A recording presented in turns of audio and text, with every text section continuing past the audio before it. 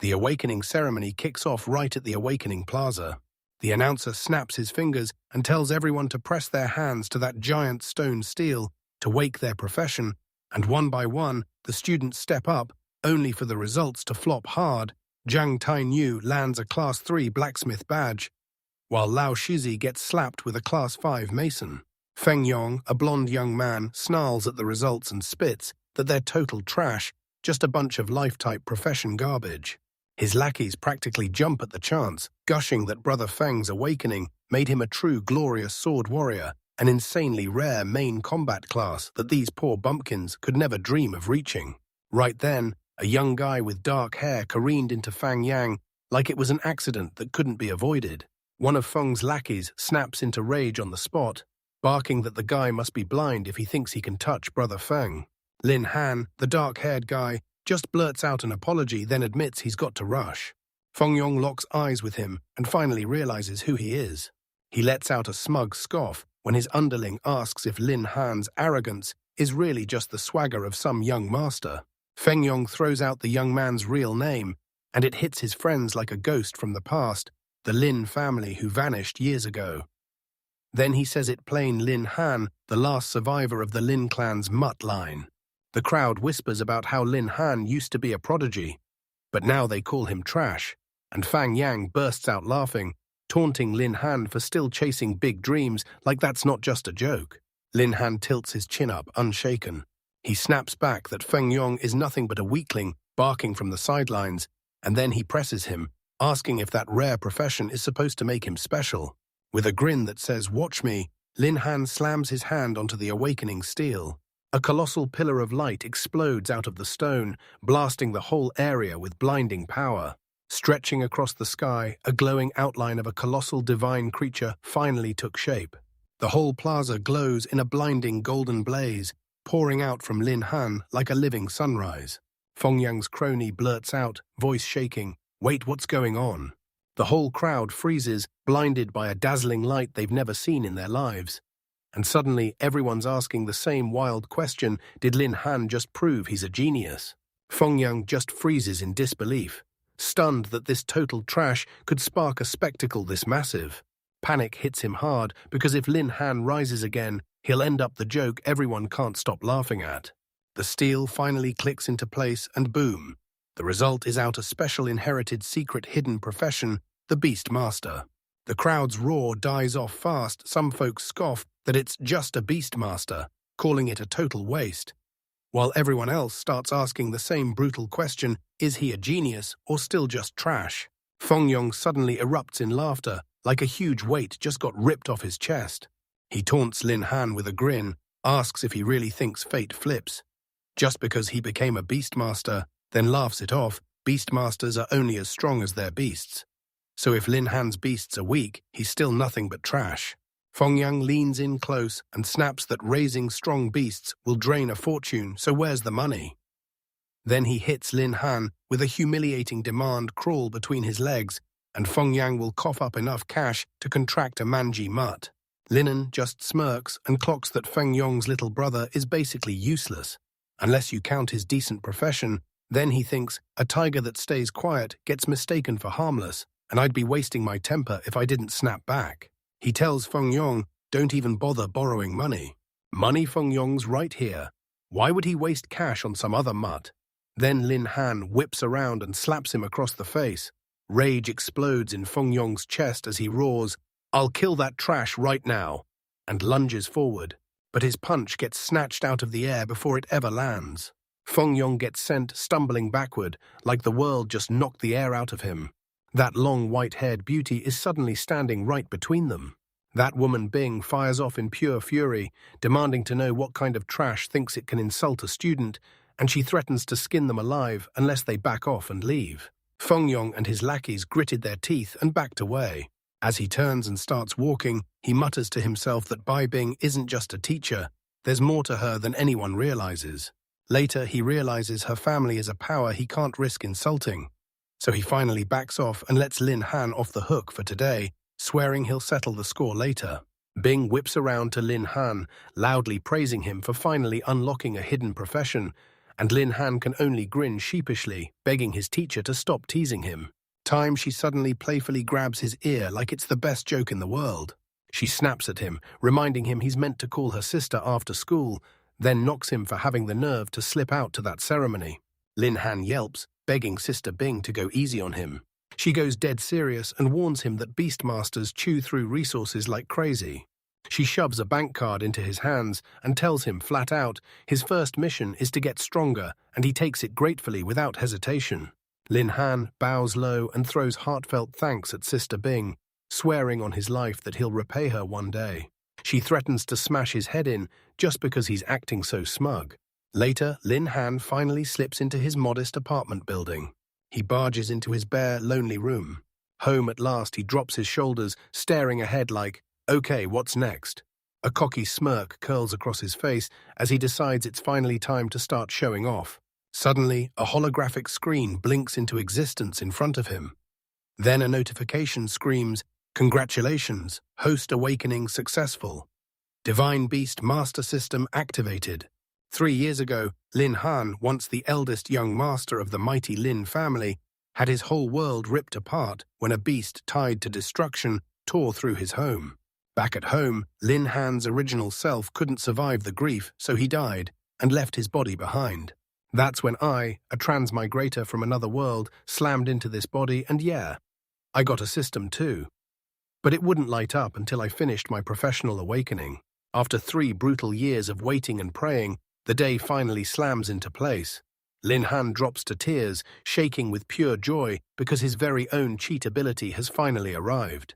A holographic panel snaps into view, flashing his brand new status, Lin Han, a level 1 beast tamer, and it turns out it's a hidden profession. Right away, the system slams him with a side quest. Just pay a low price of 100,000 coins to unlock an absurdly overpowered mode. Lin Han is absolutely miffed. He just got this money from a guy calling himself ISIS, and the system is already coming for it. With a greedy grin plastered on his face, he snaps the offer up in a heartbeat, dying to find out what kind of power he can buy. He's ripped out of nowhere and dropped into a giant star-filled void, totally stunned. Then the system blares that the side quest is done, and boom, his overpowered mode kicks in. The system lights up, praising him for unlocking cheat mode, and then drops an ultra-rare beast like a jackpot. Because it's his very first awakening, he can only contract 1 beast, and he knows this one pick will decide how strong he'll become for the rest of his life. While he weighs his choice, he tells himself that a system-issued beast has to be reliable, plus, he can't afford to go buy a whole new one anyway. He takes the plunge and shoots his hand into a brilliant, blazing light that swallows his reach whole. A massive glowing silhouette erupts in front of him, red eyes burning with pure menace. He blurts out in shock, this is his first beast.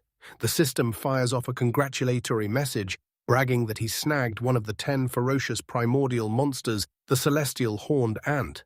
Then a comically tiny ant plops right into his palm. Lin Han is frozen in disbelief. He burned a fortune on an ant, and now he feels absolutely scammed. So he slams for a refund, convinced this is worse than any clickbait game Addy's ever seen. Before he can even argue, the system spots that forced contract and slams him into the ant's second form. Meanwhile, he's still seething, screaming that he never agreed to sign up for an ant contract. In a blinding flash, that tiny insect turns into a towering, stunning woman with icy white hair, and the system immediately blares that the celestial horned ant's combat form is on. Lin Han freezes in shock. Then a confident smirk snaps onto his face, like he just got handed the answer key, and suddenly he's convinced tomorrow's trial exam is already his. The very next day at the Shadow Mountains, a crew of students assembles, heart-pounding, for their first training mission.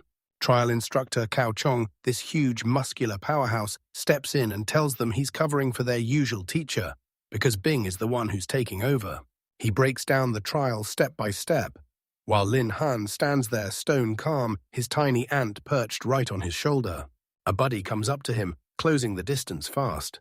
Long Tianjiao berserker to the bone, and Lin Han's sworn brother steps in and tells him, let's team up, ready to help Lin Han hunt down those beasts. A blonde-haired student nearby snorts in disgust, mocking Lin as hand pathetic just because she needs help catching beasts. He sneers at Lin Han, taunting him to bark like a dog, and claims he might toss him a beast out of pure pity. Linen's face hardens as he growls and asks who the hell he's calling a dog. The bully flickers with confusion for a split second, then the truth hits and he realizes Lin Han is actually talking back. Rage burning in his chest, he snaps, asking Linen if he dares to mock him. He lunges forward, screaming that Lin Han is dead meat. Lin Han slips the attack like it's nothing, dodging it with effortless ease. He snaps the bully's fist out of the air with one hand. He smirks and taunts, "Is that really all the strength you've got?" The bully's jaw drops. He can't wrap his head around it. This beast tamer is stronger than he is. He starts to wonder if teacher Bai Bing slipped Lin Han some secret power when no one was looking. Cao Chong snaps in and orders Lin Han, "Jump into the portal right now." Long Qianzhao frets that Lin is going to head out alone, but the protagonist shoots back that he's got this, no worries. As Lin Han strides away, the bully grins because he's already talked to Cao Chong, and now he's dead set on Lin Han not making it back alive. Cao Chong watches a mere brat storm off, hatred blazing in his eyes, convinced he has absolutely no right to even get close to Bai Bing. He claims her fully, fiercely as his and his alone known. He swears that if anyone dares to stand in his way, they're going to regret it. They're going to kill us. Old Lin Han steps out of the portal and into a pitch-black forest. Right away, spotting a warning sign, he's been dumped into a silver-level training zone meant for levels 11 to 20, and it's strictly off-limits to anyone still on their first awakening. In the morning, it hits him Cao Chong didn't just send him here, he sent him to die. Just then, a colossal gale wolf bursts out of the shadows like a living storm. Soon, a hungry pack closes in and traps him from every side. Linens doesn't even blink. He scoffs at Cao Chong's assassination attempt, then stares at the little ant perched on his finger and orders it to wake up, because his move is about to start. The ant suddenly ignites, glowing so bright it steals the light. It bursts into life with raw, unstoppable energy. His gorgeous beast girl snaps into battle stance, ready to clash with whoever dares step up. Battle starts, and she stares at him with zero doubt, pure confidence. She announces, "I'm ready, master," and her status screen instantly erupts on screen, showing off jaw-dropping stats and brutally powerful skills. Linen's eyes blaze with hunger as he can't wait to unleash the might of a primordial, ferocious beast. His stats are supercharged by their bond. A brand new system quest pops up. Slay 10 ferocious beasts for a reward, and the fight is about to start, or so it looks, because it's already over. A brutal, powerful beast lies beaten on the ground, completely crushed. The white-haired beast girl glides down like a storm's whisper and reports to her master, Lin Han, that every last thing is handled. He's staring like, whoa, because one of the ancient 10 ferocious beasts just deletes 7 gale wolves in under a minute, and he can't help but wonder how utterly unstoppable she'll be once she's fully grown. Lin Han stares at his status screen, and in just a few minutes, he's already hit level 6. The beast bonus detonates his stats, and it clicks even if he can't match his companion's raw power. He's still standing toe-to-toe with the usual combat pros. His beast girl gazes up at him with wide, innocent eyes, then calls out to her master. He tells her flat out that anyone who'd even think of comparing his stats to hers would have to be brain-dead, because she's one of the 10 ancient ferocious beasts, and almost nothing on her level could ever even come close to matching her. He leans in close, studies her face, and thinks, how can someone with a look this innocent be tagged as a ferocious beast? She just seems like a sweet little girl who hasn't got a clue about the world. Her cheeks explode into a blazing red blush, completely undone by how close he is. Deep in the nearby woods, a group of men stalks the scene, watching them from the shadows. One leans in and asks who the woman is, because their informant swore the kid was alone. The other shakes his head. He doesn't know her, but he did see her tear down a pack of gale wolves with her bare hands, and he tells his buddy to remember this. She's insanely strong. Their leader locks eyes with the beast girl, drinks in her beauty like it's a spell, and loudly declares she's the cream of the crop. One of his subordinates smirked, basically saying, "Go grab her, she's even more stunning than Bai Bing."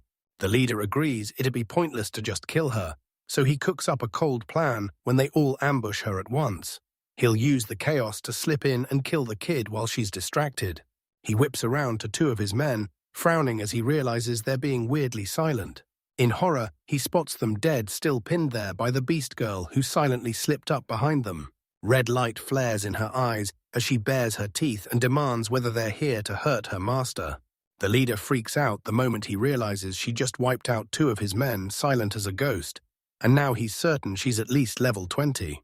He roars at his final remaining man to seize Lin Han and stop him from slipping away, all the while freaking out who is this kid, and how does he have a protector that strong? A thug barrels at Lin Han, but right in mid-charge, he's slammed to a stop. A killer invisible force yanks the thug clean off his feet and slams him hard into the ground. The leader yells for him to halt too late. He's already gone. Linen squinted at his own size, wondering if this place was really built for players like him, those stuck between level 11 and 20. His ruthless companion keeps watch right in front of him, braced and ready to tear into the next threat. A monstrous Liao 22 Gale Wolf King bursts out of the shadows, and Lin Han can't help but admit this wolf looks straight up overpowered. The last thug left standing is bleeding out on the ground, and every week he crawls there, begging anyone for help. The Wolf King glares down at the pathetic man like he's nothing. With a deafening scream, the thug gets flattened beneath the beast's massive paw. A notification pops up for Lin Han, offering a leader quest to take down the Gale Wolf King for 200 beast points. Then he realizes a level 22 boss isn't going to be easy. He tells his companion, "Let's fall back for now, this enemy won't be easy to beat." But she's not done, she's already got other plans brewing. A predatory grin blooms on her face, and it's clear she's not backing down for a second. Seeing her grit, Linane snaps out of it. He decides they're going to kill it. Then both of them explode forward and charge straight into the fight. The Gale Wolf King rockets forward, massive jaws gaping wide as if it's about to tear the world apart. The beast girl doesn't back down. She slams straight into its attack and meets those crushing claws head-on. She clenches her teeth and digs in, fighting tooth and nail against the wolf's crushing strength. She drives a brutal hit into the wolf's jaw, and it stumbles back like it just got hit by thunder. The beast surges back to life, rips through the air with a skill Gale flash step. It whips forward in a blur, slams into her with mind-melting speed, and blasts her backward as she screams in agony. She slams into the earth with a bone-jarring crash. She reels from the impact, fighting tooth and nail just to get her strength back. The Gale Wolf King towers over her, poised to end the fight for good. Suddenly, Gale wolves burst out of the dark all around her. Outnumbered by a mile, she squares up and braces for the hit.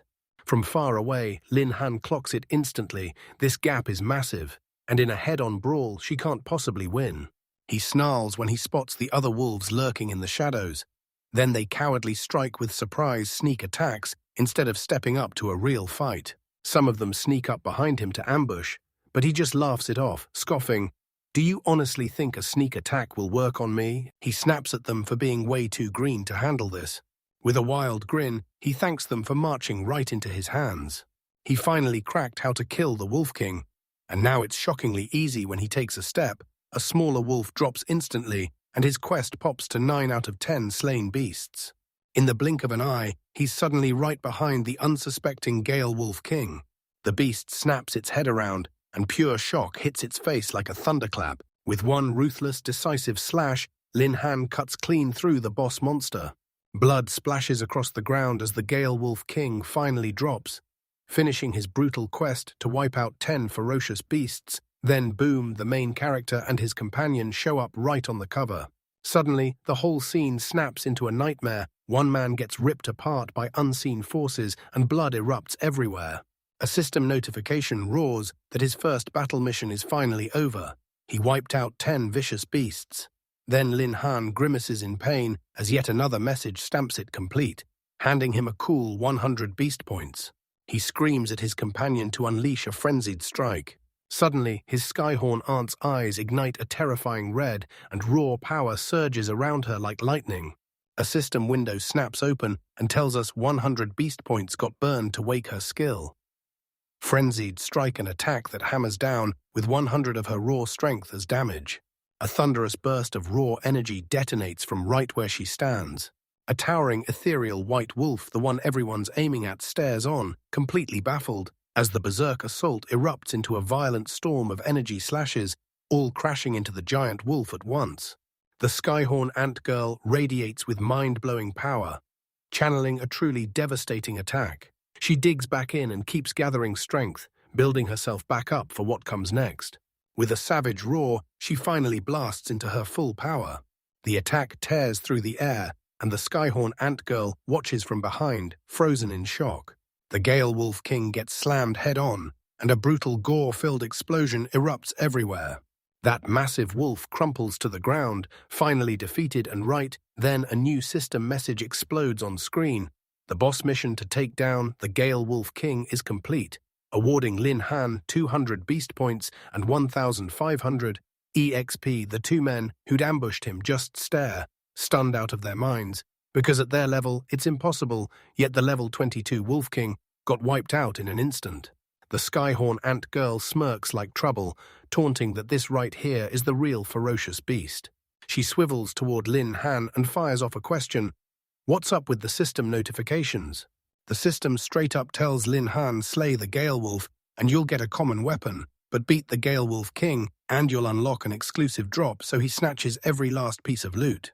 Right then, the frenzied strikes stop dead. She reels and stumbles, hit with a sudden wave of dizziness. She barrels up to Lin Han with blazing excitement, bragging that she wiped out the big doggy, and Lin Han frantically tries to rein in her unstoppable energy as she practically tackles him. As he grips her, a shocking brand new feeling surges through her, spreading from the glowing orb blazing on her chest. Lin Han feels it in his bones. Heat floods his face as he finally understands what this connection really means. The girl drapes herself against him and murmurs, "I'm exhausted." She tumbles into sleep in his arms in seconds, wiped out from the fight, and Lin Han clocks it. This is exactly how she always crashes after every battle. He sits beside her and with a soft smile thanks her for the brutal grind, then tells her to sleep easy. Because even while she dozes, she mumbles that she finally got something for her master.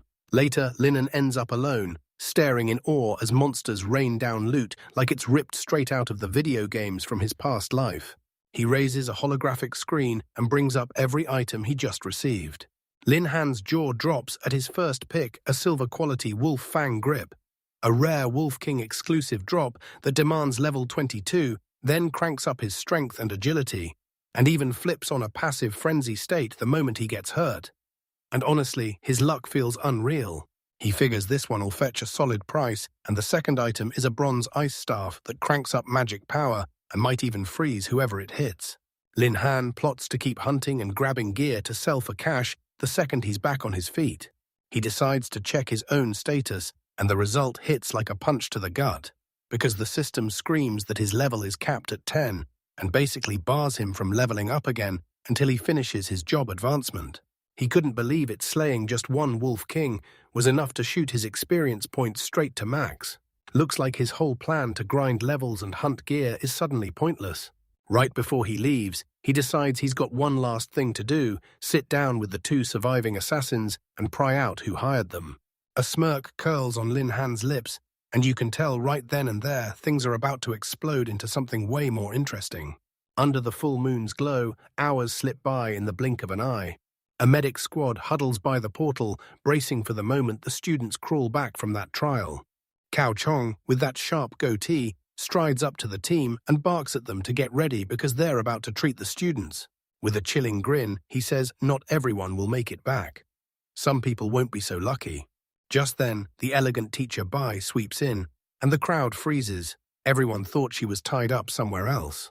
Cao Chong waves her off and smirks, telling her he'll welcome the students back himself. Teacher Bai shuts down his polite talk cold and demands, straight to the heart of it, that he explain Lin Han's trial. Cao Chong gives her a quick nod about how close she is to Lin Han, then snaps back that as instructors, they've got to treat every student the same. Then he leans in way too close, claiming he wants to share what he knows with her, only in a much more private place. Teaching through reacts hits instantly. With a flash of steel, she pins a razor-sharp blade to his throat, eyes blazing, and hammers the same demand and explanation again and again. A nervous cow named Chong feigns drowns in ignorance. Teacher Bai rages at him, reminding him Lin Han had just awakened as a beast tamer. Then they still shove him into the silver-level training zone, where there's no way he can protect himself. She snaps that Chao Chong is bullying Lin on purpose, and now that his powerful family is gone, she won't let him wriggle out. Cao Chong shoves her off and swears it's all a misunderstanding. Then Lin Han fires back that the suffering was the boost he needed to level up fast, claiming he even sent 3 teaching assistants to back him up. Teacher Bai thrusts him one last chilling warning: Lin Han better come back in one piece. She snaps that if a single hair on Lin Han's head gets harmed, she'll personally throw herself in and use Cao Chong to make sure he's fixed. He froze in fear, then stammered out his agreement. As she turned away, Cao Chong's fear curdled into contempt, and he muttered under his breath, calling her a bitch, thinking her tough act would collapse the moment she laid eyes on Lin Han's corpse. A vile grin creeps across his face as he fantasizes about sweeping in and comforting her while she's drowning in grief. An instructor burst in, announcing that the trial's participants had finally come back. The very first one to burst out of the portal is Langling Su, an ultra-rare storm mage, and one of Hai's most honored dual-talented elites. Spectators whisper in total awe, stunned that she's the first one through the trial. Then they immediately start saying Lin Han has no shot at all compared to her. Right on cue, a blonde young man steps in and admits it. Even Langling Su, the school's #1, wrapped it up before him. He steps up to her, pushing the idea that with both of them carrying dual talents, they should finally get close and really know each other. Langling Su darts aside in one sharp move, wearing a face as cold as ice. She tells him, if you were the old Lin Han, maybe I'd have thought about it, but you're not, so just drop it and forget it. The blonde man just freezes in place, stunned by her cold, razor-sharp rejection. Barely a moment after Long Tianjiao, Lin Han's chubby friend, trips out of the portal like he can't believe what he just survived. The blonde man, Feng Yong, snapped his gaze onto Tianjiao and sneered, I didn't think a fatso like you could survive the trial, so you must have gotten lucky. Feng Yang then smirks and cruelly declares that Tianjiao's good friend, Lin Han, wasn't nearly as fortunate, and in the secret realm, he must have died. In rage, Tianjiao barrels up to Feng Yong and demands, what did you just say? Feng Yang doubles down, blasting Lin Han as a trash beast tamer, and sneering at how he could have possibly lasted at all. Then Tianjiao explodes, screaming at him to shut up. Another student jumps in, smirking and needling Tianjiao, asking if Lin Han is his dad, then tells him to stop stressing about everyone else. He shoves Tianjiao out of the way and barks at him to stop blocking the route for everyone returning. Feng Yong snorts, totally sure Lin Han isn't coming back at all.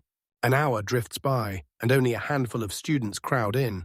Then one of them leans toward Brother Feng and asks straight up if the pressure was even tolerable.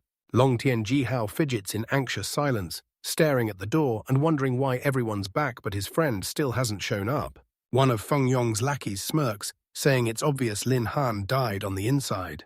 He coldly declares that for a beast tamer, getting killed in the middle of a pack of savage beasts is the highest kind of honorable death. Suddenly, the lackey reels as a brutal slap cracks across his face. It's Lin Han finally back from the shadows.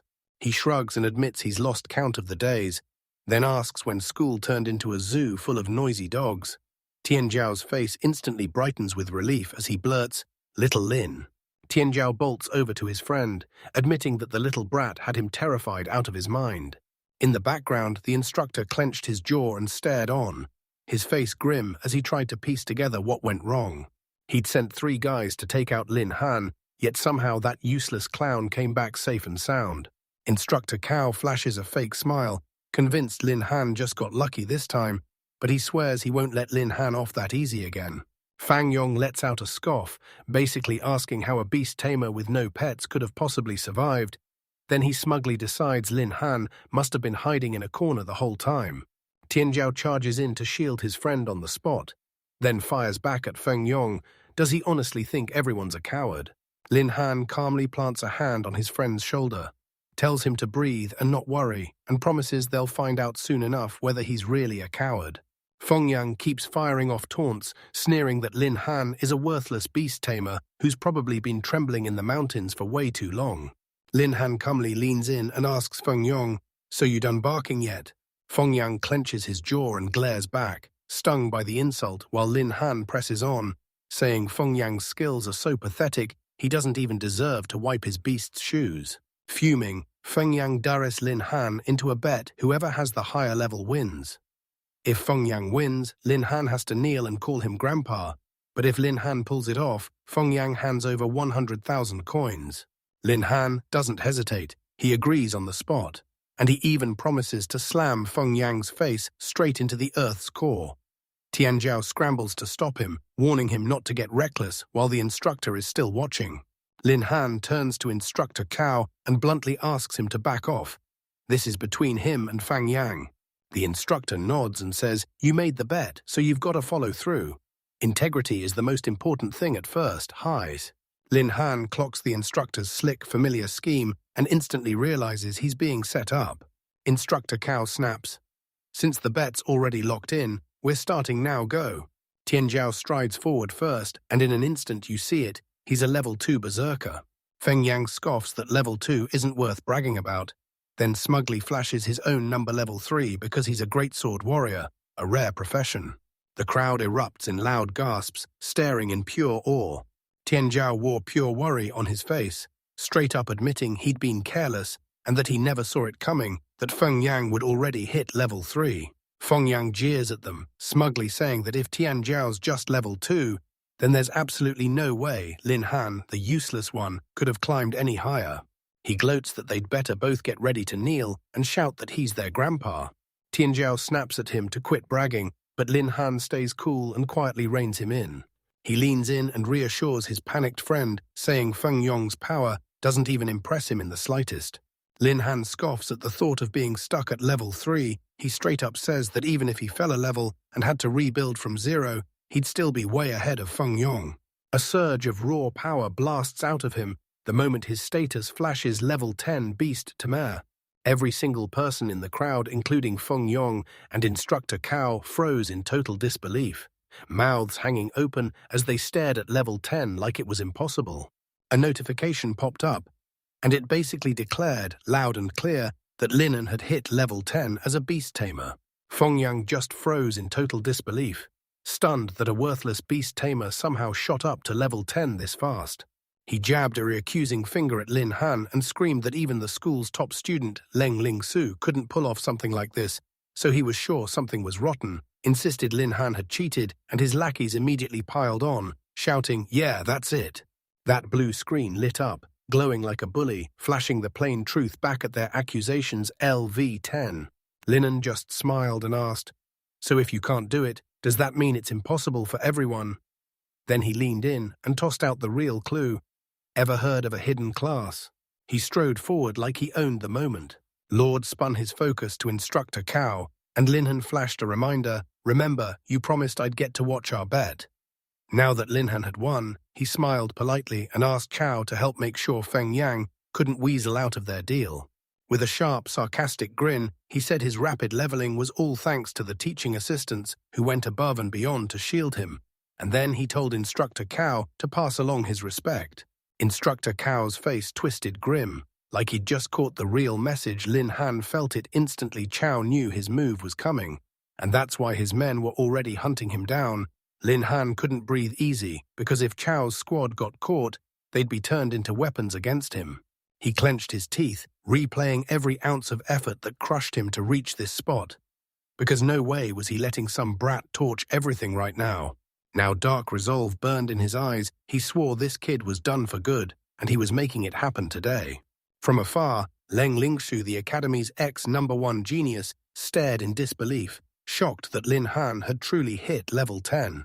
A blue panel flashed her as a level 5 storm mage, and she refused to back down. She swore she'd catch up to him sooner or later.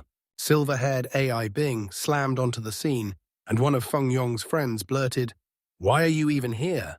Because she had something urgent to handle. AI Bing coolly snapped back, "This is my job, so I can't just turn away." That same young man practically burst with excitement as he shouted to Teacher Bai, "Lin Han hit level 10 in just a few hours." Then he swore that with a little more time, Lin Han would be downright invincible. AI stared, clearly hooked by what it was seeing. In a split second, Instructor Cao shot forward at Lin Han, screaming that he should die. The AI snapped into action in an instant, roaring a warning so Lin Han didn't get caught off guard. She snapped in, shoved the attack aside, and fumed, demanding to know what Cao Chong thought he was doing. then made it crystal clear that striking a student was a straight-up breach of the academy's rules. Rage surged through Cao Chang as he snapped at her, telling her to stop lecturing him about the rules. He vowed he'd take Lin Han down today, exploding with a surge of energy that slammed AI Bing back, making him grunt through pain. She teetered on the edge, fighting to stay upright. She planted her feet like anchors and defiantly snapped that as long as she stood there, he'd never pull it off. But Cao Chong slammed forward with an unrelenting assault. The young student clenched his fists and shouted encouragement at Teacher Bai to hang on, because he already knew she couldn't stand up to Cao Chong, and if that fight kept going, she was going to get wrecked for real.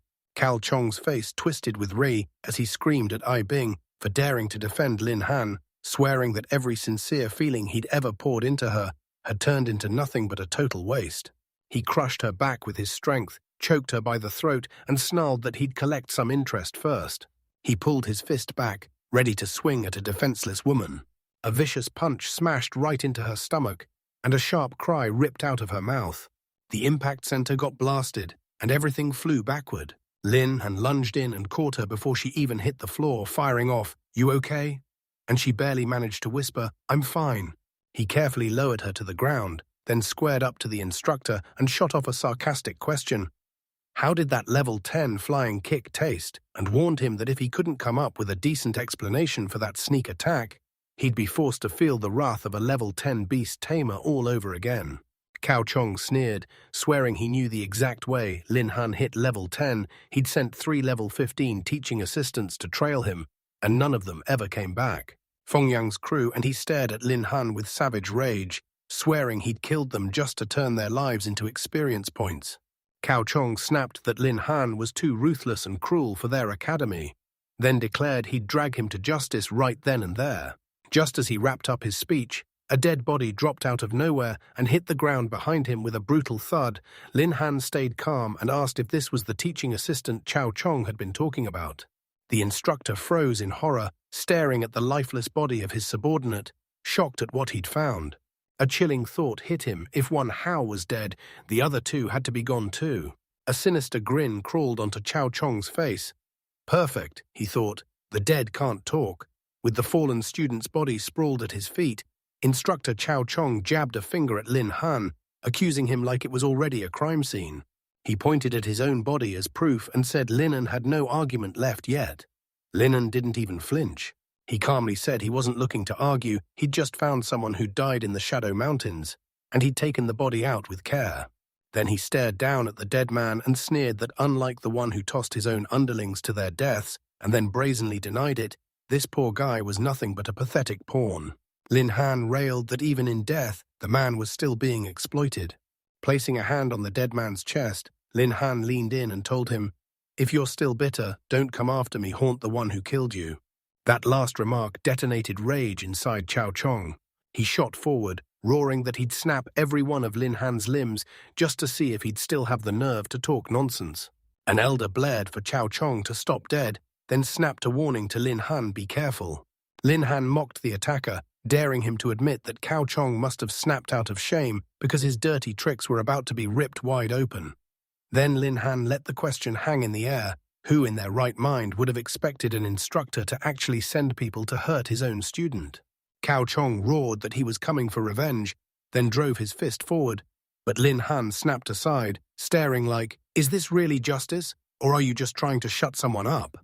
The nearby students erupted into cheers, egging Instructor Cao on to make that trash regret crossing the line.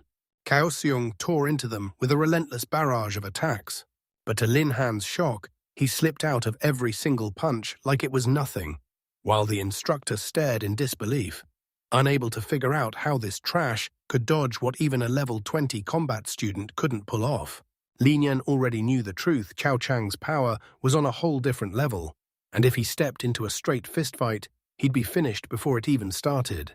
But deep down, he realized he wouldn't win this fight by fists and feet alone. A blazing blue ice staff snapped into his grip, its system readout flashing that he'd only use it at least 10 times. Cao Chong gasped as the earth under him instantly turned to ice, and it trapped him in place. Just as it happened, before he even had a chance to react, Linens roared at him to scram, then slammed icy energy from the staff, blasting the instructor clean off his feet. The impact blasted dirt into the air, throwing up a thick cloud of dust like a shockwave. Next, Lin Han stood there like a statue, calm as steel, thinking that his level up had finally pumped his strength high enough to pin Cao Chong down, and that the ICE staff had carved the opening he needed. Once he put some distance between them, he figured he didn't have to deal with the rest himself.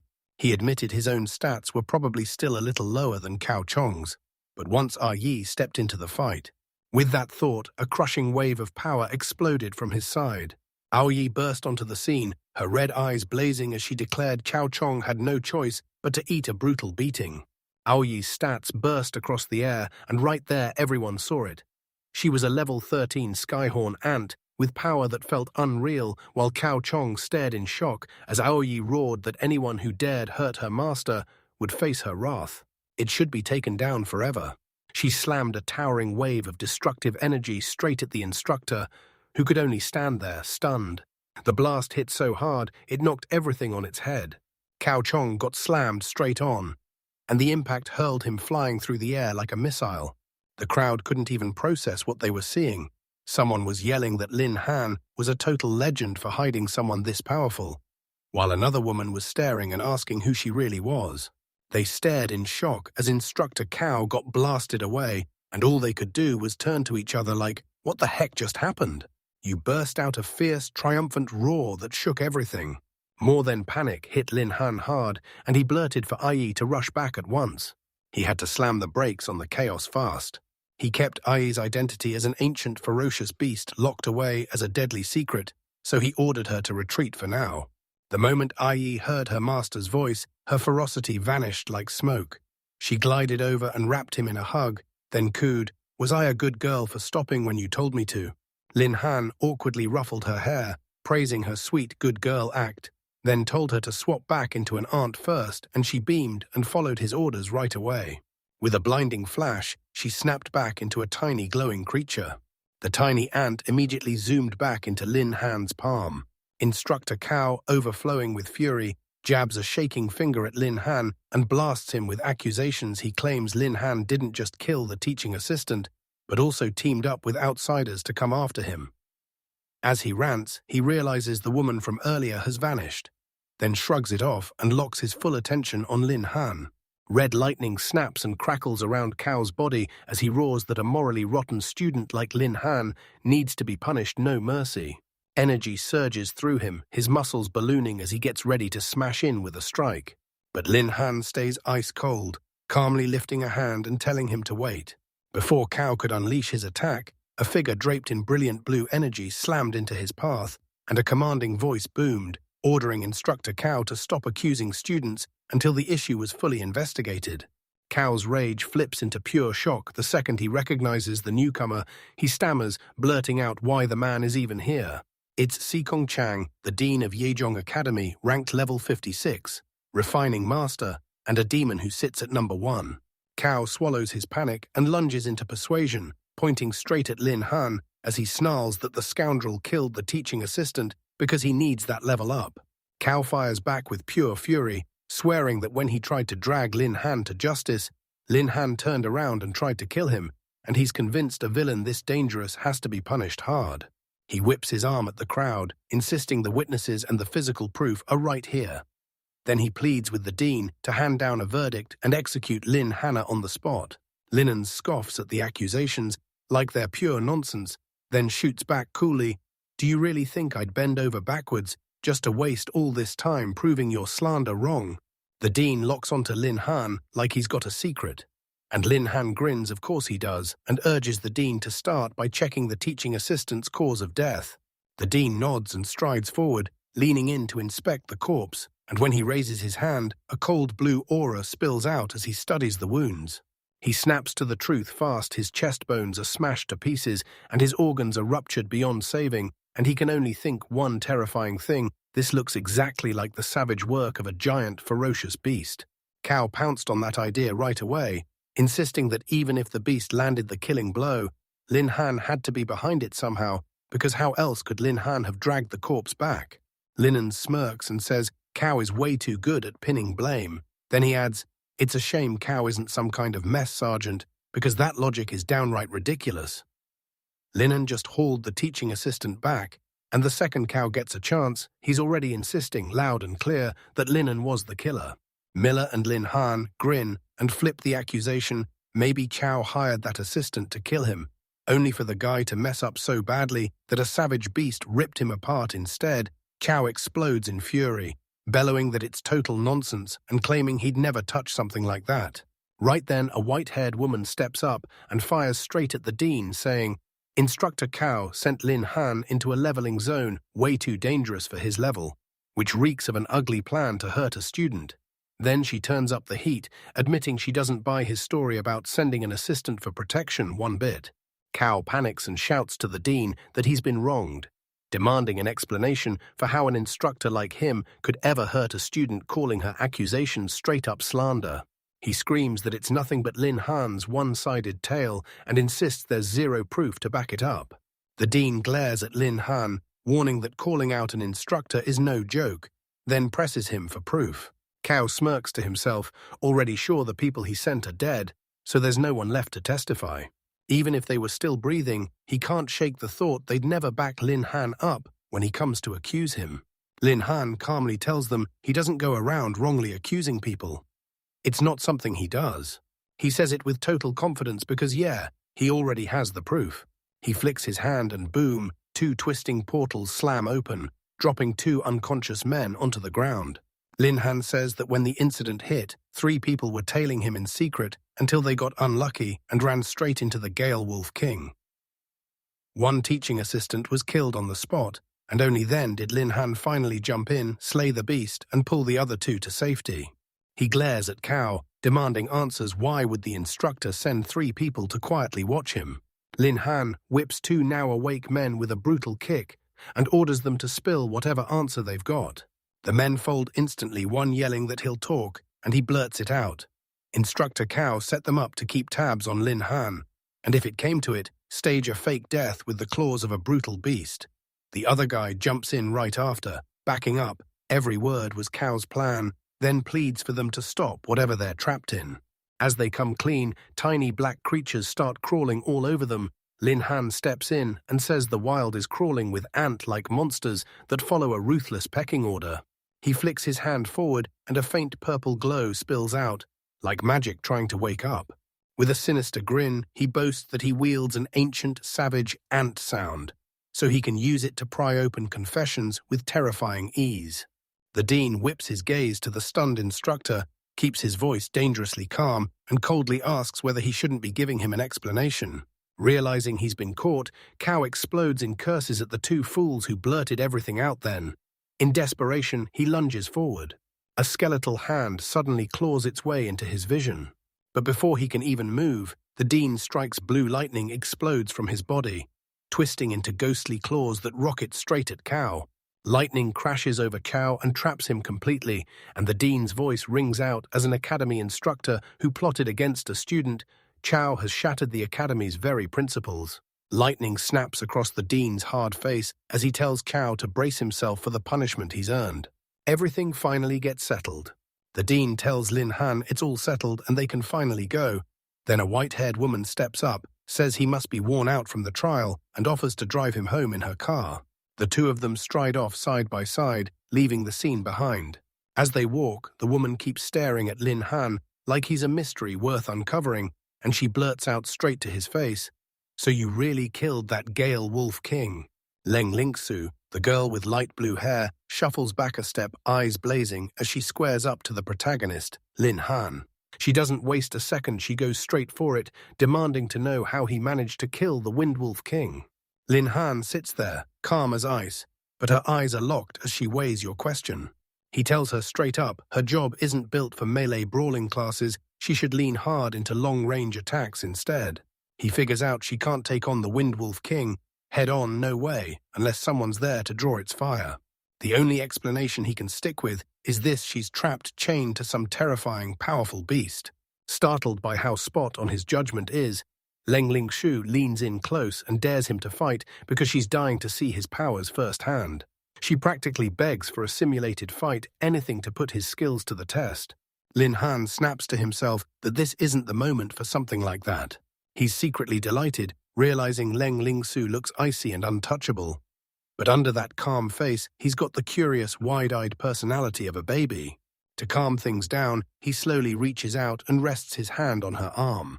He leans toward Ling and tells her he gets exactly why she wants to level up her strength.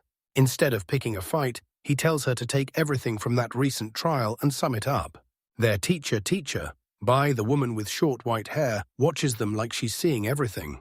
Leng Lingsu whips around to face her and blurts that she's only curious about the Beastmaster's fighting style, praying the teacher gets that she means no harm. A charged stare-down locks in between the student and her teacher, and the whole room feels like it's holding its breath. Teacher Bai steps in for Lin Han, tells Leng Lingsu he's still fresh from a fight and needs to rest, and flat out shuts down her request. Leng Lingsu looks crushed, arm thrust forward like she's fighting against the outcome.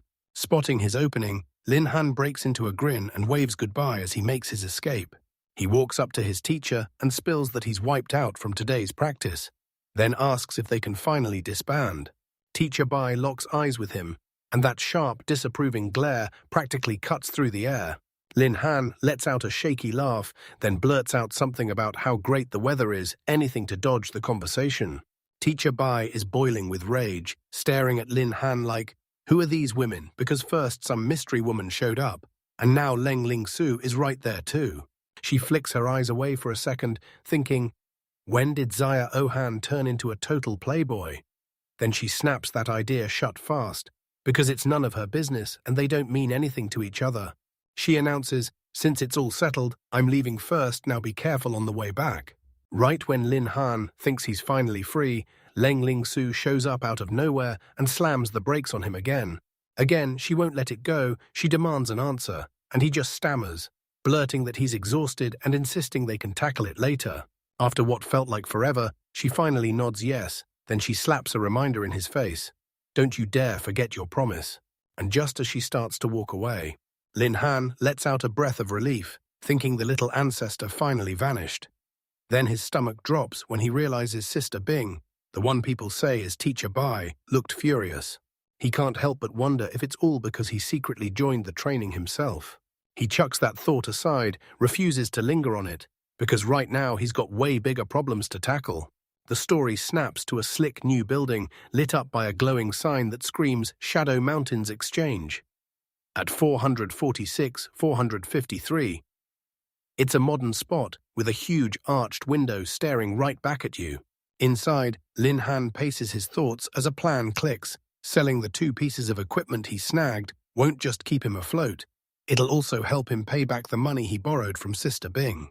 Just like that, the woman steps in front of him and slides a fresh cup of coffee into his hands. Lin Han sinks into a cozy couch, finally catching her breath. An older man in a sharp suit strides up, and right away he introduces himself as Manager Tian, then confirms Lin Han's identity with zero hesitation. The manager smirks and says he heard Lin Han's got equipment to sell, then demands to see it right now. Lin Han obeys, and with a sudden burst of light, a glowing blue spear and sword materialize right in front of them. He tells Manager Tian to inspect them right away, saying they came straight from the silver leveling area in the Shadow Mountains. The manager's jaw drops hard at how ridiculously good those items are. He fixes his eyes on Lin Han, curiosity igniting, then presses him again, asking to confirm his identity. Lin Han snaps, yes, then leans in and asks if the manager actually knows him. The man bursts into hearty laughter, then drops the bomb that he and old Lin Han's father were tight friends for more than 10 years. Because of that bond, he leans in and demands Lin Han call him Uncle Tian. Linen sits there, still as stone, but inside he's spiraling, processing the shocking link, while magical items drift around him like they're alive. Uncle Tian beams at him and calls him a good boy for daring to step into the silver leveling zone, then says his strength at such a young age makes the Lin family's revival feel like it's right around the corner. Linens grins and nods, and just like that, he agrees to hand the equipment over to his father's old friend. A sly thought flickers in Lin Han's head, since this guy is his dad's friend. Maybe he can use that connection to squeeze out a bigger payday. Uncle Tian leans in and tells him, "Don't worry, I've got this. Everything will be handled the right way." At the same time, Uncle Tian smirks to himself, thinking, he's still just a kid, easy. I'll bargain him down and pocket a great price. The manager leans in, eyes glued to the equipment, and lets out a grin like he can't wait for this deal to go down. Uncle Tian finally makes his first move since you two already know each other. He offers Zai Alin a massive 5 million Heaven Dragon coins for those 2 high-quality pieces. He shoots up 5 fingers in front of your face. But Lin Han cuts in fast, saying he's grateful for the link, yet the deal has to happen by the rules then. With a sly grin, he leans in like he's ready to negotiate 482-489. He blasts the claim that the Windwolf King tossed the gear and that it's worth a whopping 8 million or more. Uncle Tian slams back with 5 million, waving his close bond with Lin Han's late father like it's leverage. Then Lin Han grins and fires back that his dad always swore by lucky numbers, so he flips the offer to 788 million. They slammed into a heated back-and-forth haggling battle, neither one willing to give in. Then Uncle Tian drops a bold hint 66 million is an omen of pure good luck. Lin handbeams. He agrees to the deal on the spot, then grins and says he's only doing it for Uncle Tian's sake, as he thrusts his hand forward to seal the deal. He can't believe it, the price is even higher than he thought, and it's already raking in massive profit. So they seal it with a joyful partnership and a deal that runs smooth from here on out. They locked hands. Then a strange chill floods Uncle Tian, and he can't shake the gut feeling that this kid just outplayed him clean, and somehow right in front of his eyes. Lin Han gets the news the money's already been transferred. Right after that, the woman arrives with a tray and holds up 2 bank cards, 506 to 511. Uncle Tian leans in and reveals the truth. The black card is their trading bank's VIP pass, and it even grants you a massive 3 million coin overdraft. He tells Lin Han, if you ever need anything down the line, you come straight to us. All right, Lin Han snatches the cards like she owns the game. He bows with respect and thanks Uncle Tian for everything. A smug little chibi grin snaps onto his face. He figures, I'm already at the exchange, so I might as well dive into the magic scrolls. 10 minutes later, Lin Han storms out of the building like the decision is already made. Uncle Tian leans in and watches him stride off. So once Lin Han just awoke, he instantly showed insane strength, like the future is about to explode with achievements so massive they're almost impossible to measure. He lets out a little chuckle, like he knows something you don't. He's convinced the future is packed with chances to team up with that young man, and just like that, the scene slams into a sign that points to Lin Han's home. Outside the apartment building, a hulking armored truck sits parked like it's about to start something. Standing right beside it, an elderly man in a crisp formal suit watches in silence. Lin Han shows up and freezes. He can't believe it. He shouts, Uncle Liu, and demands to know why he's here. They call him Liu Butler, the boss manning the Bai family. The butler was dressed so perfectly, it looked like his suit was carved by fate.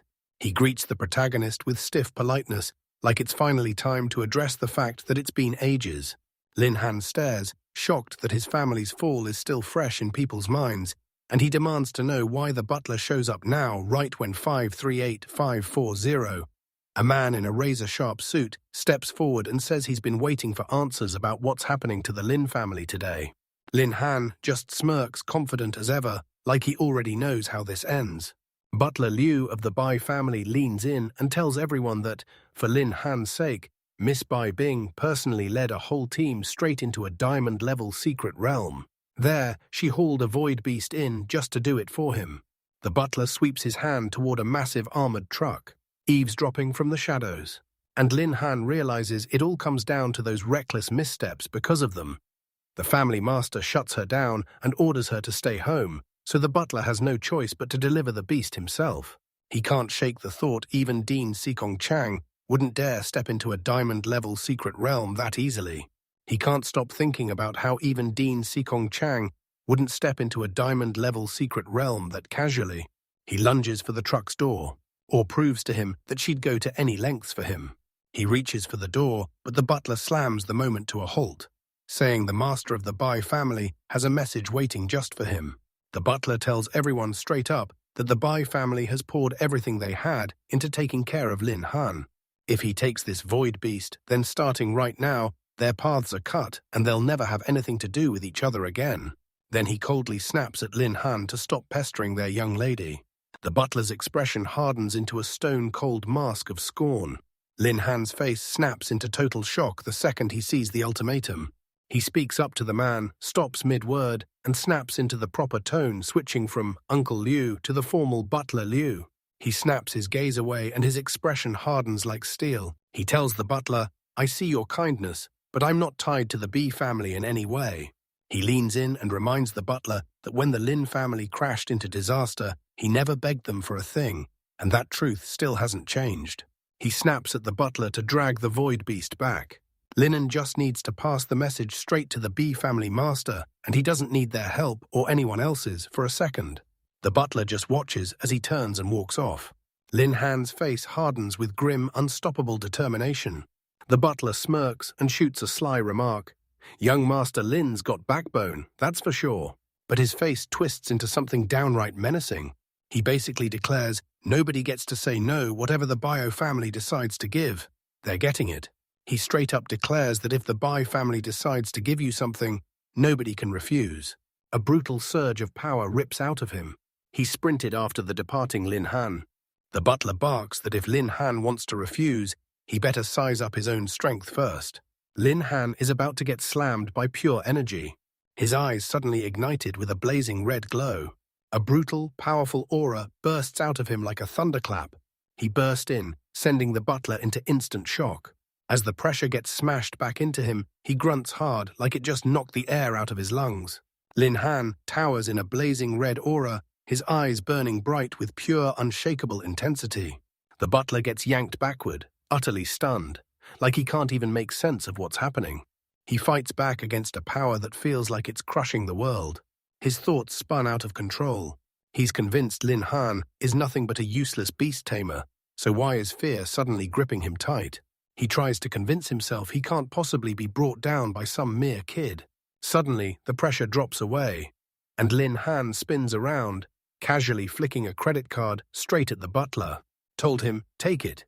The butler snaps into action, snatching it mid-air, utterly baffled. With the door shut, Lin Han makes it crystal clear that money isn't some gift, it's what Sister Bing lent him, and he's paying it back with interest. He orders the butler to pass the thanks along for him, then adds one final line, Lin Han won't owe a single soul anything. One final warning, he tells the butler not to lay a hand on him again. If it happens again, he'll waste no time crushing the bond the Lin and Bai families once shared. The butler just freezes in place, staring at the card in his hand like it knocked the breath out of him. He can't shake the question, could this really be the same Lin Hani he knew before? How in the world does a scrap from a destroyed family carry enough momentum to hit this hard? Later, Lin Han storms back to his room and faceplants onto the bed. He can't shake the feeling the Bai family is up to something, but no matter what, he's torn. He can't decide what to think of Sister Bing. He realizes he always stayed far away, so he wouldn't drag her into his mess. But getting trapped like this feels absolutely brutal. Hoping to clear his head, he agrees to take a quick nap, then locks in and tackles the job transfer task. While he's knocked out, a tiny blue glow creature creeps onto his bed like it owns the place. It scuttles right up into his face. A sudden burst of light explodes from the window. Then the creature morphs into a stunning white-haired woman, complete with twitching ant-like antennae. She bends over the sleeping Lin Han and slips in close, whispering, "Master." Half asleep, he blurts out, "She's been working her tail off," and she pulls him into a warm embrace as he keeps sleeping. The very next day, Lin Han shows up at the job change temple like she's about to kick off something huge. A warm voice sweeps in and greets him, telling him they picked the room and he can go straight in. Right nearby, the crowd is buzzing with gossip people. Can't stop talking about this beast tamer who shot straight to level 10 overnight and then somehow wiped out Chao Chong too. Someone else can't help but wonder if this insanely strong guy is here today for a mission to switch jobs. Lin Han catches their conversation in the middle of it, and his stomach drops. News spreads way too fast, so he steels himself and decides to keep a much lower profile from now on. He plunges into a massive hollow, and a gigantic glowing blue crystal rules the whole place. He just can't forget the receptionist telling him to slam his hand on it, then the mission would finally come. He slaps his palm onto the crystal's surface, figuring a level 10 mission couldn't possibly be that crazy. Oh man, he had no idea those crystal flares burst to life like a warning lightning strike. Mission details suddenly flash right in front of his eyes. Thunder of the Fallen Nation. Level 5, your mission is simple. Dive into the ancient ruins, hunt down the Thunder Beast, and come back with at least 7 energy stones. Outside a towering public screen, bright flashes erupt as it declares a 5-star job change quest is activated. Down there, the crowd freezes in raw, stunned disbelief. Crowds ripple with confused whispers, like nobody can make sense of what they're seeing. A mission just kicked off, and someone was telling me, hype and all, that it's a 5-star one. Someone else blurts in pure panic that this is legendary, hell-level difficulty, there's no way you beat it solo, you need a team. Back in the room, Lin Han's jaw drops. She can't believe any of this is happening. He slaps his hand over his face, signed the papers, then let out a heavy sigh because his rotten luck just wouldn't quit. In this massive grand pit, a sudden public alert blared across the whole city, shouting that a new 5-star mission was officially here. The mission, called Thunder of the Fallen Nation, orders every participant to hunt down a terrifying thunder beast deep in ancient ruins and come back with at least 7 energy stones. In the middle of a sea of stunned murmurs, the stage was set among shattered ruins right where disbelief refused to die. Everyone was stunned. Who in the world had the worst luck imaginable to kick off a mission that brutal? They guessed at what kind of job this person had, but not a single detail was ever spilled. Meanwhile, the very guy who kicked off the whole mission, a dark-haired young man, finally let out a breath of pure relief. He got lucky, only the task details hit the air. His real identity stayed hidden, and it spared him a ton of trouble.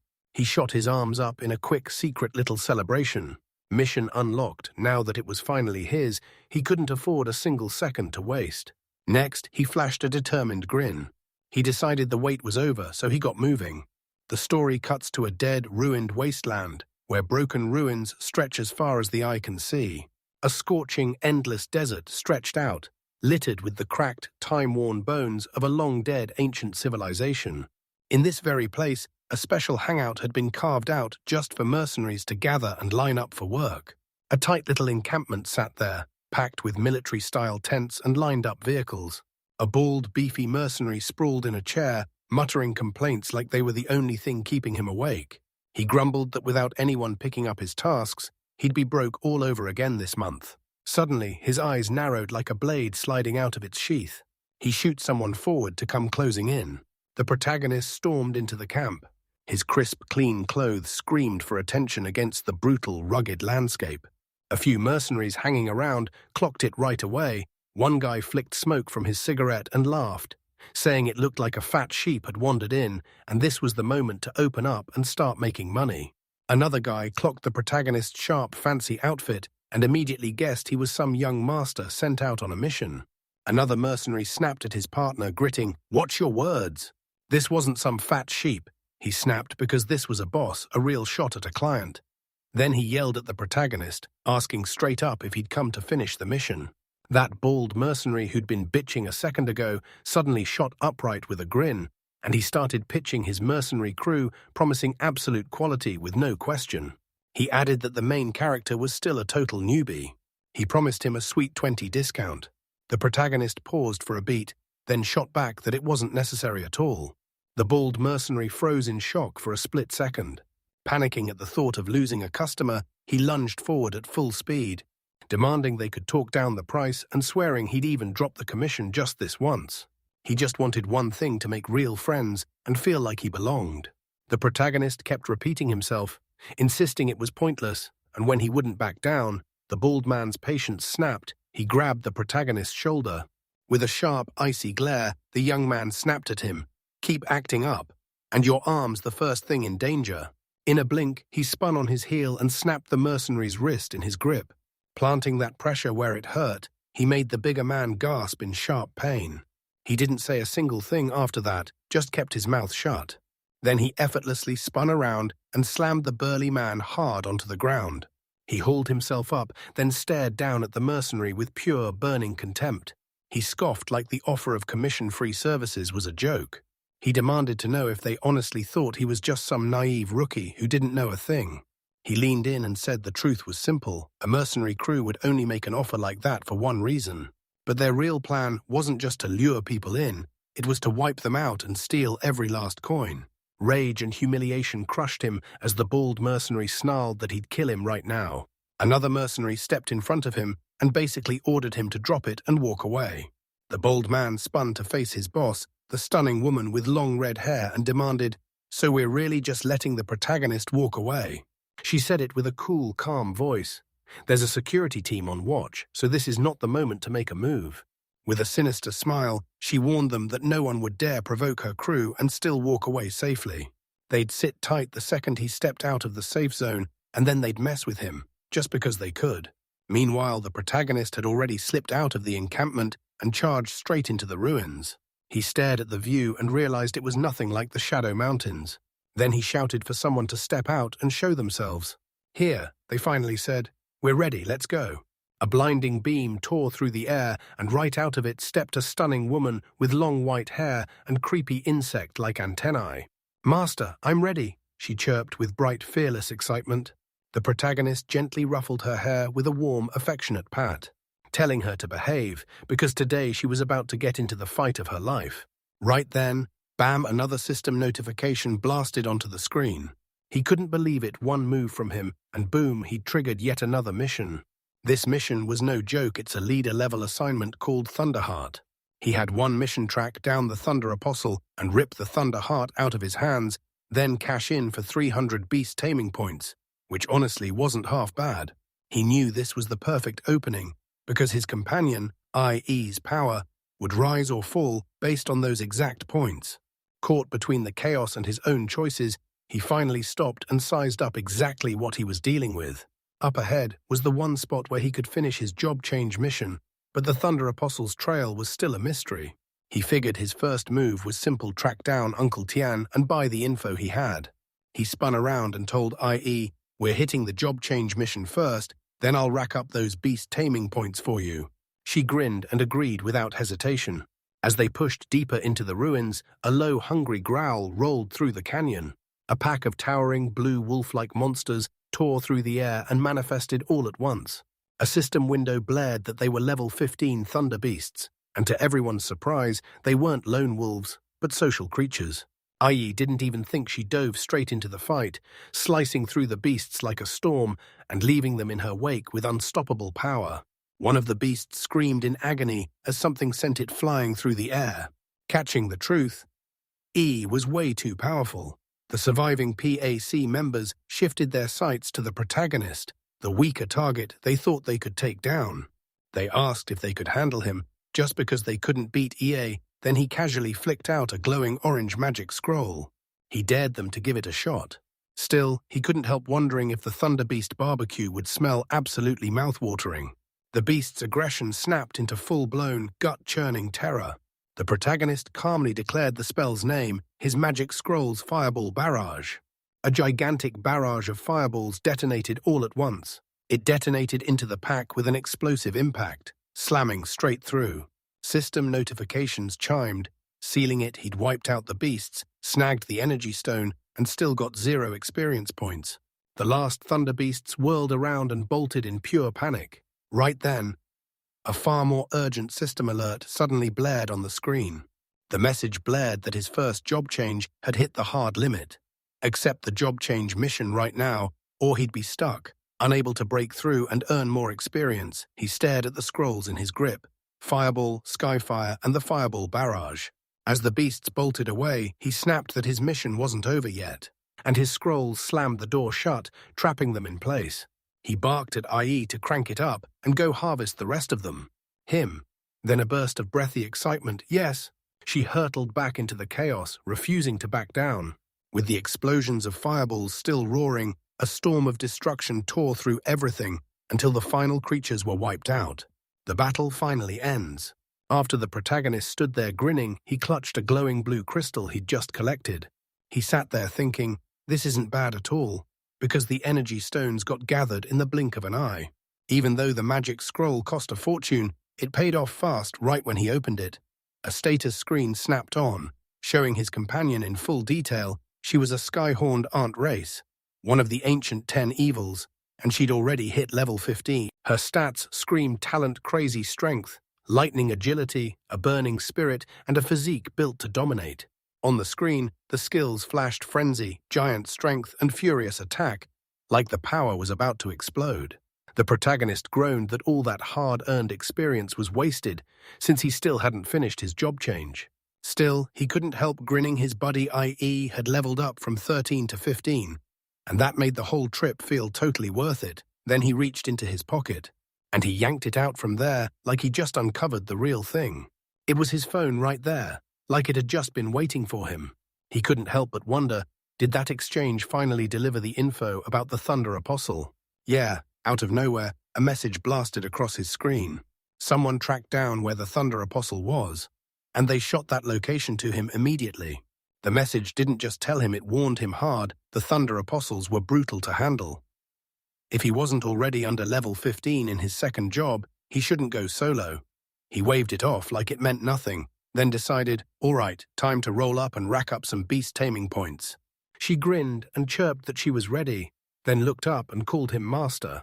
From the shadows, a red-haired woman stared at them from afar, sneering as she counted the cost of every magic scroll, tens of thousands, and wondering how many he'd already tossed away on this little trip. Just as the trip started, a wicked smirk snapped onto her face. She couldn't help but think, that little bastard is loaded, and honestly, that's perfect. That bold guy next to her leaned in and demanded, do we strike now? Now she leaned in and told him, no need to rush. Let's wait a bit longer and give the kid time to stack up more energy stones first. And she threw it in like a warning. The woman beside him was anything but easy to handle. They'd bide their time, waiting until the targets were nearly drained, then pounce, while the bald man just smirked and praised her like, only a genius would plan it this way. Meanwhile, the protagonist and IE strolled through the dead, empty land, totally oblivious to the fact that someone was watching them. Right then, a notification snapped into view, naming their prey a level 17 Thunder Apostle. On the ground ahead, a tiny white tiger-like beast sprawled out and slept like it had the whole world on mute. Deep down, the protagonist stared ahead, unimpressed, only level 17. Way weaker than the Wind Wolf King he'd faced before, so there was zero challenge in sight. And he grinned as he pointed forward. He told IE to take it out so they could finally head home. With a big, hungry grin on her face, Idea snapped, I'm in. She blared out that she would, and then she exploded forward, charging straight at the beast. The Thunder Apostle's eyes snapped wide open, its face blazing with pure fury. It burst into an earth-shaking roar, but it got hit hard on the spot, and blood blasted out of its mouth. A sword sliced through the air, wrapped in a blazing blue aura. She tore downward, letting gravity pull her into the unknown. Her body started to shift, and something inside her snapped into a whole new form. She snapped into a tiny insectoid shape, then shot straight into the ground, burrowing deeper as if the earth itself couldn't stop her. The Thunder Apostle snapped his head upward, eyes clouded with confusion and pain. It's for a bristling. Suddenly, the ground under the beast tore open with a violent eruption. A sinister shadow blasted out from beneath the ground. It was me, back in her humanoid body, her eyes blazing a savage red, drowning in battle lust. Then she blasted a devastating uppercut into the air, and the impact sent shockwaves rumbling through the ground. As the beast hung in the air, the protagonist yanked out a scroll. A magic item sat there, crackling with fierce, icy power. The Thunder Apostle screamed in pure agony. As it screamed through the air, flying hard and fast, the protagonist flashed a smug smirk, ordering the creature to die for him. He slammed the scroll open and unleashed an ice cone spell. A massive spear of ice erupted out of the air like the sky just forged a weapon. Then he crashed down with bone-shaking force. He drove the blade through the Apostle and pinned it down to the earth. A system notification blared that the Thunder Apostle was finally deadlocked in, no survivors. The notification flashed again, no experience gained, and right after that, IE popped back beside him, sighing like, ugh, I'm wiped out. A fresh screen popped up, confirming the mission was done, and it smashed him with 300 beast taming points as his reward. The protagonist snapped that the guy's attack power was weak, but that armor-like skin was so thick he couldn't drop him quickly. But even so, he couldn't help smiling at the thought of those 300 points. He was riding a wave of pure victory, like he'd bagged a fortune today. Seeing those points just waiting there, he figured, Why not spend them and wake up a skill first? A notification flashed he was about to dump all those points to awaken one of Nate's sky-horned ant's iron bones. Yimone let out a quiet gasp as a blue light washed over her and fresh power surged through her veins like a lightning bolt. Then the system blared that the skill kicked on, boosting her defense by a solid 20. She blurted out that now she felt even stronger than ever, then turned to her master and thanked him with all her heart. She burst in from behind and wrapped him up in a joyful hug, arms tight around him. He burst out laughing and warned her to watch the impact out here in the wilderness. Every hit could get dangerous fast. Suddenly, a voice sliced through the air and praised the boy, saying he was insanely good at fighting. The red-haired woman and her mercenary crew slipped out of their hiding spot, and she kept pressing the question, "What's the point of being able to fight to survive?" She sneered. "You need firepower and brains." Her squad of armed soldiers loomed behind her, radiating pure menace. There, the protagonist didn't even flinch. He grinned and turned to the bold guy in the back, like, "So you're just going to ignore me, or are you finally helping for free?" After wiping out the monsters, he shot back with biting sarcasm like, "You really went through all this just to give me a leg massage?" A bald man erupted in fury, screaming that the boy had the nerve to ditch their mercenary crew and now he'd pay for it. He screamed at the boy to hand over his treasures right now, or he'd make sure the boy didn't walk out alive. The protagonist coolly asked if they weren't scared the security team would catch them for the robbery. Then he casually slid right in front of IE. The red-haired woman let out a sly chuckle and grilled him. "So you know why these ruins are split into safe zones and danger zones?" She told him they were buried deep in the no-go zones, right where the security forces never set foot. She kept going, warning him that if he died out there, the security crew would just shrug it off as the work of some vicious beast. If he's going to point fingers, he'd better look in the mirror he picked on the wrong people. And that's on him. Her crew watched her with steel in their chests' confidence, ready to crush whatever came next with their numbers. She licked her lips, and her eyes flashed like something dangerous was about to happen. She heard people telling him not to fret because she was going to treat him like royalty. One of her guys snickered and shot the boss a question, "So the girl's ours?" And the protagonist just shrugged, "Okay," as his eyes snapped in a new direction. He tore his gaze away from the mercenaries. He leaned in and demanded, "So what about that woman?" Right then, IE popped up straight behind the red-haired woman. Her face icy, and those glowing red eyes looked deadly. The mercenary leader's eyes snapped wide with pure shock. She screamed for her men to watch every step, but it was already too late. He snatched her arm. Then he shot forward like lightning, crashing into the mercenaries and blasting them away with crushing hits. They shrieked as he hurled them aside like ragdolls, tossing them through the chaos. A man blurted out in panic, demanding to know who in the world was this terrifying woman. He seized the red-haired leader by the throat with chilling ease. She screamed for her mum to help her like she couldn't take it another second. He drove a fist straight into her gut.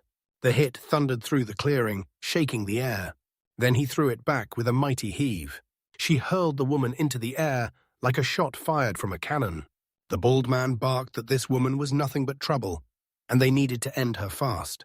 Another mercenary wailed in heartbreak he'd finally found a top-notch woman, then realized the catch: you've got to be alive to enjoy her.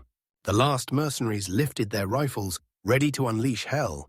The bald guy snapped at them to hurry up and get it done. They tore the trigger, and guns erupted in a blazing storm. A white-haired woman with insect-like antennae stood there like a statue, while bullets ripped across her skin, and not a scratch landed.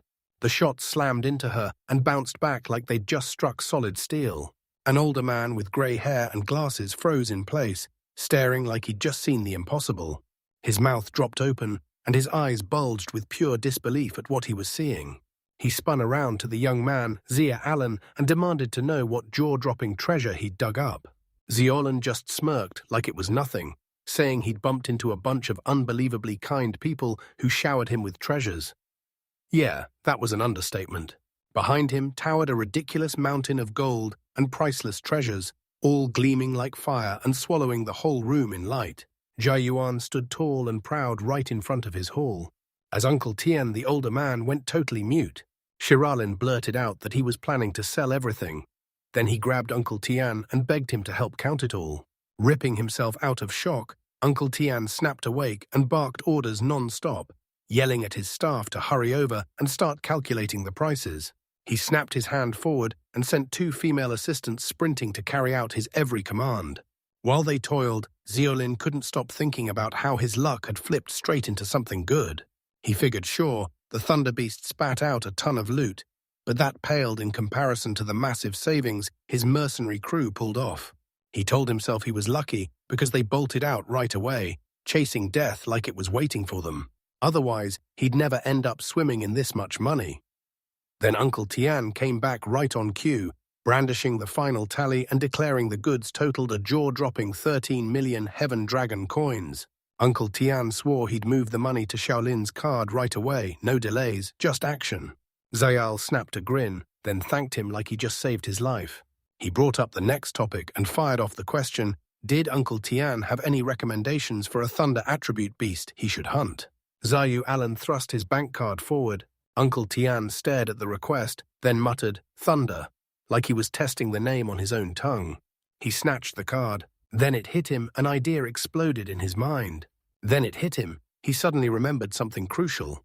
He leaned in and told Xiaolin he'd heard a top-notch thunderbird showed up in the Thunder Forest just a few days back, snapping his fingers in pure electric excitement. He leaned closer and said this thunderbird could even be carrying ancient blood in its veins. But tons of people had already thrown their efforts at it, he explained. But every single one of them crumbled and failed. A thunderclap of lightning stormed his thoughts as an image of that majestic creature flashed in his mind. A magnificent, bone-chilling bird sat high on a branch, its glowing cyan eyes burning like blue flames in the dark. Xiaolin's face suddenly lit up like a spark catching fire. That ancient-blooded thunderbird was exactly what he'd been looking for. With bright eyes, he hurried to Uncle Tian and demanded to know if he had any more clues. Uncle Tian snapped his head side to side, admitting they were running out of intel. They said the trade pulled off. The impossible one of the Thunderbird's feathers was theirs now, right when a helper stepped up beside them. She glided forward with pure elegance, like she owned the entire scene. Clutching a tiny wooden box in his hands, Uncle Tian leaned in and told me that the special feather starts glowing the second it senses the Thunderbird's coming. He yanked the box open, and he revealed a feather pulsing with raw blue electricity. Xiao Alan burst out that it was a great item, then declared, "I'm taking it." He thrust his arm out, stretching for the box. Seeing his opening, Uncle Tian's face shifted into a sneaky, money-grabbing grin. He leaned into Xiaolan and said, "In business, it's simple, there's always someone buying and someone selling." He snapped his hand onto the young man's shoulder, offering him a friendly price for the feather. With a wicked grin plastered across his face, his glass is sparkling like it's been lit from the inside. He slammed the price tag down 1 million. Xiaolan was utterly stunned, like his whole world just hit pause. He couldn't wrap his head around it. He figured that kind of money could have gotten him 10 scrolls easily. It didn't feel like a sale at all. It felt like someone was robbing you in broad daylight. But even with that insane price hanging over him, he clenched his teeth and pushed through. That was his only shot at tracking down the Thunderbird. With no room to refuse, he forced a grin and agreed to the deal. "A million's a million, then I'll buy it," he declared. And Uncle Tian erupted in laughter, roaring thanks for the patronage. The deal's locked in. Xiaolin tried to calm his own nerves, telling himself that if that feather boosted his aim and helped him spot the bird faster, then 1 million was totally worth it. But even so, he was still dripping sweat, reeling from the sting of that price. He grabbed the box packed with his jaw-dropping, ultra-expensive clue. Soon, Xiaolin came face to face with the chilling Thunder Forest dark mountains that lightning hits non-stop. A sign warned everyone this spot was a leveling zone perfect for players stuck between level 0 and 20. He clung to Uncle Tian's final warning. The feather would only start to glow when he got within 10 meters of the Thunderbird. The moment it hit him how useless that was, his face twisted into a grimace. He yelled that it was a scam, pure frustration exploding out of him. If he got close enough to let that feather do its magic, he'd still see the bird for himself right there with his own eyes. Rage exploded as he slammed the wooden box onto the ground. But he snapped out of it fast, remembering every coin he'd already burned, and now he had to come up with a real plan, no more guessing. He stared into the dark woods, convinced crossing that forest would be way easier than it looked. With that beast eye on his mind, he realized he was already ready to tear through the silver zone like a storm. If he could snag just one more beast that hits like a truck, he was sure he'd finally crush the golden zone. He let out a smug chuckle at the thought, earning him a furious glare from the tiny ant-like creature perched on his shoulder. Out of nowhere, a chibi version of his other beast popped up and started chewing him out, saying he's a lousy villain who never gets enough and keeps craving more beasts. She started teasing him with playful punches, going for playful hits like she meant it. He leaned in and burst into laughter, telling her to drop the anger. Their fun-filled moment got ripped apart when a panicked scream for help tore through the trees. They both froze in shock and snapped their heads toward the direction of that scream. A gigantic, dark beast with glowing yellow eyes was barreling after a pink-haired young woman, closing the distance fast. A system window flashed, labeling the beast a level 19 thunder leopard. The girl was terrified out of her mind, sprinting and screaming for help non-stop. She could feel it if this kept up. The net was closing, and they'd catch her any moment. Tears poured down her cheeks as she bolted into the night. Again, the system snapped open, and a window labeled her Sunayan Wei, a level 10 tracking master. In her panic, she failed to spot a root lurking in the dirt, and then she face-planted over it. She screamed as she crashed down, tears spilling instantly. The thunder leopard towered over her and blasted out a deafening roar that shook the air. She was sprawled on the ground, staring up at the beast like it was the end of the world, terror flooding her whole body. She was so sure death was seconds away. She shut her eyes tight, bracing for impact like it was already coming. But nothing happened, so she cracked them open again, totally lost, muttering, "I'm still alive," as a brand new weird sound drifted in. A word, skill copy, flashed across the air like it had just been summoned. Right then, Ziolan burst in out of nowhere and drove his fist into the beast with a thunderous slam. Then he roared the name of his move, Skyhorn Furious Strike. Soon, me and Wei just stood there, frozen, staring in pure shock. How in the world was any of this even happening? Lin and towers over the young woman crumpled on the ground, then demands, "Are you okay?" She tilts her head up, still dazed, and says, "I'm fine." Su Nienweiger pes in stunned disbelief at the man who just pulled her from danger. She couldn't wrap her head around how he blasted the fearsome thunder leopard into the air with one punch, and she just kept wondering who in the world he really was. Ripping herself out of the shock, she bursts into a sharp shout to warn them, telling him the thunder leopard is no joke, and they have to bolt right now. Lin Han whips around to her with a confident smirk that says, "I've got this." He casually asked if she meant that huge cat. That so-called big cat thunder leopard has already bounced back, and now it looks even more terrifying than before. Lin Han tells Su Nianwei, "Don't worry, someone's got this," and his confidence instantly steadies her nerves. Right then, a gigantic blue ant-like monster exploded out of the bushes like it had been waiting to ambush them. The creature, one of Lin Han's terrifying beasts. He lunged straight for the thunder leopard, no fear, no pause. Blood splatters through the air as the two beasts slam into each other in a brutal, violent collision. That ant creature keeps coming with zero mercy, crushing the leopard under its relentless power. And he smashed the chaos to pieces with a final run of unstoppable, decisive strikes. Lin Han watches the battle unfold, and you can tell he's shocked. He never thought his aunt beast could balloon that huge with her iron-bone skill in her sky-horned aunt form. He can't stop thinking this state turns her into something feral and terrifying, not some harmless pet. Meanwhile, Suna Yinwei hunkers down on the ground, watching with pure dread, wondering if another vicious beast just tore into the scene. Lin Han whips his gaze back to her and demands to know if she's hurt. He leans in and asks, "Can you stand up?" and thrusts his hand out, ready to pull her back up. Su Nianwei's head is spinning, so an ant can shut down a thunder leopard that easily. It has to be a beast at least level 20. Terrified of this new, terrifying power, she yanks Lin Han's arm tight in her grasp and pushes him to bolt out of there before it catches their trail. Lin Han yanks her along, and right behind them, the thunder leopard gets launched into the air by one last crushing blow. The ant creature snaps its head toward them, chirping with seething fury, like it's demanding to know loud and clear why her master is walking off with someone else. Lin Han starts talking fast, insisting it wasn't what it looked like, but the giant ant shrinks back into its tiny form, then marches right up to him. He gently pats her head and praises her like, "You did an amazing job." Then he makes Aya deal, promise her a reward the moment they're home. Sunayan Wei stares at the whole exchange, totally stunned and lost for words.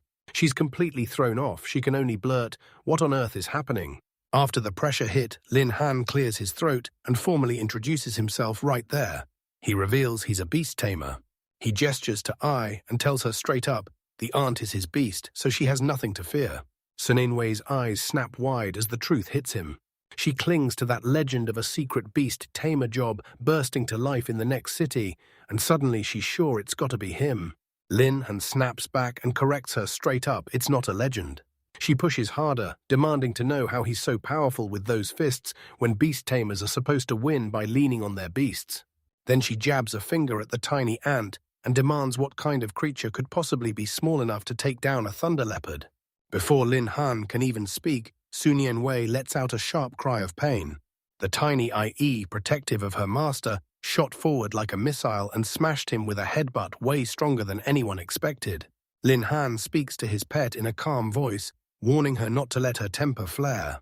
A steaming bump has plopped right on Sunayan Wei's head.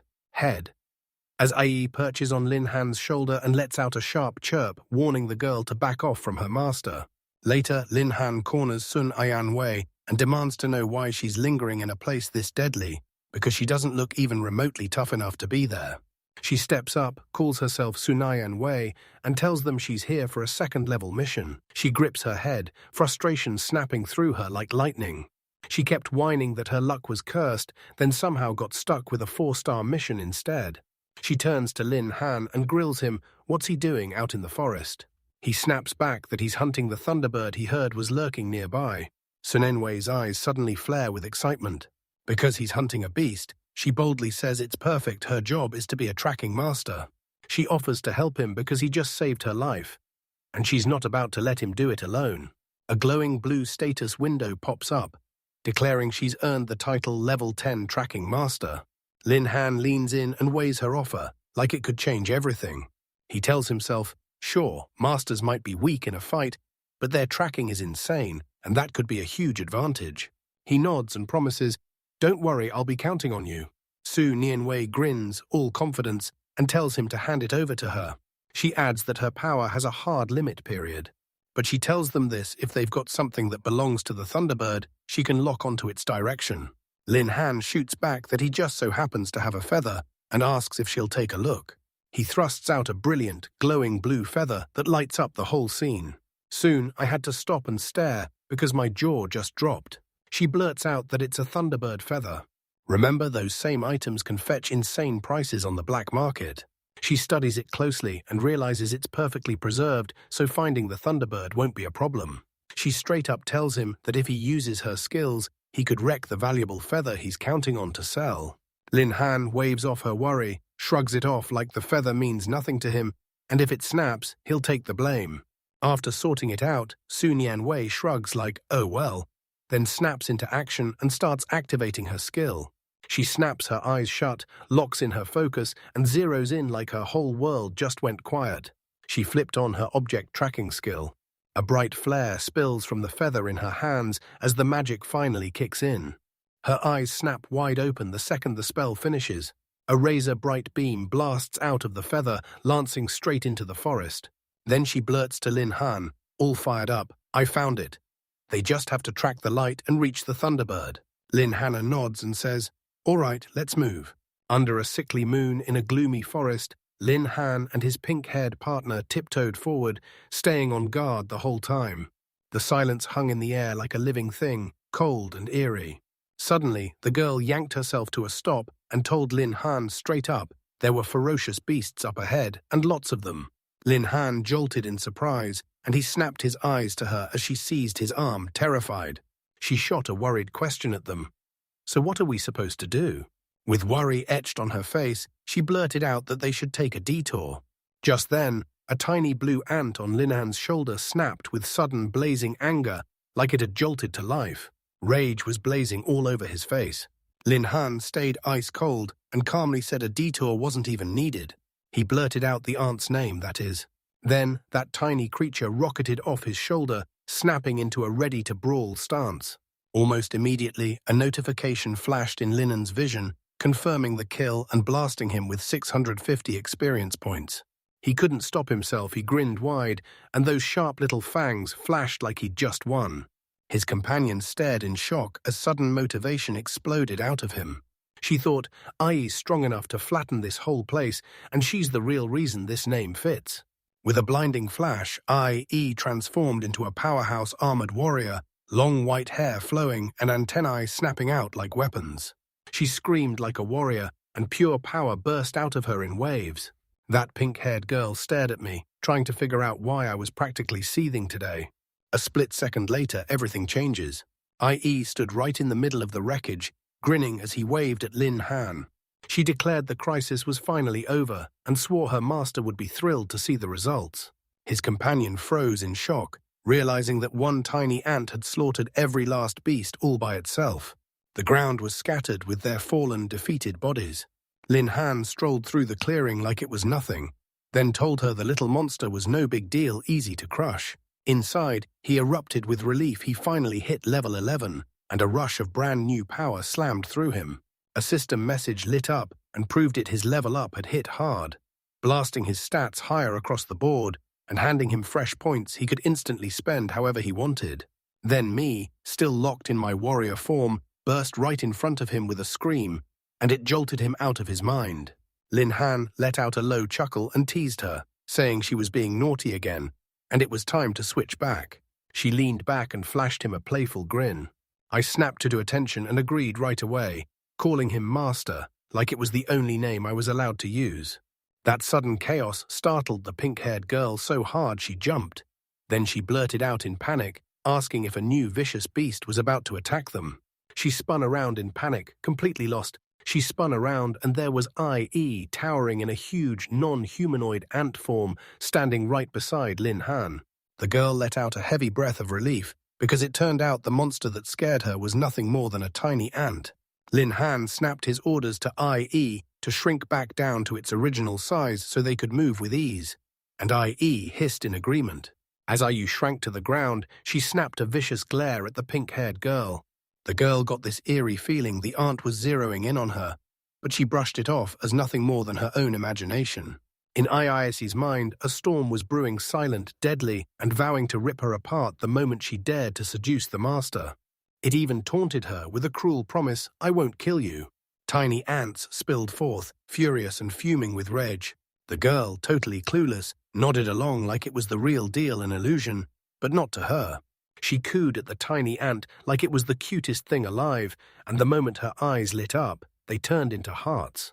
She flicked out a finger, giggled, and called the tiny ant little sister, then beckoned it to let her touch it. He was having a full-on mental meltdown, fuming over how unbelievably annoying that woman was. It burned to strike, but panic clawed at it. What if the girl couldn't handle it? So it frantically begged its master to save it. Linen stepped in with a grin and cut it off, telling his companion, "That's enough." He warned her that if she kept touching it, I was about to completely lose it. Then he jabbed his finger straight ahead and shouted that a whole swarm of beasts was still waiting up ahead. He leaned in and told IE to push forward and clear the way for them. He gently flicked the ant straight into the dark. He let out a sharp, determined chirp, then bolted off like he had a mission.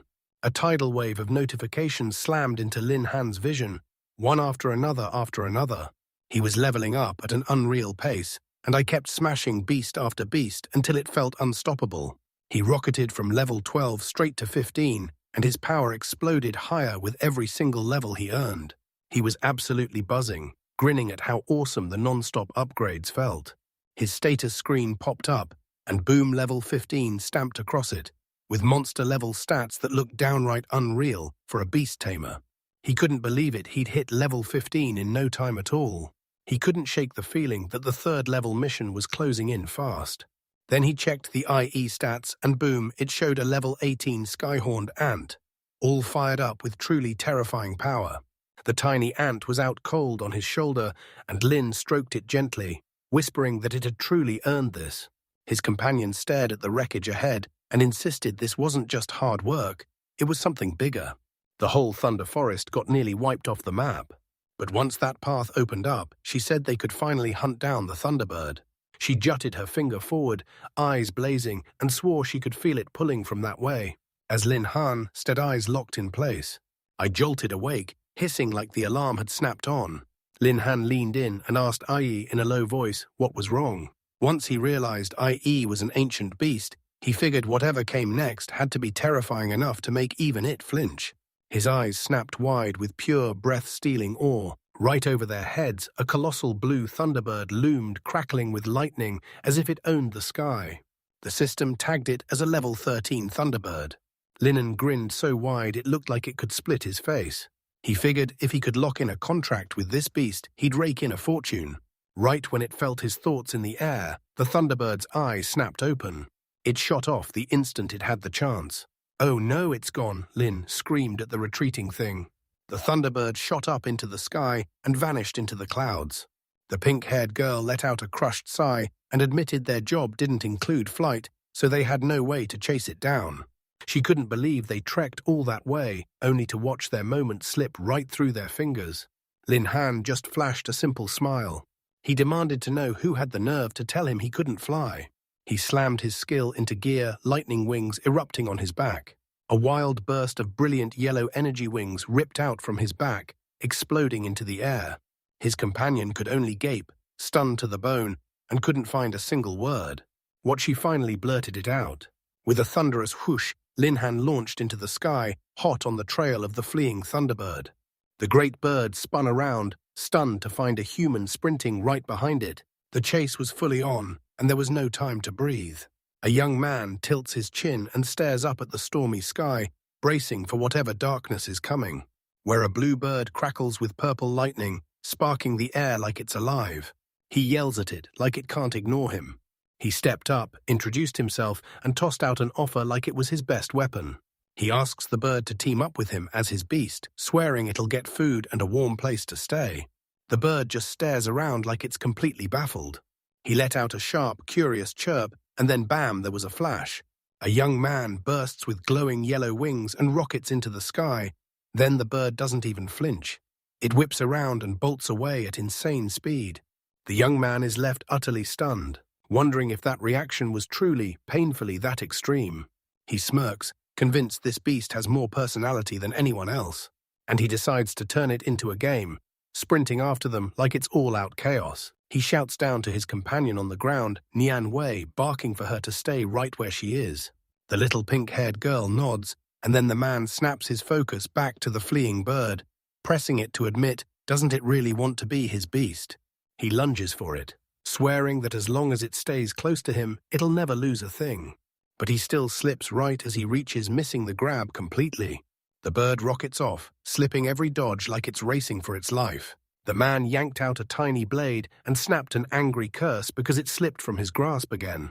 The moment the bird hears him, it unleashes a thunderous chirp and calls down a raging storm of purple lightning.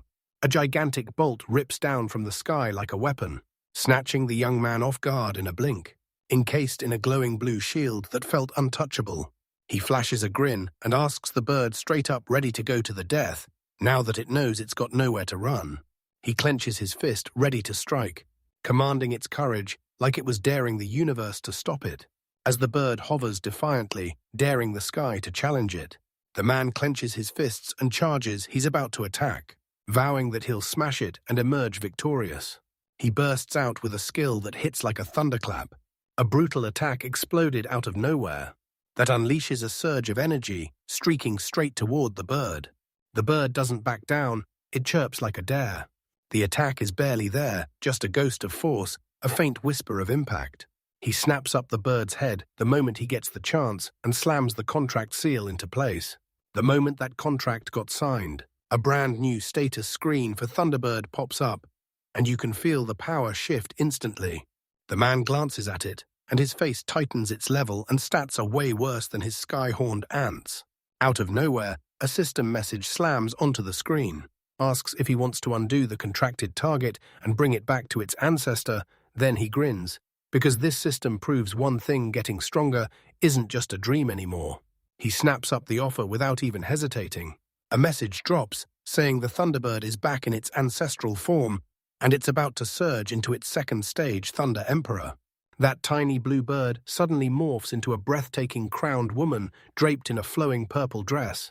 Her new status screen roars back with a massive jump in power. Now a level 18 Ancient 10 Evils racer surged to new heights, her stats skyrocketed, and she unlocked some seriously powerful skills. The man's jaw drops, he's absolutely blown away. And just like you'd expect from a Thunder Beast, she shot up 5 levels in a single move. And he clocks it, her thunderstorm skills don't just strike, they sound like a weapon of mass destruction. The Thunder Emperor glides down from the sky with unstoppable grace, landing right in front of him. She bows and greets him with total respect, calling him her master. He stares at her, cheeks burning, and can't help thinking, yeah, she's a monster, plain and simple. His jaw hits the floor as he realizes she's even bigger than I thought. On his shoulder, the tiny ant-sized eye seeds glowed with pure rage. In a split second, she morphs into her humanoid form. She stares daggers at the newcomer, snaps at the stinky bird where she came from, and declares she won't let her take her master away. The Thunder Emperor scoffs at Aya, calls her little aunt, and threatens to swallow her in one bite. He tells Ai that because she was the first to transform, she's the elder sister, and she needs to rise above it. He tells Ai that because she was the first to transform, she's the elder sister now, and she's got to rise above it. She just pouted, crossed her arms, and huffed like she was furious. The Thunder Emperor whips his head around and locks eyes with him. He asked her if he could give her a name too. He drags his fingers over his chin, lost in deep thought, noting she's a bird-like beast blessed with thunder power. He remembers an ancient poem about the very start of time, how the clash of yin and yang sparked thunder, the legendary drum of heaven and earth. He decides to call her Tiangu. Tiangu flashes a bright grin, tells her master she loves the name, and bows her gratitude right away. He can't stop thinking this sweet girl has skills that hit like a thunderstorm, and he figures it'd be perfect to put her power to the test. He clocks that this is her golden moment to absolutely unleash her skills. Nineway sits there all by himself, pacing with worry, wondering where Lin Han vanished to. Lin Han and Nyanwei lean over the edge, staring down at a barbarian camp churning in the distance below. She leans in and asks if he truly wants to help her finish her 4-star mission track down and take out the leader of this camp. She admits it's a little too hard, and straight up says they should probably drop it. Lin Han grins and tells her, "I found the Thunderbird for you, so you have to help me back." And the real reason hits next. He's itching to test just how tough that Thunderbird really is. He shoots his hand up, calling forth his brand new beast, telling Tiangu to prove just how strong she is, making Tiangu prove just how strong she really is. The Thunderbird tears open the sky, carving glowing swords in the clouds like a warning from the heavens, then snaps back into Tiangu. She surges above the clouds like the sky itself can't hold her down, and she unleashes her full power.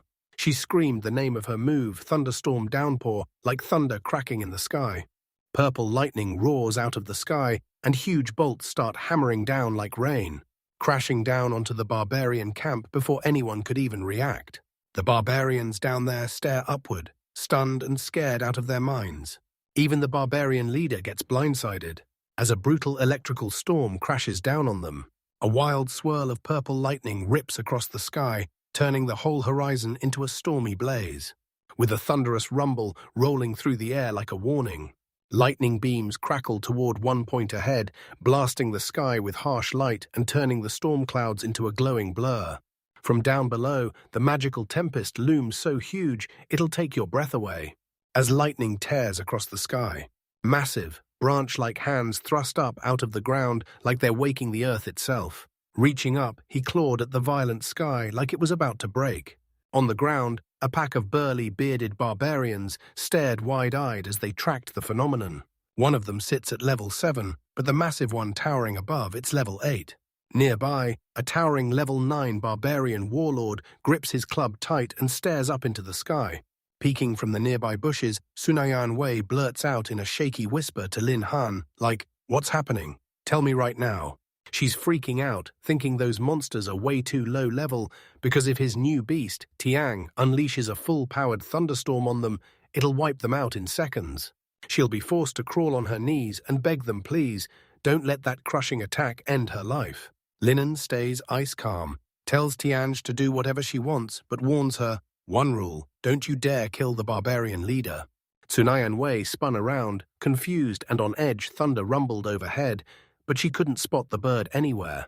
and that mystery gnawed at her. High above the clouds, a gorgeous lavender-haired woman wearing a crown materializes, purple energy crackling all around her. This is Tianji in her human form, and she stands there with total confidence, swearing she'll obey every order from her master. Lightning rips across the sky, getting fiercer by the second, spinning into a raging vortex of pure, untamed power. A massive bolt of lightning tore through the sky, and black ink-like energy surged alongside it. Plummets from the sky like a missile. A beam of pure energy crashes into the ground with a deafening blast, hurling earth and rock into the air like a devastating punch. The lower-level barbarians get erased on the spot by the blast. Tianzi gracefully drops out of the sky like a living miracle, touching down lightly on the scorched earth, where the barbarians are gone, leaving nothing but shadows behind. Even so, the barbarian leader is still on his feet, only now purple electricity surges through his body like lightning. He blurts out this weird, mashed-up scream that barely even sounds human. Tianji whips around, sneers, and dismisses it like it's nothing. With a blur of motion, she suddenly steps right next to the stunned leader like she's been there all along, and then drives a brutal kick straight into his face. The barbarian gets launched through the air like a cannonball. A streak of blue energy tore across the air, carving out his exact path. He's screaming in full, brutal agony, as Tianjia leans back with a smug, satisfied smile, enjoying every second. From their hiding spot, Lin Han quietly clocks the moment the Thunderbird finally makes its move. Sunayan Wei, spotting the chaos, blurts out, "Should we jump in and help?" Just as she's about to finish, she bursts into a sharp gasp of shock. She freezes in disbelief as the defeated barbarian leader crashes down in a brutal heap right in front of them. She stammers out, demanding to know how the Thunderbird snatched him that fast. A tiny blue bird rests right on the leader's chest, Tianjie in her true form, and Linen breaks into praise, roaring that she just nailed the mission. The barbarian leader crumples unconscious at their feet. Lin Han snapped his head towards Su Nianwei. He thrust the knife into her hands and ordered her to cut down the leader to complete her mission. She snatches the knife. She nods, like everything just clicked for her, and slams it down for the final blow, completely finishing the job. A notification pops up, and boom, your mission is officially done. Sunea Ainwei whips around to Lin Han and with heartfelt sincerity thanks him for saving the day. After finishing her work, she hesitates for a second, then admits with a shy smile that her home is right nearby. She leans in and asks, "Want me to show you around Yuzhu City?" Lin Han grins and tells him he's fully welcome, reminding her that she didn't just stand by, she helped him track down the Thunderbird too. He spins around and heads out, promising, "We'll meet again someday," and sealing it like a vow. Su Nianwei stares as he walks off, and under her breath she murmurs his name like it's burning in her chest. A warm, soft smile creeps across her face as she quietly prays they'll somehow cross paths again soon. Lin Han strides into the forest now, with Tianjie and I, both fully in human form, right at his side. He can't believe his luck he snagged his second beast in less than half a day. Now he stops and thinks he knows he has to map out his leveling route with surgical precision. Right then, bam, his phone starts ringing out of nowhere. The screen flashes a caller ID that says Fatty Long. Lin Han can't help but wonder what on earth could be so urgent that his friend just called him out of the blue. And just like that, he fires back with a bright, cheerful grin. If Fatty Long offers to buy him a meal, he's already joking that he'll be there in a flash. His friend blurts out fast that this has nothing to do with food. He's about to spill something huge, something he can't keep to himself any longer. Fatty Long leans in and asks Lin Han straight up if he's ever heard of the illusion realm. He starts spilling the details, painting this insane virtual world where warriors clash with ferocious beasts. He claims that the so-called fantasy realm is really a military-made virtual training ground, built to recreate battle after battle. It can summon every kind of beast, unleashing them for the awakened to battle. He makes it crystal clear it won't hand out any experience points.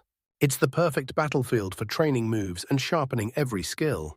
In a locked private room, Fatty Long brags to Lin Han, "Landing a spot is brutal, but I made it." But he begged his dad to get him one, no delays, no chances. Lin Han leans in, eyes locked, hanging on every word. He's dead convinced this is the perfect opening. Tianjin and Ai are beasts on their own. But put them together and their teamwork turns into chaos, so the illusion realm becomes the perfect training ground. and his thoughts instantly drift to that picture of the two women sweetly agreeing to serve their master well. That sudden thought slams into him and unleashes a nosebleed out of nowhere. Fadi shoots him the address, and Lin Han starts thanking him like his life depends on it. He says Fatty's family has been backing him non-stop for years, and it's made all the difference. Fatty Long bursts into laughter. They begged their brothers to remember Lin and swore they wouldn't forget him once he got rich. Lin Han nods with a grin, like he's got the whole plan figured out. Later, in his bedroom, an alarm blares and rips through the silence. A sleepy Lin's hand twitches and starts to wake up, muttering under his breath. He snaps his eyes open, and there she is, leaning over him, smiling bright, wishing him a good morning and asking, "Did you sleep well?" Lin Han gets totally flustered by how close he is, and she can't help but think, what an insane way to kick off the day. Then he snaps his eyes open and realizes Tianj is out cold, sleeping peacefully on the other side. Ting jerks him closer, yanking him into a crushing embrace. Telling him to crawl back to bed, and with his face pressed into the sheets, Lin Han feels like he's seconds from choking, asking himself if this trouble is actually going to be sweet. This sends Ai into a fury. She shrieks at the stinky bird that the master can't breathe. Tian shoots back that Ai is way too small to get it, and Ai fires right back, saying the master himself called her the elder sister. Tianzi finds those mocking, intelligent eyes absolutely laughable. The moment they're both on the bed, they start bickering, and then it turns into a full-blown brawl. Caught in the crossfire, Lin Han throws his hands up and smacks his face in pure, boiling frustration. He grieves that they're totally squandering their grown-up looks by acting like kids. He makes that choice right then. Getting them to practice cooperation becomes his #1 priority. At the Illusionary Realm Experience Center, the receptionist shoots back a confirmation that it really is Lin Han, and shoves him toward a hibernation capsule. Lin Han stands in front of the machine, Tianji perched like a bird, while Ai clings like an insect on his shoulders. The staff tells him he can pick his difficulty level, and if he smashes the records, the military hands him rewards. Lin Han can't help but think the military reward has to be absolutely worth it. The receptionist flashes him a warm smile and wishes him a great time as he steps into the capsule. The hatch better seal tight. A system interface pops up out of nowhere, flashes his identity, and locks in the details: Lin Han, level 15 beast tamer, with a suggested copy level of silver. The moment the game asks him to step into the silver level dungeon, he hits yes without hesitation. He leans in and tells his two companions, "All right, time to move out." Like he got rid of it, then he let out a fight that shook the air. Tianji lets out a sharp chirp back, like he's answering without missing a beat. The system blares a warning: the silver level dungeon is powering up and getting ready to load. The progress bar shoots to the finish in seconds, crashing into 100A. A final message pops up to confirm the dungeon is live, and then dares him to step in, wishing him a pleasant journey. The moment the simulation kicks off, you are dropped right into the Illusionary Realm arena. A countdown timer explodes onto the screen, ticking down to the exact moment the challenge begins. Inside a gigantic coliseum, roaring with every heartbeat, Lin Han stands shoulder to shoulder with Tianj and his other companion. And right then, two giant blue ethereal wolves lunge into their path. Lin Han strolls up to the level 13 wolves like they're old buddies, and he greets them with zero fear. The white-haired companion suddenly starts to get rattled. She snaps at Tianj, yells that she's a stinky bird, and then storms off, claiming she'll prove to everyone she's the one who deserves to stay by the master. She surges forward with sheer intent, ready to strike, with a fierce scream that ripped through the air, and lunges at one of the wolves, driving into the fight with a furious strike right here, right, which howls in agony. Her furious assault crashes in so hard, the wolf gets overwhelmed in seconds and is swiftly taken down. After that performance, she whipped around to Tianju with a smug grin, throwing down a sharp, undeniable provocation.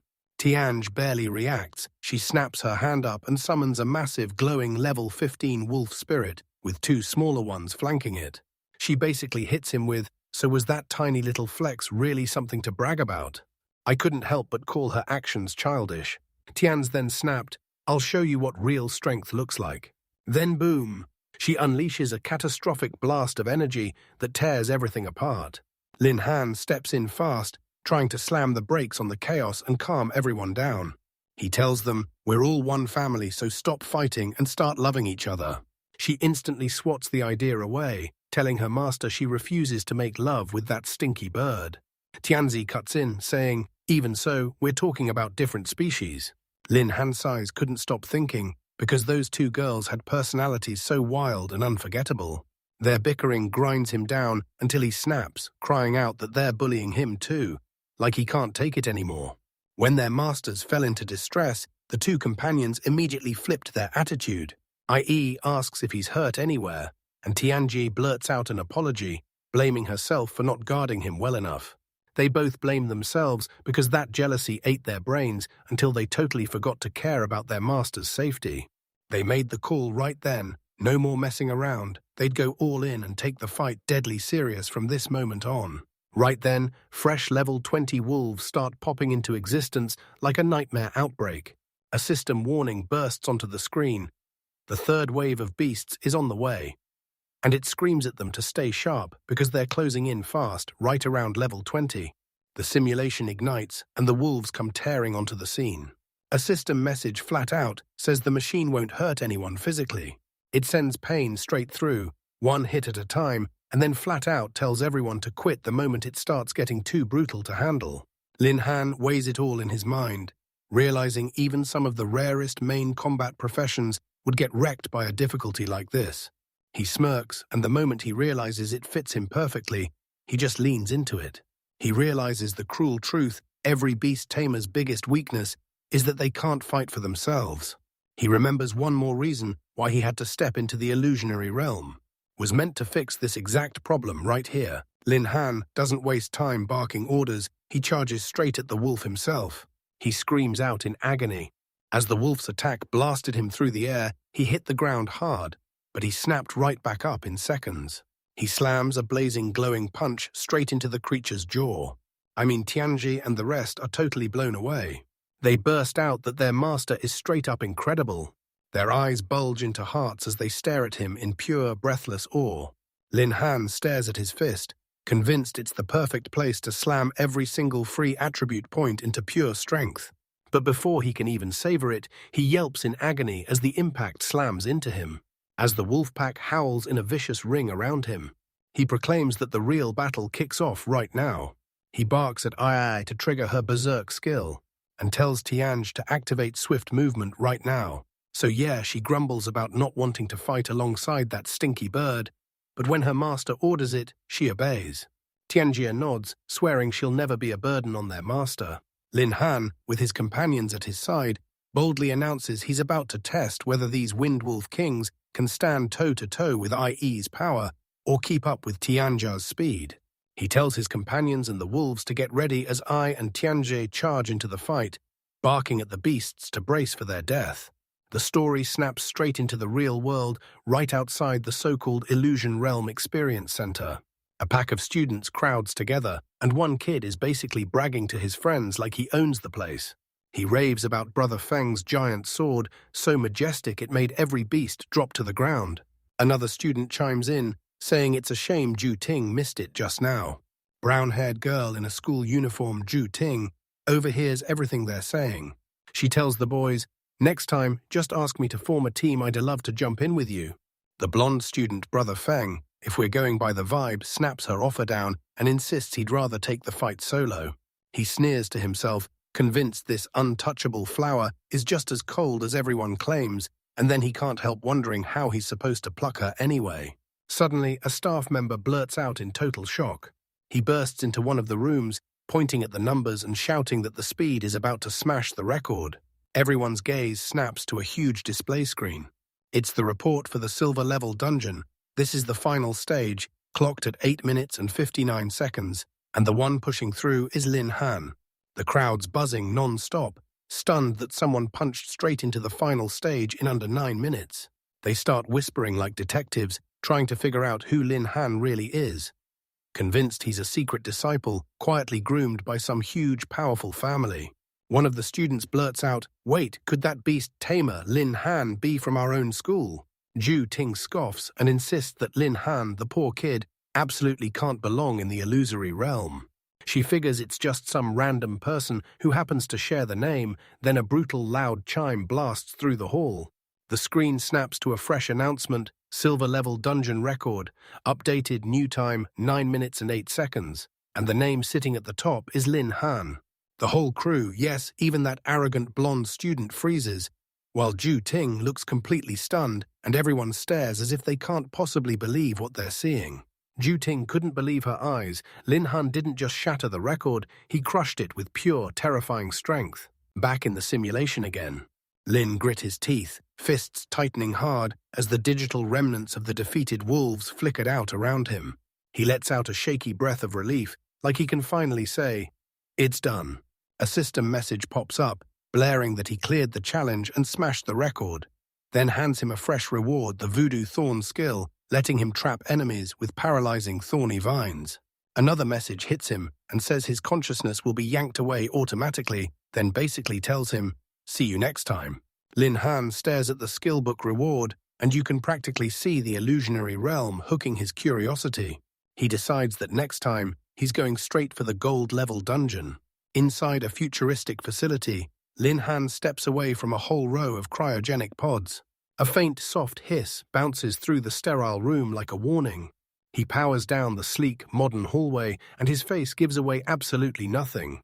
Meanwhile, somewhere else, a crowd swells in excitement, buzzing like they can't wait for the next big moment.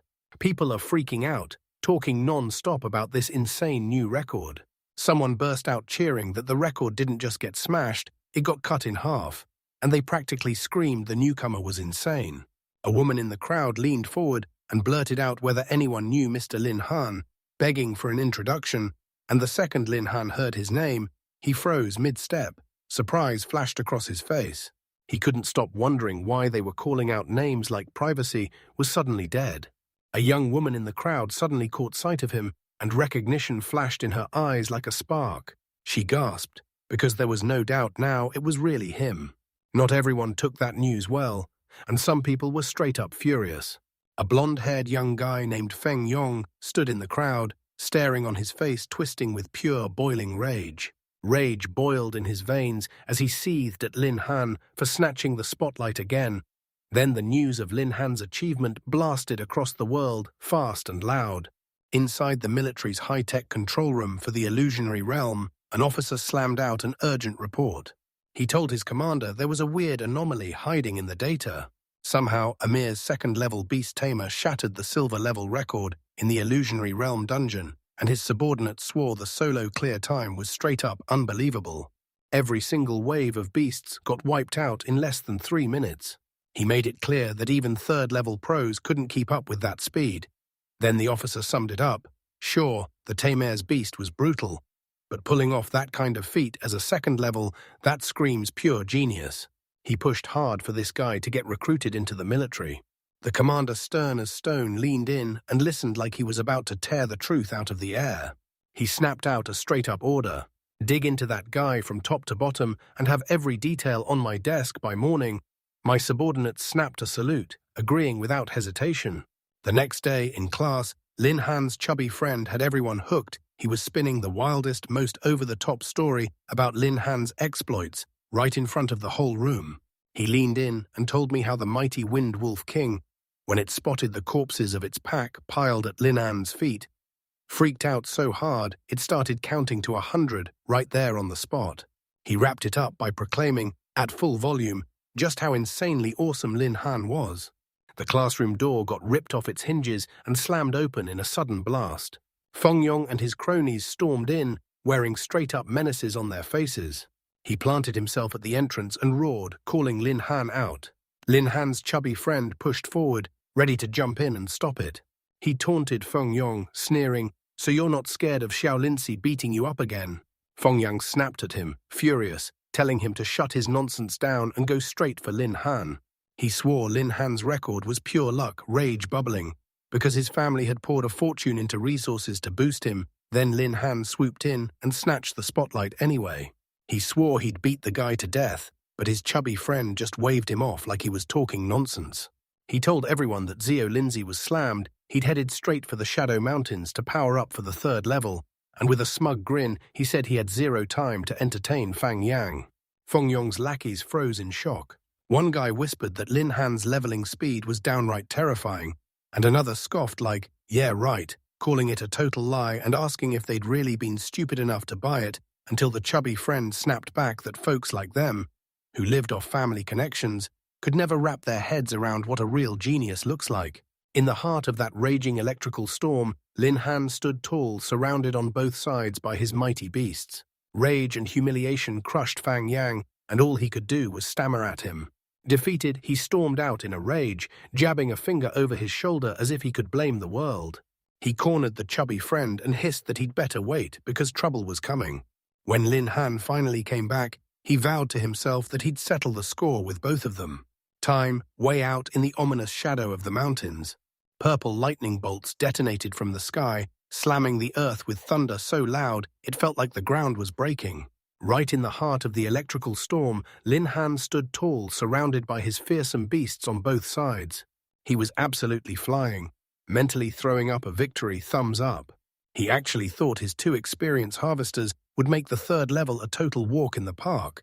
Then system notifications erupted as his kills landed and the experience poured in.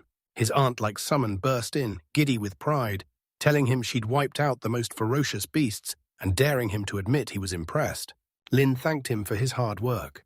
He practically tackled him, leaping onto his back just to hug him tight. While his other summon, the queenly Tianj, bragged to their master too, she claimed she'd racked up 2 more kills than her sister. Right after that, rage detonated in his chest as he snapped at Tang, accusing him of filing a fake report. Tianzi smirked and told her to use her brain when she counted. Lin Han darted in between them, barking for everyone to cool off, then took a moment to size up how far they'd come. Tianj is about to get downright unstoppable. Turns out the beasts across the whole Silver Zone didn't stand a chance anymore, and that realization ignited a crazy idea in his head. He pitched them to jump into the gold-level leveling area, and his summons stared back dumbstruck, frozen, and totally silent. They busted into a brand new spot, and a wooden sign stood there, screaming, "Gold Leveling Area." Hunkering in the bushes, Linens caught sight of their very first challenge. He clocked that running into a whole pack of poisonous lizards immediately was going to be brutal, and the system window flashed their level at 21. He didn't get intimidated at all. He saw it as the perfect chance to sharpen his power. He snapped into action and cooked up a game-changing strategy in seconds. He ordered Yi to pull their fire from the front, while Tianji tore into them from the sky. With a battle cry, he surged forward, hell-bent on wiping out even more monsters than Tianji. She lunged forward, and a lizard tore loose a jet of green venom straight into her face. Poison splashed onto her, and she screamed in pure, sharp agony. She staggered backward, barely holding herself together. Kneeling in the dirt, right there on the ground, she leaned in and told her master she wasn't feeling well at all. A status window exploded on her screen, her constitution plummeted, and poison paralysis locked her down while her blood kept draining away non-stop. Lin Han's eyes flew wide with pure alarm. He realized the venom was insanely potent and way more dangerous than he'd ever imagined. Without wasting a second, he roared at Tianj to unleash her thunderstorm because they had to smash this fight to the finish right now. Far above Tianjie, an overwhelming force swelled in the clouds, and purple lightning snapped through the sky like it wanted to tear it open. She tore the sky open and unleashed her ultimate move, Thunderstorm Downpour. With lightning bolts crashing down from the sky, the attack exploded in chaos. Lenhan clocked it instantly. Tianji's thunder was all over the place, so hitting those slippery, agile lizards was nearly impossible. He knew he had to find a way to pin them down. Right then, a brilliant idea hit him like lightning. He remembered the skill book he'd won as a reward for shattering the record in the illusionary realm. The protagonist leans in and studies the brand new skill book, hovering right in front of his face. A hologram flashes on screen, and there it is, Voodoo Thorn.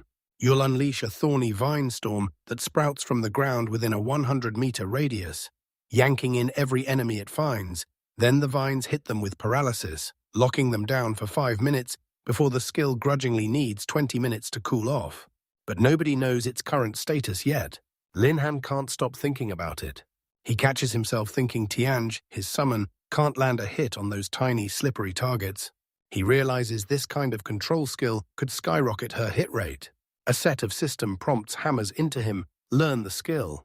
He doesn't hesitate, he crushes the book in his hand, and purple magic surges in a flash, swallowing him whole. A notification pops up and basically screams, "You just learned Voodoo Thorn." A cocky grin creeps across his face as he announces that the little lizard's fun days are officially over. He blasts out a shout, calling to Tianji. Lynch slams his palm down on the ground with a brutal crack, unleashing the Voodoo Thorn technique and unleashing chaos with it. Vicious, thorny purple vines burst up from the earth like they're looking for blood. Earth started to burn with spreading chaos, rushing outward at breakneck speed. He screams at his summons to shove the monsters out of the way right now. Those thorny tendrils keep pushing outward, stretching wider and wider, sweeping across the space, filling the area. They pounce and trap a huge green lizard in seconds. Good then it pinned him in place, freezing his every move completely. Soon enough, every single lizard gets snared inside that thorny prison. Up in the sky, the winged Tian snaps back. "I've got this on it." She surges with power, and purple lightning snaps and crackles in the air right beneath her. Lightning rips from the sky and turns the helpless lizards to ash in an instant. Notifications explode across the system, flashing each kill and handing out 1,789 experience points every time a poisonous lizard drops. Meanwhile, the other summon I'm not just standing there either. She boldly declares she wants to join her master and smash monsters side by side. She snaps into action and hammers another lizard with a crushing kick. More notifications explode onto the screen, flashing a steady stream of EXP from every kill. Lin Han grins because he just leveled up 4 whole times in no time at all. Tianjia snaps at him that the chaos has lured in 2 level 22 saber-toothed tigers. System messages keep exploding on screen as he races through the ranks level 15 to 19, and every single level showers him with 140 free attribute points. A confident grin lights up Lin Han's lips. He spots that IE and Tianjie hit level 20, and he starts doing the math once they wipe out the tigers. He's sure he'll hit level 20 too. He barks the order, "Hit these new threats right away." His summons snap into sync, ready to tear into the fight now that one's been ID'd as a level 20 Skyhorn ant. It charges straight at a tiger. Right then, Tianj, the level 20 Thunder Emperor, snaps her hand out and blasts lightning straight into the other beast. The fight ends in a blink, then the notifications hit both tigers are dead, and he racks up 2,666 experience points for each one. Exactly like he predicted, a final notification blasted onto his screen, level 20 unlocked, and a bonus of 140 free attribute points thrown in too. But right after that, a brutal system alert snaps up. He hit the cap for his second job change, and now he has to take the next task, because until he finishes his third job change, he won't be able to gain a single bit of experience. Lin Han snaps to the truth, there's no point in killing monsters anymore. He realizes it's time to turn back and gear up for his third job mission, checks his status, and boom, there it is, Lin Han, a level 20 beast tamer with a secret job, and his stats are already terrifying. His skills are stacking up fast, and now he's sitting on a massive 700 free attribute points he can dump anywhere he wants.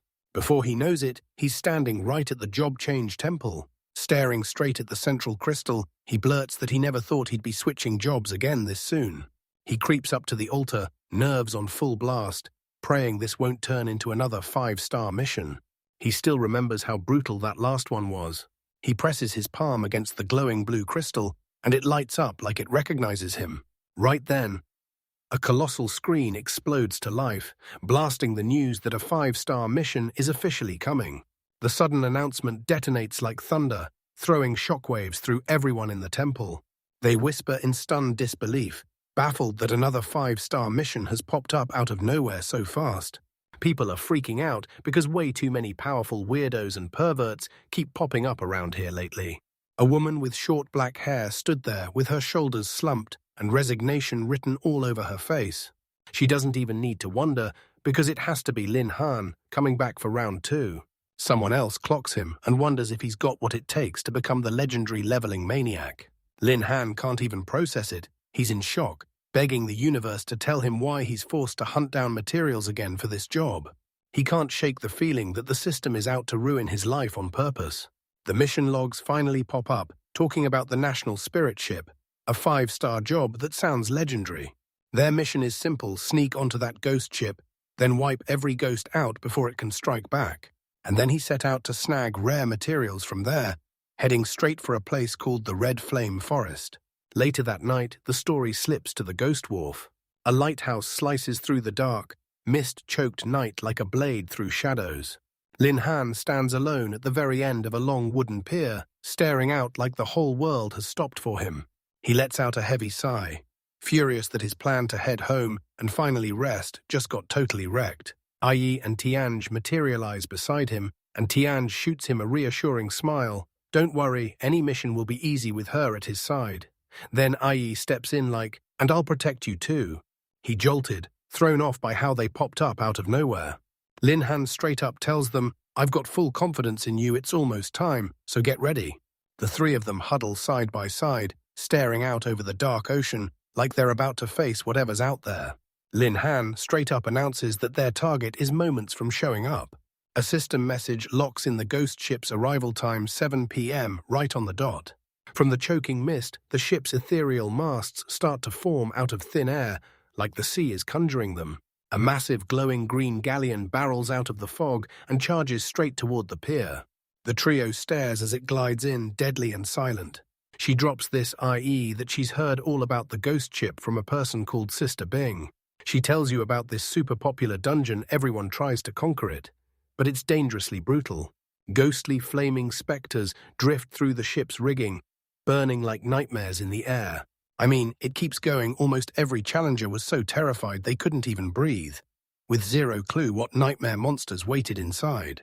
Suddenly, a colossal skeletal ghost bursts out of the ship and rockets straight at Lin Han. He jerks back in total shock, blurting out that it's the real deal, a ghost. But the ghost just slips right through him, leaving him totally untouched. It drifts off in mid-air, cackling like it's laughing at you. Lin Han's face twists with fury when he finally realizes the creature is laughing at him. He scowls and snaps, "So you think I can't hit you just because you're intangible?" He fires the words right back at it, smirking as he asks if flying is really that mind-blowing. He vows he'll turn it into a real lesson, and golden wings of light burst from his back. He rockets himself into the sky, blasting straight toward the ship. That ghost is totally hyping him up, shouting a wild woo-hoo. Lightning surged, and Lin Han slammed into the ghost, obliterating it on the spot. A notification blinks, kill confirmed, but the experience counter shows 0, like the game just shrugged in your face. The system blares again that he's maxed out at his level cap, and until he finishes his job change mission, no more experience drops. Lin Han floats mid-air and quickly realizes Sister Bing nailed it. Lightning is the ultimate weapon against soul-type beasts. He figures ghosts are just souls, and his lightning hits them like absolute death. He slams down onto the ship's deck, seething over every second of experience he wasted. He pushes himself to slam this task out as fast as he can, because the thought of every lost EXP drive is driving him straight up the wall. Hissing slices through the air as dozens more tiny ghosts pop up everywhere, crawling over the ship's rigging. A whole swarm of them hangs in the air above the deck, circling like they're hunting. Lin Han stands tall with golden wings blazing wide open. Down on the pier, his summons were staring right at him. Tianz and Ai stepped onto the ship to team up with him. Lin Han whips his finger toward the swarm and barks at Tianj to wipe them out. Tianjik shot back with a sharp "Yes, sir," and accepted the command. Her power erupted, blazing brighter than ever. She unleashes her full power. Thunderstorm, massive purple lightning slams down on the ghosts like the sky is cracking open. He swipes through them and erases everything in an instant. A flood of notifications hits each confirmed kill locked in, and every single one pays out exactly 0 experience.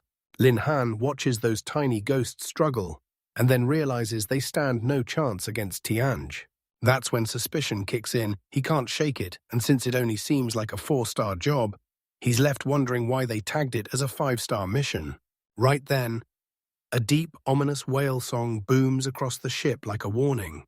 "Ship," Lin Han's grin vanished, and a serious look slammed onto his face. The defeated ghost's spectral energy starts swirling up, rising like a dark storm they can't hold back. Lin Han stares in pure disbelief, Because it hits him in real time, they can actually combine. Ghostly energy whips together into one chilling form, shaping into a massive, unstoppable force. Right in front of them, a brand new threat appears, an eerie level 25 ghost captain, rocking a pirate hat and raising a spectral pistol like it's game over. The fully formed captain hits way harder than its smaller parts, like the final boss just stepped into the spotlight. And the real challenge is staring right back at you. The scene kicks off on a massive, weather-beaten ship, slicing straight through stormy, roaring waters. Sparks burst as the deck gets smashed in, and our protagonist watches the chaos from afar, smirking like he's already got it all under control. A brand new enemy has crashed the scene. This ghostly pirate captain has just appeared out of nowhere. With the ghost captain finally stepping in, the protagonist feels the story turn from dull to dangerous, and with a plan locked in tight, he barks out his orders. He tells I to rush ahead and spearhead the attack, while Tianji slips in to blind the enemy's sight and back them up with support. Up on his lofty perch atop the mast, he readies himself to jump in and help. Tianji snaps to attention, then dives out of the sky and slams toward the deck on a mission. A sharp smirk twists across her face as she rockets into the chaos with mind-blowing speed. The ghost captain snaps his spectral pistol and fires a chilling shot into the night. But IE is moving way too fast. She fires up multiple after-images, then slips through the volley like it's nothing as she rockets straight in. While the captain's attention is ripped away, a wild bolt of purple energy rips across the deck, lighting everything up as it streaks by. TNG rained down on him from above, and the shock hit like a thunderclap. The blast slams the captain's pistol, blasting it clean out of his hands and sending it tumbling through the ghostly grass. He's utterly blindsided, and all he can do is stand there, helpless, as his weapon gets launched out of his grip. Snatching the perfect opening, he drives a bone-crushing punch straight into the captain's gut. Bursting out with a sharp cry, then the captain jolts, grunting in pain and shock. From up high, TNG leans in and goes, "Honestly, that tiny ant, he's not bad at all." Grinning at the compliment, she whips around to her master and tells him his thunder hits just as hard. Then the protagonist steps in, orders them to team up, and pushes them to finish the enemy for good. His face is flushed, but the fire in his eyes says he won't back down. Two tiny chibi versions of his spirits beam with joy as they happily agree, while the ghost captain was still reeling from the blow. And just like that, he lines up the finishing blow and closes in fast. She snaps into action and unleashes a berserk attack. Red fury surges around her as she barrels forward, her eyes blazing with menace while she winds up her fist. From the captain's point of view, she's a red streak, blasting straight at him like a bullet. The impact hit like a monster punch, and it blasted him flying. As the stunned captain gets blasted into the sky, Tianji clenches her focus and unleashes her ultimate move, Thunderstorm Downpour. She lifts both hands to the sky and yanks in a massive storm of purple lightning, gathering it into her grasp. Then everything explodes into a brutal, world-shaking storm. It smashes down on the ship like the end of the world. The blast detonated in full glory, swallowing the ghost captain whole in a blinding, brilliant explosion. Sometime later, the hero sits quietly on the pier, staring out over the water, replaying that fight in his head, and even admits the combined attack was a bit over the top. A system notification blares that he wiped out the ghost captain but somehow earned 0 experience. Then it drops the killer truth. He's hit his level cap, and only a job change mission can push him forward. TNG swooped in, practically vibrating with excitement, shouting that IE crushed the enemy and that it was straight up awesome. IE lands with a triumphant stomp, striking a pose like he owns the whole sky. For their very first joint operation, the protagonist can't help thinking, "We pulled off something real, this result is actually pretty great." He finally realizes his spirits, together, don't just add up, they multiply, and their combined power crushes the sum of their parts. With the ghost ship mission finally wrapped up, he decides the time is now. He's hunting down the 3 required materials.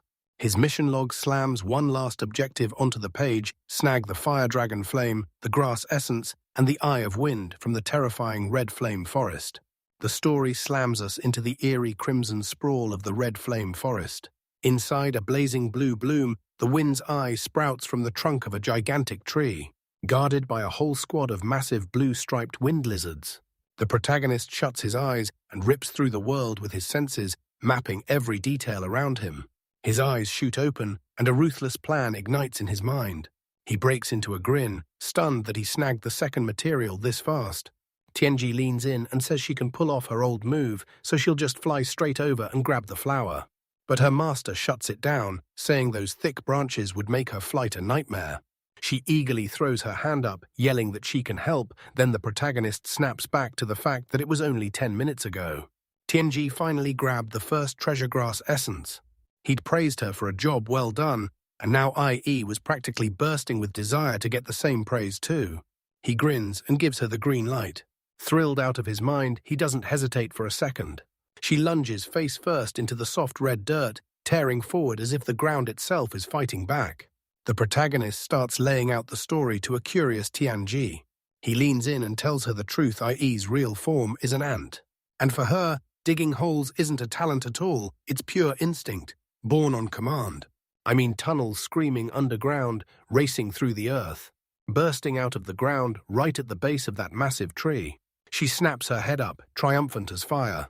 Her master lets out a chuckle and says that this little ant is way more capable than anyone thinks, and that the eye of wind will be his before long.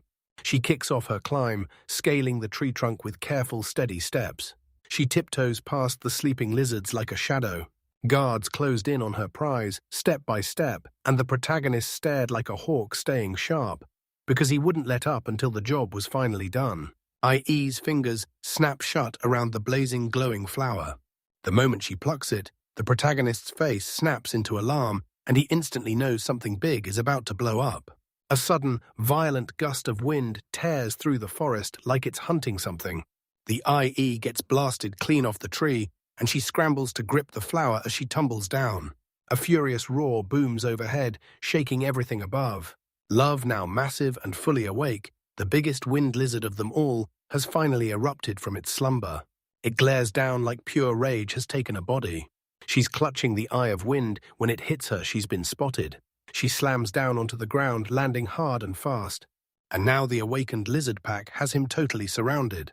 Undaunted, she storms forward and dares them to come at her, screaming that fear has no power over her. From a distance, the protagonist can already tell this is about to go horribly wrong. He snaps that there are too many lizards, and a direct fight would be a nightmare for him. Then he immediately orders Tianji to drag her back. Tianji shoots back a quick yes, then launches off like lightning. She unleashes her swift movement skill, turns into a blur, and rockets straight in to save them.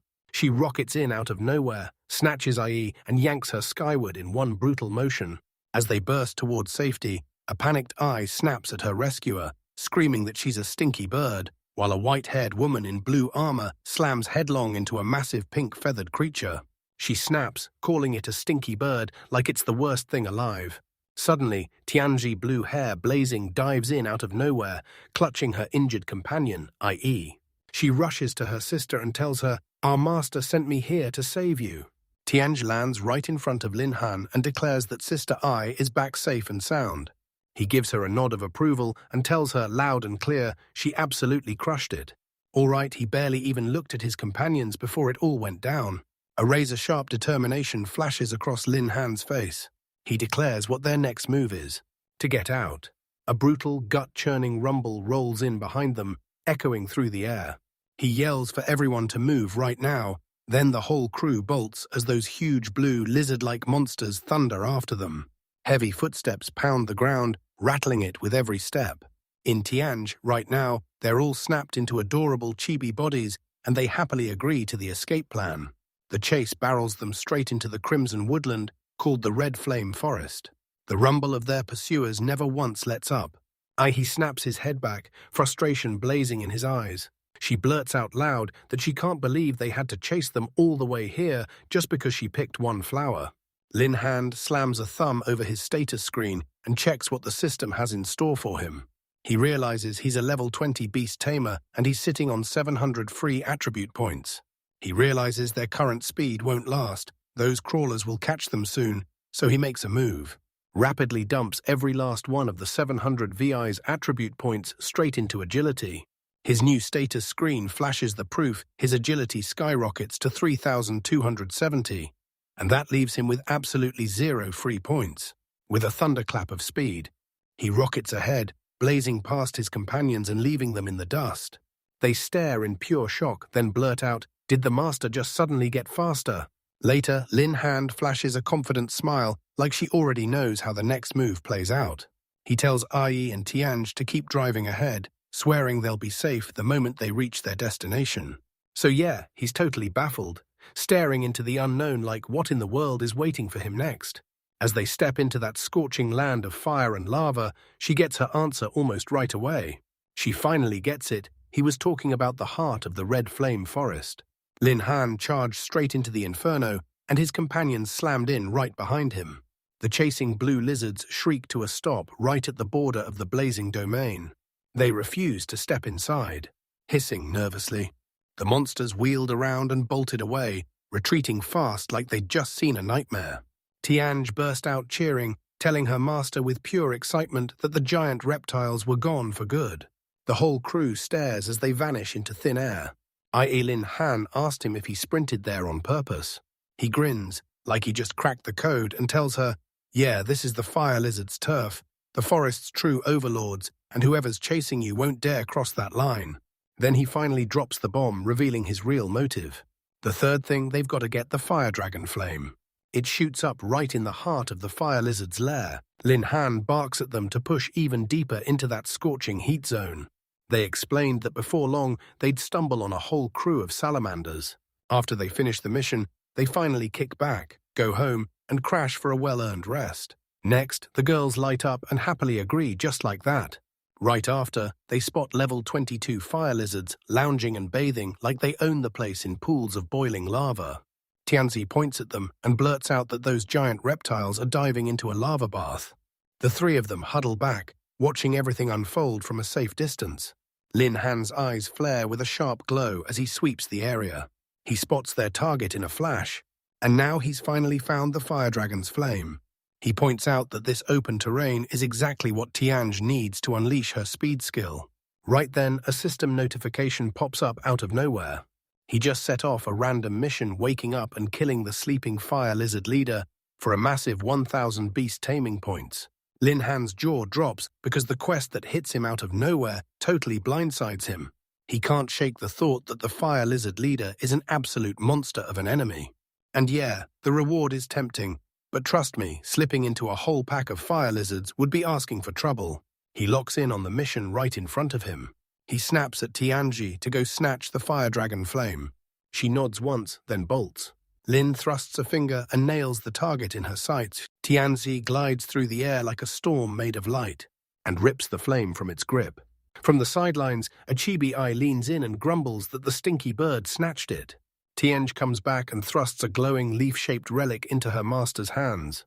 Dr. Lin Han breaks into a grin, saying the mission feels way too easy.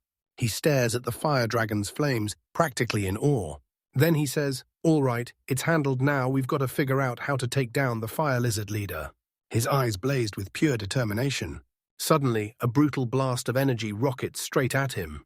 It all kicks off with a mysterious woman who shows up out of nowhere, like the universe just summoned her. Lin Han gets slammed backward, but he twists out of the worst of the attack just in time. The attacker scoffs and says the boys got lucky or else. Lin Han steadied himself, glaring with irritation, while IE and Tianj stood poised right beside him. A voice snarls from the shadows, demanding he surrender the fire dragon, offering a flash of flame for a quick death. A squad of sharp-dressed men steps into view, led by Lei Dong in a purple coat. He jabs a finger at Lin Han like he's about to accuse him of everything. Lin Han scoffs, demanding to know who they even are and what gives them the nerve to take her things. Li Dong smirks and claims his power because he's part of the Magic Association, then trash-talks Lin Han as a nobody with no future. A window pops up and pins the truth on him, Lei Dong, a level 18 Thunder Mage. Lin An remembers when she first heard of the Magic Association, an organization of awakened people who made a living by shaking down others for protection money. He locks in his verdict, this is nothing but a local gang. Liang and Lei Dong step in and offer him a way out hand over the flame, and he's free to walk. Just as Lin Han opens his mouth, one of Lei Dong's men cuts in, snatching attention from the plan and shouting that Lei Dong should check the girls standing behind their target. He lets his eyes dart over the room, but all he finds are confused faces. As he slips through, he suddenly spots Tian Zhenai. The subordinate dribbles on the spot, blurting out that they're the absolute top quality. Greed flashes across Ledong's face like a spark catching fire. He flips his decision and now snarls for Lin to hand over the girls too, no questions asked. Jabbing a finger straight ahead, he laughs and declares that he and his brothers are about to go make some trouble and have a blast. The antagonist leader smirks and flashes those razor-sharp teeth like he already knows how this ends. He swings back, saying he changed his mind. Now he demands the young man not just his girl, but her too. He jabs a finger forward. He drops the hint that his brother should go have a little fun with her. Then from far above, he stares down at the whole group, coldly labeling them as worthless trash. The blue-haired beast girl stands right beside the MC, glaring like she's fed up with everything. Her master snaps back that you can't just toss away trash, you've got to annihilate it completely to save the environment. And the villain's leaders grin like they've finally lost their minds. One of his men blurts out, baffled, "What in the world is that kid even talking about?" The leader rips into him, since the boy won't value his kindness. He's condemning him to have his limbs cut off. Then, bam, he gets hurled straight into a pack of lizards. 3 henchmen surged forward and roared their approval. One of them mocks the protagonist, saying Brother Lei respects him so much he'd want to take his woman. Then the blue-haired goon nods and fires back, "Yep, that's exactly it." He and his crew slam flaming orbs of pure energy into their hands. He shoots the MC a warning, "If you dare to resist, the fallout won't stop at losing hands and feet, it'll get way worse." The MC stands there in dead silence, unmoving like a storm about to break, unshaken and totally unbothered by their threats. The blue-haired thug surges forward, closing the distance in a single deadly leap. His fist snapped back, ready to unleash a devastating punch. Like before the punch even has time to land, a white-haired beast girl materializes out of nowhere and swats the attack aside like it's nothing. Then she snaps, "So you still plan to hurt my master?" Meanwhile, the blue-haired beast girl rockets in front of the grey-haired goons, smashing right into their punch. She glares down at him with pure cutting contempt. Her eyes blazed, radiating raw power. She leans in and asks him straight up if he wants to die. With a sudden surge of raw energy, both women snap into action and toss the attackers flying backward with zero effort. The antagonist leader just freezes, staring in pure disbelief, and mutters, "What?" But then his 3 subordinates get blasted through the air, flailing and tumbling with zero control. Panic floods the leader's face as sweat starts pouring, and he can't wrap his head around how those 2 women are somehow this strong. The MC flashes a smirk and decides the time for introductions is up. He coolly declares, "I'm a level 20 beast tamer scholar." He shoots a quick signal to his companions, exposing that the 2 girls are his beasts. The MC stood tall between them, pure confidence blasting off him.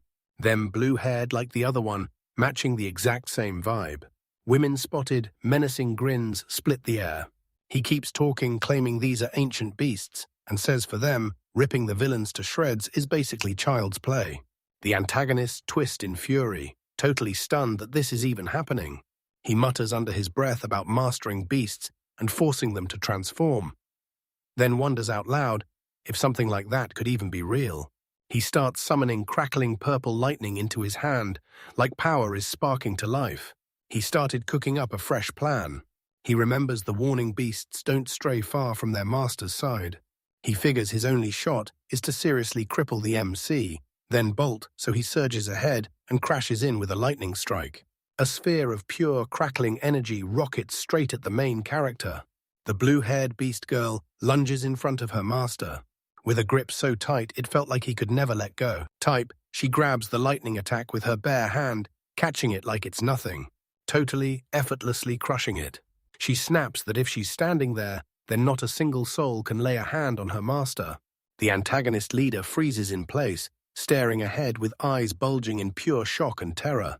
Right from behind him, the white-haired beast girl snarls that she'll beat him to death just for daring to bully her master. She drives a brutal punch into his face and blood spills instantly. The impact hits like a thunderclap and he stumbles backward, barely keeping his feet. She screams that she'll beat the bad guy to death herself. She slams in a brutal stump again, pinning him hard to the ground. Right then, the MC snaps, "Hey, IE, don't kill me yet. I've still got plans for you, and I'm not done." Sometime later, the four villains are battered and bound tight, and their leader panics, demanding, "What are you going to do next? Get us loose." He spits out a threat if they lay a finger on him. The Magician Association will hunt the MC until they find him. The MC calmly yanks the leader's hair, snapping his head back like a whip. He insists he holds no grudges, so there's zero reason to hurt them. With that, he grins like trouble and says he's got a new mission waiting and they'll need to jump in and help him. The camera zooms in on the MC's chilling smile and blazing glowing eyes while the captured leader shakes in pure terror. Every week, the leader pulls him aside and demands what he wants to do next. New, and the second he asked, a bone-chilling scream tore through the volcanic air like it had nowhere left to go. The whole place is crawling with giant red lizards, spitting fire as they roar through the streets. The four villains are yanked together, bound tight like a single nightmare. Hanging from a rope above the lizard pit, he's shrieking at the top of his lungs for help. The MC plays it cool and asks if they haven't eaten, then dares them to scream even louder. The blue-haired beast girl clamps the rope tight and keeps it perfectly steady. The men are hanging there, inches from the snapping jaws below, and it's terrifying. The leader drops to his knees, begging them to hold on, admitting he was wrong, and scrambling to survive as he pleads for his life. Their feet hang just above a pool of lava that roars and boils beneath them. They shriek with pure, unfiltered terror as they're hauled down onto the back of one of those massive lizards. All the other lizards crowd in, staring and watching like they're about to witness something huge. The MC praises Tiang for how flawlessly he keeps his altitude locked in. The white-haired girl leans in and asks, "So what are you doing?" The protagonist leans in and tells them, "I'm here to take down the lizard leader." Down here, the villains keep clawing through their last-ditch fight, panic driving every move. The villains riding on the lizard's back. They were the bait. A furious lizard lunges and snaps at one of the terrified men. One of the goons blurts out, totally confused, "Wait, fishing and bait." Right in the middle of everything, the rope holding them just gives out and snaps. The MC smirks and goes, "All right, now we let them make an even bigger ruckus." One of the men screams in agony as they hit the ground. The four men smashed into the dirt, tumbling through the beasts like they'd been thrown there. Before they even catch their breath, roaring lizards close in on them from every side. The lizards surge forward, roaring like the world's about to break. At last, the villainous leader snaps and unleashes his lightning magic in a desperate, desperate burst, screaming at the creatures to back off far, far away. Lightning hammers down, frying the lizards on the spot. But it literally changes nothing for them. The blue-haired goon breaks down and wails that his brother's attacks are totally useless against them. He whimpers again, begging with everything in him he can't die. A furious lizard lets out a deafening roar and charges straight at its target. The guys howl for help, like they're about to tear the walls down.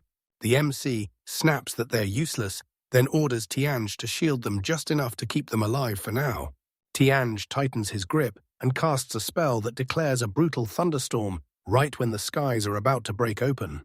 She rockets upward, whipping in colossal purple electricity that crackles with pure power. She hurls her spell into the air and unleashes raw power.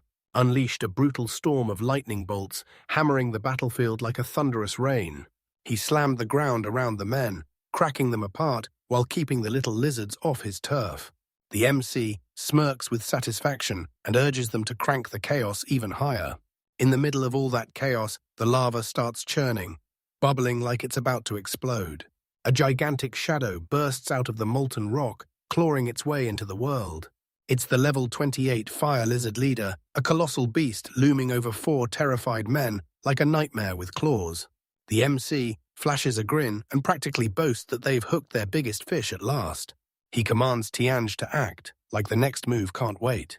The giant lizard glares right back, and its focus locks in on him completely. The MC grins and says the plan was genius. Then they've pulled the aggro straight onto themselves. He snaps to Tianj, yank the target over fast, bring it straight into their reach. The lizard leader unleashes a roar so loud it rattles the whole battlefield. Ting grins, already itching to face the challenge head-on. And he shoots back, "Yes, master." The white-haired beast girl locks eyes with him and blurts out, "So what are we doing with those four bad guys?" The MC tells her, "Don't freak out, fire lizards won't last a minute against us." Down here, the villains are still fighting for their lives in pure desperation. The MC clocks it instantly. These guys aren't just criminals. They've honed the craft of killing and stealing like it's second nature. He says it straight, if those lizards don't wipe out the pests, he'll go in and do the killing himself. Nodding like his companion finally got it, the MC says, "All right, right now, we finish this mission." Tianji rockets through the air toward the towering lizard, braced for a fight that's about to explode. The protagonist stares on as his two brutal beasts slam into their huge target. With a lightning-fast motion, a crushing blow slams down, and the impact rattles everything. A woman with white hair unleashes a brutal, no-holds-barred attack. She slams her fist deep into the massive red dragon-like monster, rattling the entire body as deadly shockwaves tore through it. The beast bellows in agony, this weird, guttural ah-da sound that hits you like a punch. IE's punch lands like a meteor so powerful it rips the creature's tough hide clean apart.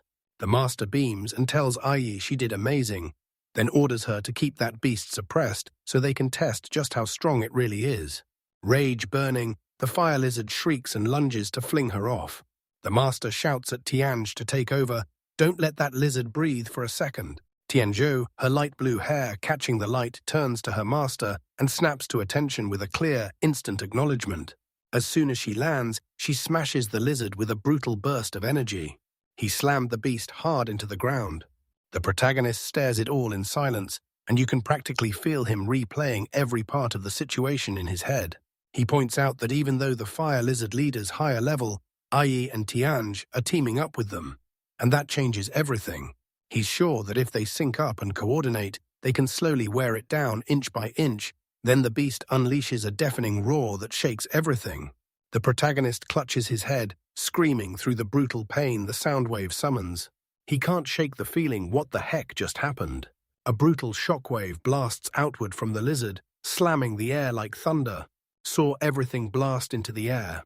That roar blasts through the air and sends the Ingenians flying backward, like the sound itself has claws.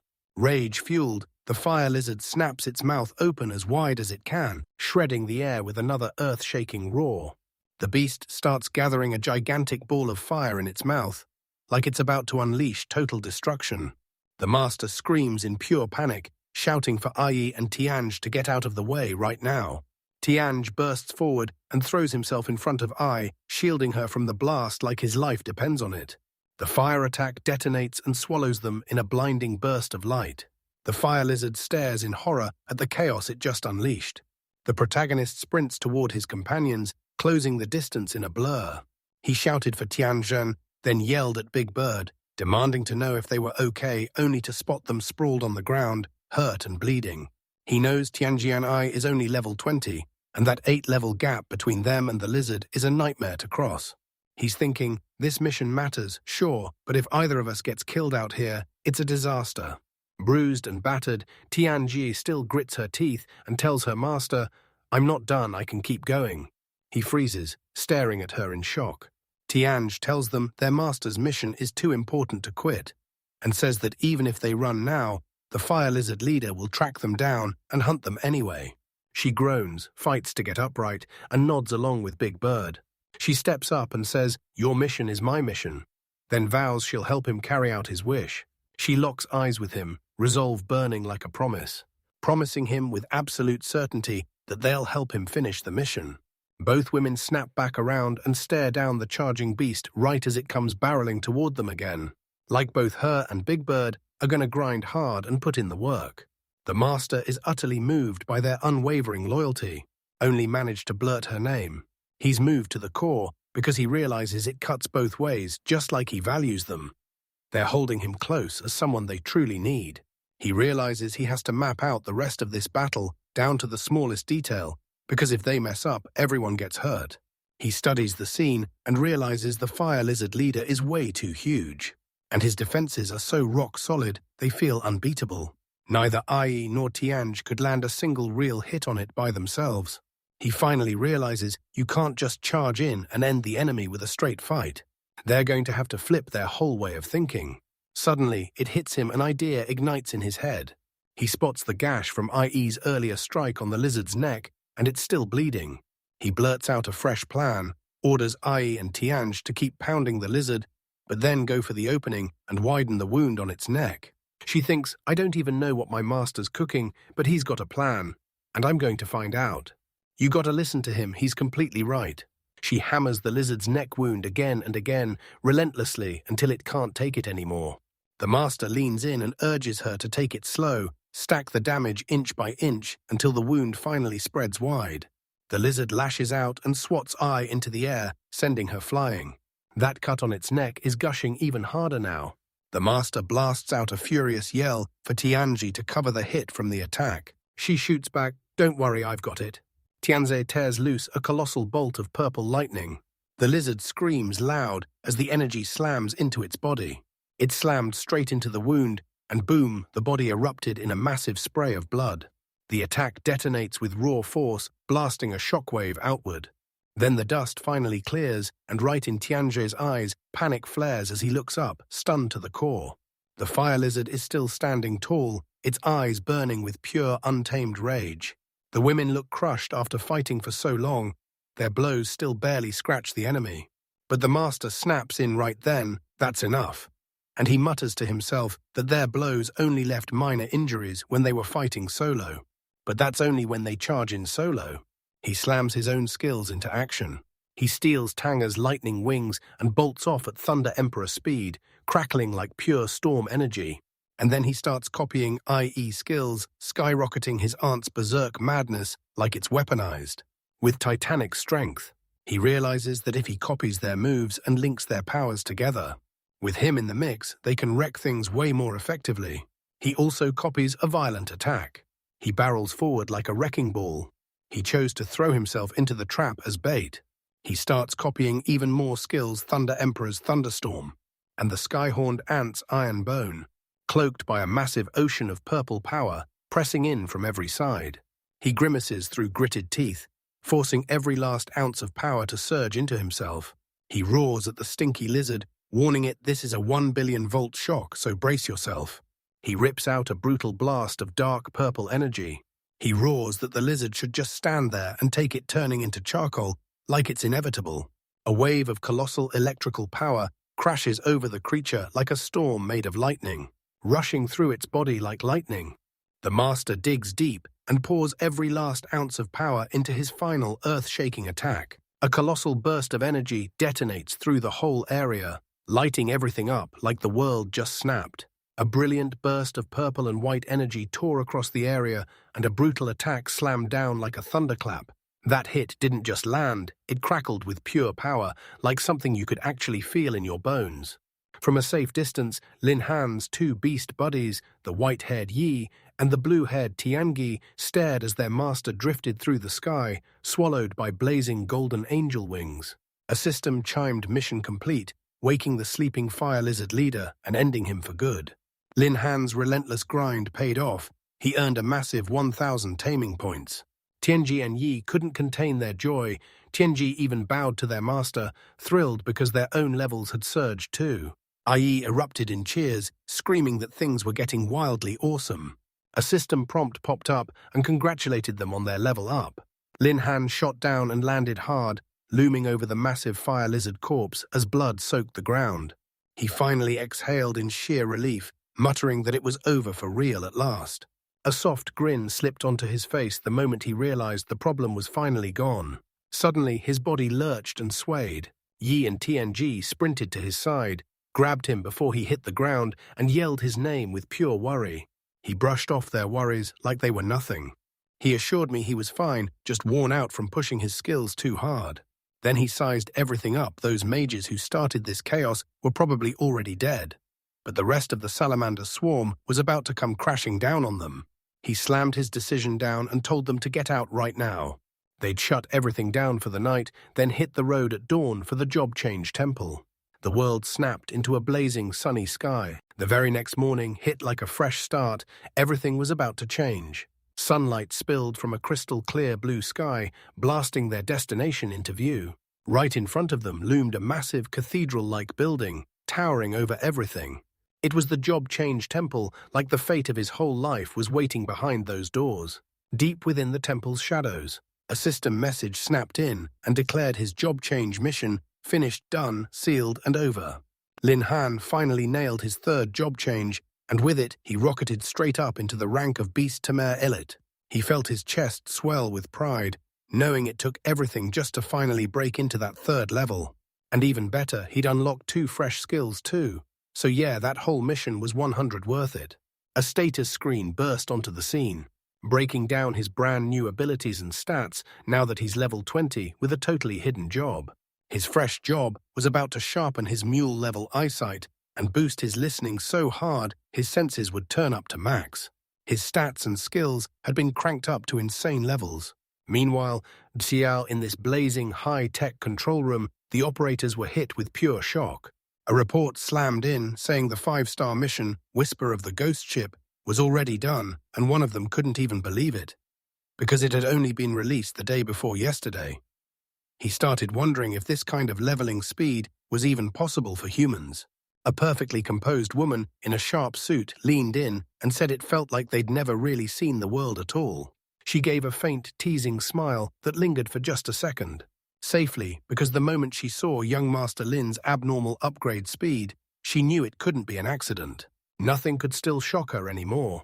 Right back at the temple, TNG leaned in and grilled Lin Han about exactly how much stronger he'd gotten.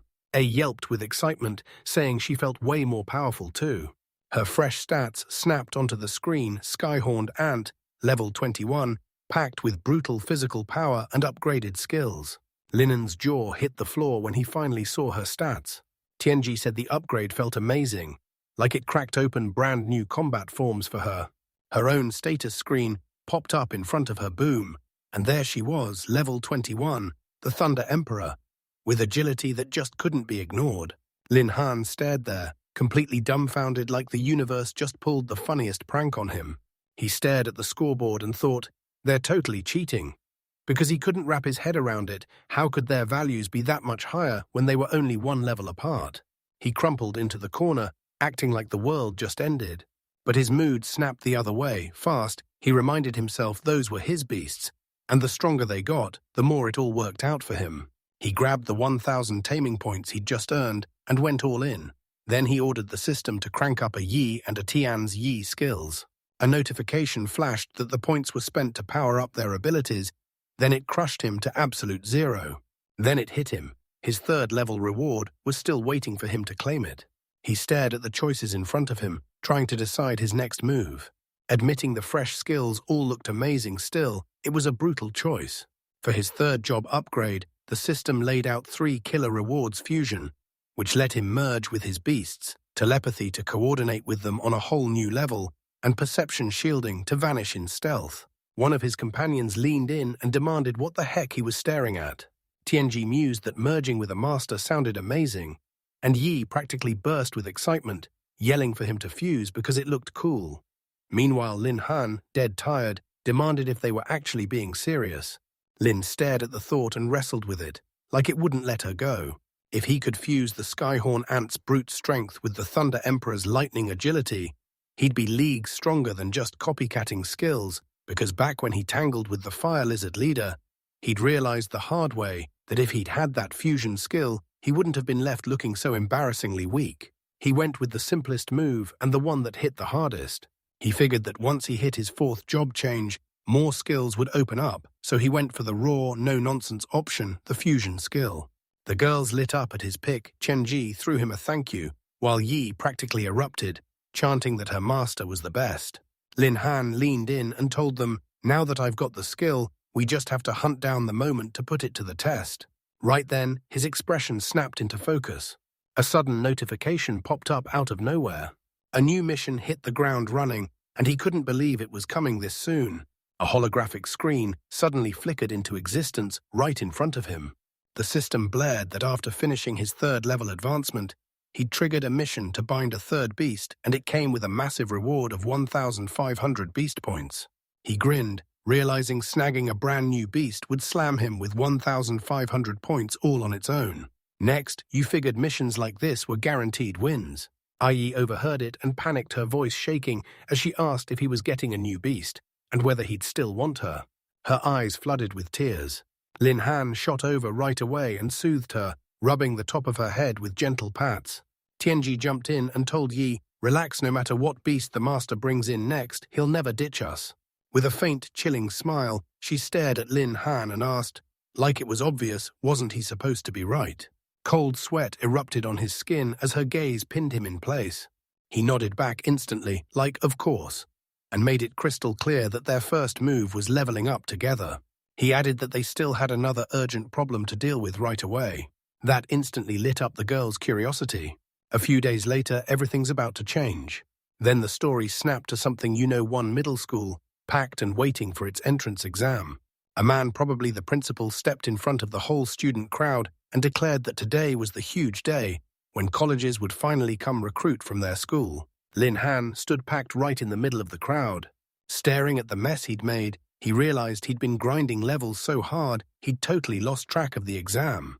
He was so relieved he remembered it, because if he'd missed it, Bing would have torn him to shreds. He winced and mentally shut down the grumbling of his beasts, who somehow looked bored to death in his beast-tamer space. He shot his hands up, defensively, like he could fend off their protests with his own palms. Deep inside the beast-tamer space, level 3, Yi and TNG were sobbing their hearts out, begging to be reunited with their master. Later, Lin grabbed the mic and told them to calm down, saying today's event was way too serious for them to show up. He let out a quiet chuckle, thinking it must have felt wild for them to stand in a space he used to stash random junk. Meanwhile, the principal kept talking, and when he welcomed the leaders from several universities, the hall erupted in applause. The big-name guests marched onto the stage and dropped into their seats. The principal kicked things off by introducing director Liu Tianyi from Kingsheng College, then brought out director Lai Tuyi from Beijing College. The student beside Lin burst into a sharp gasp, staring in pure awe. He couldn't wrap his head around it. The deans from the two most prestigious colleges in the Tianlong Empire were actually standing there. He said those schools almost never pick students from tiny towns like his. Then he elbowed his friend and yelled, "Zio Lindsay, so what's it gonna be? King Shang or Bai Xian?" Lin Han shot a glance past the two legendary directors. He said that out of those two colleges, nothing mattered to him more than the mystery behind the third person. Then he jabbed a finger at the stern man in a military uniform. The principal then pointed to that same man and announced, "This is Director Yi, the new military academy chief," and begged everyone for one more thunderous round of applause. Director Yi rose to his feet and greeted the students with a quick, simple wave. Lin Han's friend leaned in close, practically buzzing, and whispered that the military academy was even higher than the other two, and then he swore Director Ye was the real boss behind it all. The day of the entrance exam finally rolled in. Long Tianjiao slipped up beside Lin Han with a curious grin, then fired off a question: what level was he at now, and what beast had he just managed to contract? Lin Han stayed calm as ever, tossed the question right back at his friend, and pointed out that Fatty Long had gotten way stronger lately. Long Tianjiao jutted his chest out with a smug chuckle, admitted he couldn't match Lin Han, then proudly declared he'd finally hit level 15. He threw out the idea that whenever they had the chance, they should go kill some people, and right away, someone nearby scoffed. Then a new voice snapped in, roasting Long Tianjiao for bragging without thinking. Lin Han and his buddy spun around, and there rushing in was another crew of students. A young man sneered that only someone as simple-minded as Long Tianjiao would fall for Lin Han's wild talk about being an A-ranked profession. Then he faced Lin Han head-on and dared him to just own up to it if he really wasn't strong enough. Why be shameless about it? Long Tianjiao's anger flared as he snapped at Feng Yong, the blonde leader, shouting, "Why are you always showing up?" and daring him to do something because he sure wasn't scared to act. Lin Han stayed ice-calm, slid his hand onto his friend's shoulder, and turned to the newcomer with a steady smile. "Oh, Master Feng Yang, didn't think I'd run into you here." Lin Han kept going, calm and unshaken, and reminded Feng Yang of that creepy, unresolved death hanging over them. He demanded to know whether Feng Yong still remembered the 100,000 Heaven Dragon coins he lost in that bet because the money still hadn't been paid back. Feng Yong's composure flickered for a second, then snapped back like nothing happened. He even joked that running into each other by chance beats waiting for an invitation and insisted they pay the bill right now. With a smug smirk, he told Lin Han not to get too comfortable, and he even swore that today Lin Han was absolutely not his opponent. Lin didn't overthink it, he just asked, plain and simple, really. A cold steel-like spark lit up his eyes as he admitted he was scared Feng Yong would feel let down. The standoff got snuffed out when a loud announcement ripped through the whole grounds. The entrance exam was about to kick off, and the dean, an older white-haired man, stood on the stage, roaring words at the packed students. He told them the exam had 2 brutal parts, an A-level test, then a hands-on combat drill. He told them that the first part, the level test, wasn't going to decide their final score. It was built to help students spot their own strengths and read the strengths of everyone around them so they could form the right teams before the real combat ever started. The second part of the training would throw fighters into combat to test how fast they adapt on the battlefield and how well they move as a team. The college sweetened the deal, send the top 3 teams, and they'd get a special resource package plus priority picks. The dean slammed a game-changing rule into place: no more easy wins from the strongest teammate. Everyone had to reach the end by their own skill, not borrowed muscle. In the end, colleges and universities didn't just guess, they picked students by their own results and their full set of evaluation scores. With one bold flourish, he announced the exam was officially underway. The students down below shot their fists up in the air, and the whole crowd buzzed with pure anticipation. The dean leaned in and wished them all the best as they stepped into the college they'd picked. The moment the level test kicked off, the teacher snapped into action. Students were told to line up by class right then and there. The crowd crackled with non-stop chatter, like everyone was buzzing for something big. The test used a crystal ball that could spot anything between 10 and 20, so cheating was totally dead in the water. The first results were shouted out. Tian Kun from Class 1, a level 10 chicken farmer. Stepping up, right behind him came Kai Duo, a level 11 blacksmith. Among the crowd, a breathtaking woman with short white hair stood there, like she was the teacher by. She kept her eyes on the whole scene, deep in thought, trying to figure out how Zio Han had been training, because this test didn't just matter, it decided his future. As she watched, Feng Yang came charging straight toward her. He told her that if she was going to protect someone, she'd better choose who mattered. He kept going, baffled that someone like Lin Han, just a loser, somehow deserved special treatment. The teacher steps in and snaps on a face so hard it looks carved from stone. She told Feng Yong, "Go on, test me if you really want to." But if he ever talked down about her students again, she made it clear he'd have no one to blame but himself when her temper finally snapped. Feng Yong just smirked pure confidence, then bragged that even without saying a word, he was still way stronger than Lin Han. With fire in his eyes, he snapped that he'd prove to everyone what it really means to be gifted. Then he surged forward and put his fate in the crystal ball's hands. The crystal ball flared to life, and suddenly the screen flashed level 16. A booming announcer voice thundered through the hall, Class 4 Feng Yong, Great Sword Elite, level 16. The teacher snapped the package open, and the moment they did, their eyes flew wide with shock. The crowd burst out, screaming at the top of their lungs. People started whispering that young Master Feng's score was the best they'd ever seen, and nobody would be able to top it anytime soon. With results like that, they all knew colleges would start scrambling, practically sprinting, to get him on their roster. Fang Yang basked in the cheers for a moment, then snapped around to face Lin Han. He told him to stare hard at the distance between them and bragged that, in all of middle school, he was the strongest there was. Lin Han stayed completely calm, flashed a small smile, and told him straight being the strongest didn't automatically make it true. Before Feng Yong could even catch his breath after that comeback, Lin Han leaned in and said, "Yeah, and your results are about to get blown right out of the water." "Huh," Feng Yong blurted out, utterly baffled. Right then, a fresh announcement blasted through the air and instantly shut the whole crowd down. Class 5's Leng Lingsu hit Storm Grandmaster level 17, and the crystal ball flared bright, proving the impossible was real. The whole room felt like it froze. Every student just stared in disbelief, and someone blurted out, "No wonder she's one of the 2 top students in all of China." From a marked-off spot, a bunch of college directors leaned in and took everything in. The proud dean of No One Middle School leaned in before the directors and bragged, "Leng Lingshu is our crown jewel, insanely talented, and top tier in academics. The director praised her skills on every level, saying her talent and her profession were both top tier.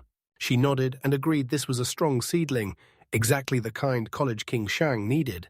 Dean Sikong, dressed in a sharp uniform, stepped forward and snapped, "I've heard of Lin Han, the beast tamer everyone calls one of the twin heroes with Leng Ling Su. Is he here today?" Right on cue, the announcer's voice boomed again. "Next class 6, Lin Han." Dean Sikong's eyes blazed as recognition hit. He remembered Lin Han was the young man who shattered the Illusion Realm's record. He stared at Lin Han's profile name and beast tamer profession front and center, then couldn't help wondering what wild new surprise that kid would unleash next. As Lin Han stepped forward, Teacher Bai shot Feng Yong a vicious glare, and Feng Yong just smirked like he was up to something, while Bai fumed to herself that this little bastard was about to get beat. Lin stopped beside her and laid a soft hand on her shoulder. He leaned in close and hissed that the only way to shut down a clown is to smack him hard right in the face. He couldn't stand it anymore. He added that he just couldn't wait any longer. Teacher Bai stared up at him, then her stern face eased, breaking into a small, approving smile. She just looked at him and said, go ahead." Lin Han slaps his palm onto the crystal ball. This time is his third, final try, and he knows it.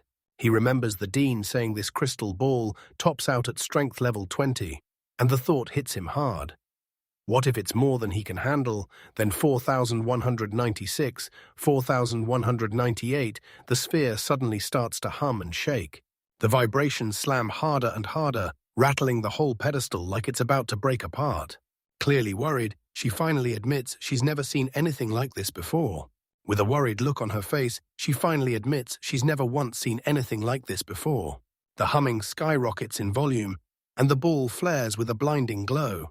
Hairline cracks suddenly spiderweb across its surface. Then, out of nowhere, it detonates, blasting into a violent shower of light and shattering glass. "Yeah," the other students freeze in shock. One blurts out, "What just happened?"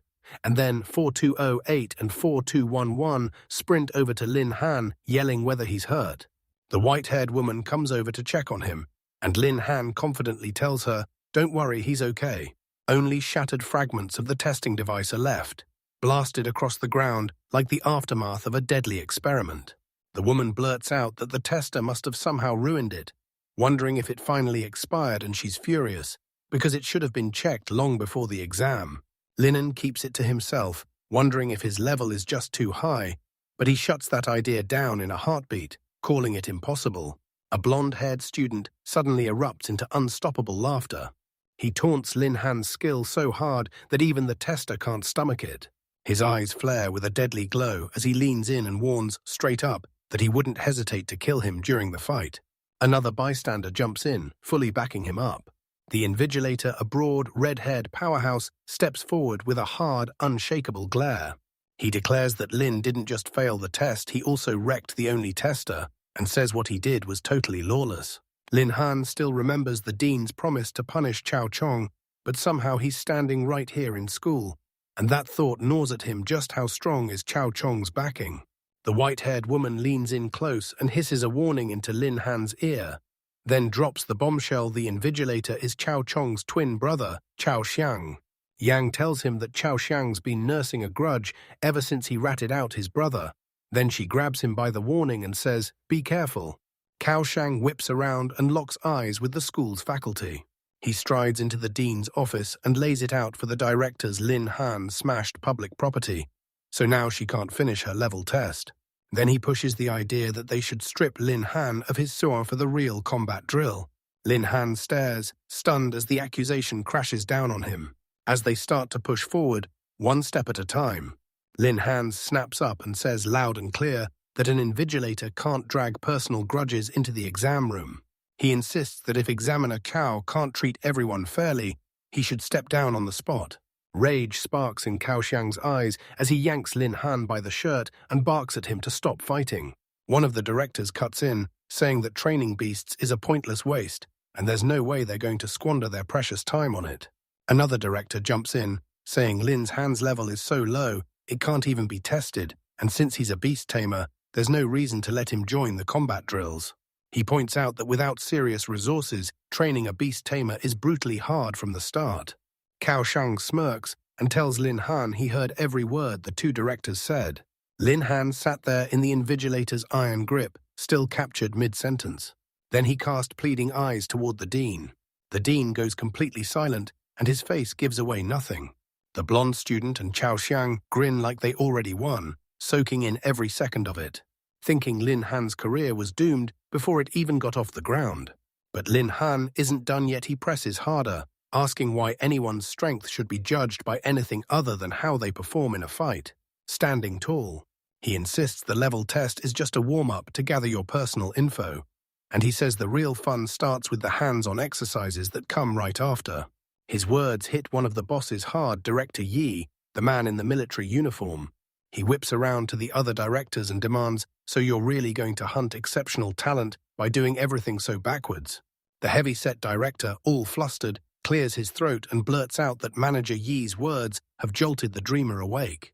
He fidgets and blurts that they should watch how the student performs in the second round, praying something wild and unexpected pops off. Director Yi swivels to the dean and flat out asks if this setup is acceptable. The dean just nods, smiles, tells him it's totally fine, and then thanks Director Yi for making sure Lin got her chance. One day, Lin Han can't help but think to himself, Director Yi is actually a really good guy. The woman next to him says she'd heard he was always impartial, but she never dreamed he'd actually step up and back Lin Han. She tells him this chance was no walk in the park, then pushes him to go all in so he can prove those who judge him wrong with a slap straight to the ego. Lin Han clenches his fists, firing back with an eager yes. The blonde antagonist closes in, smirking as he taunts Lin Han for getting away with it, like luck did all the work. He sneers, saying it doesn't matter wherever you shove the trash, it's still trash. Lin Han whips around and asks, "So you think you're hot stuff just because they gave you a little breathing room?" Lin Han leans in and tells the boy, "Don't stop, keep talking." His eyes burned with a lethal glow, and he straight up warned him during this fight he had zero qualms about ending his life. Blonde hair, then he freezes in terror, a sweat drop sliding down his face like a countdown. Lin Han dars him straight up, says, "If you've got the skill, we'll find out who's truly the best when the battlefield lights up." The blonde boy shakes off his fear, and his face flips straight into raw, burning anger. He snaps back, "You got it," and promises he'll prove to Lin Han right there that he's going to beat him up. The dean strides up front and snaps into a full-on announcement. He drops the word, "All right, we're starting the second round of practical drills." He explains that the students can team up, but each squad can have no more than 3 people. He wraps it up by saying the whole test will go out live for every high school director to watch. Every second, then 4,350 and 4,353 show up.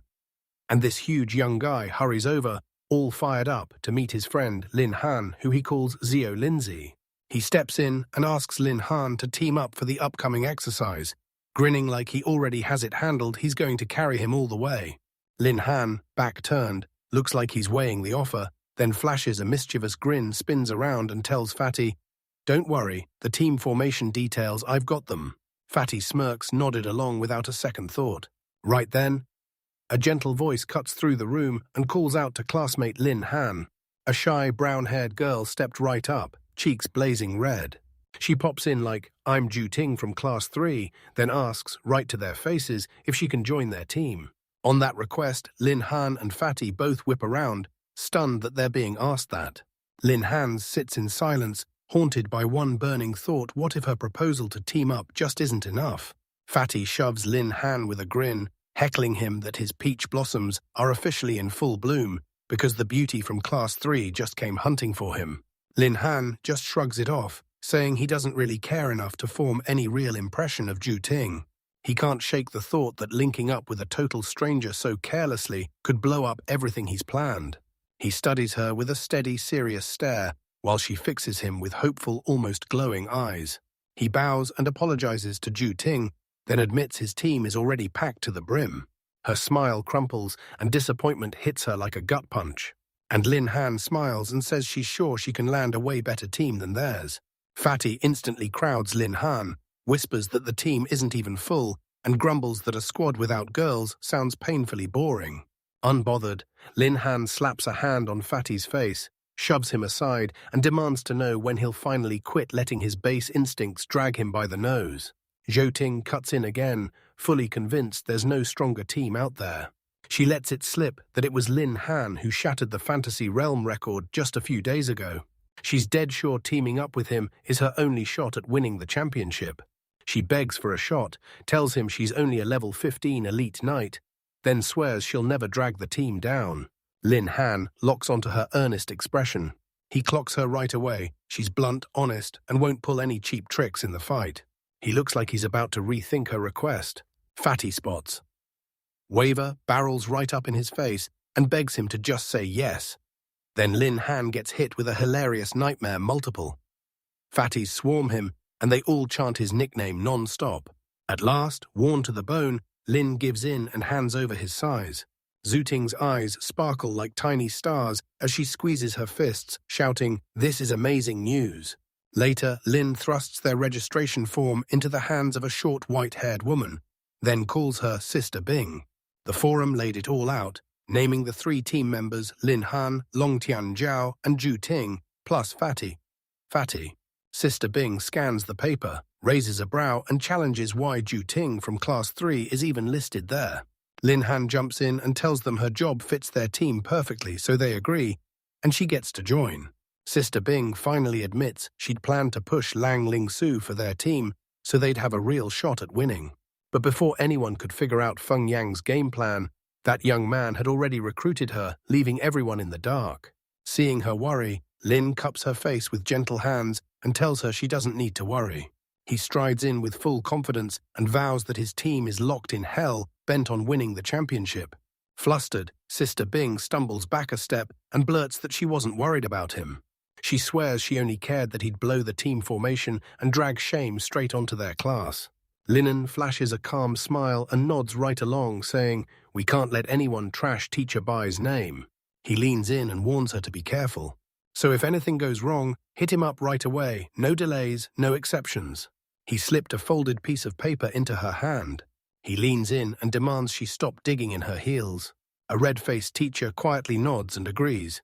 Just after that, he whips around and bolts out the door.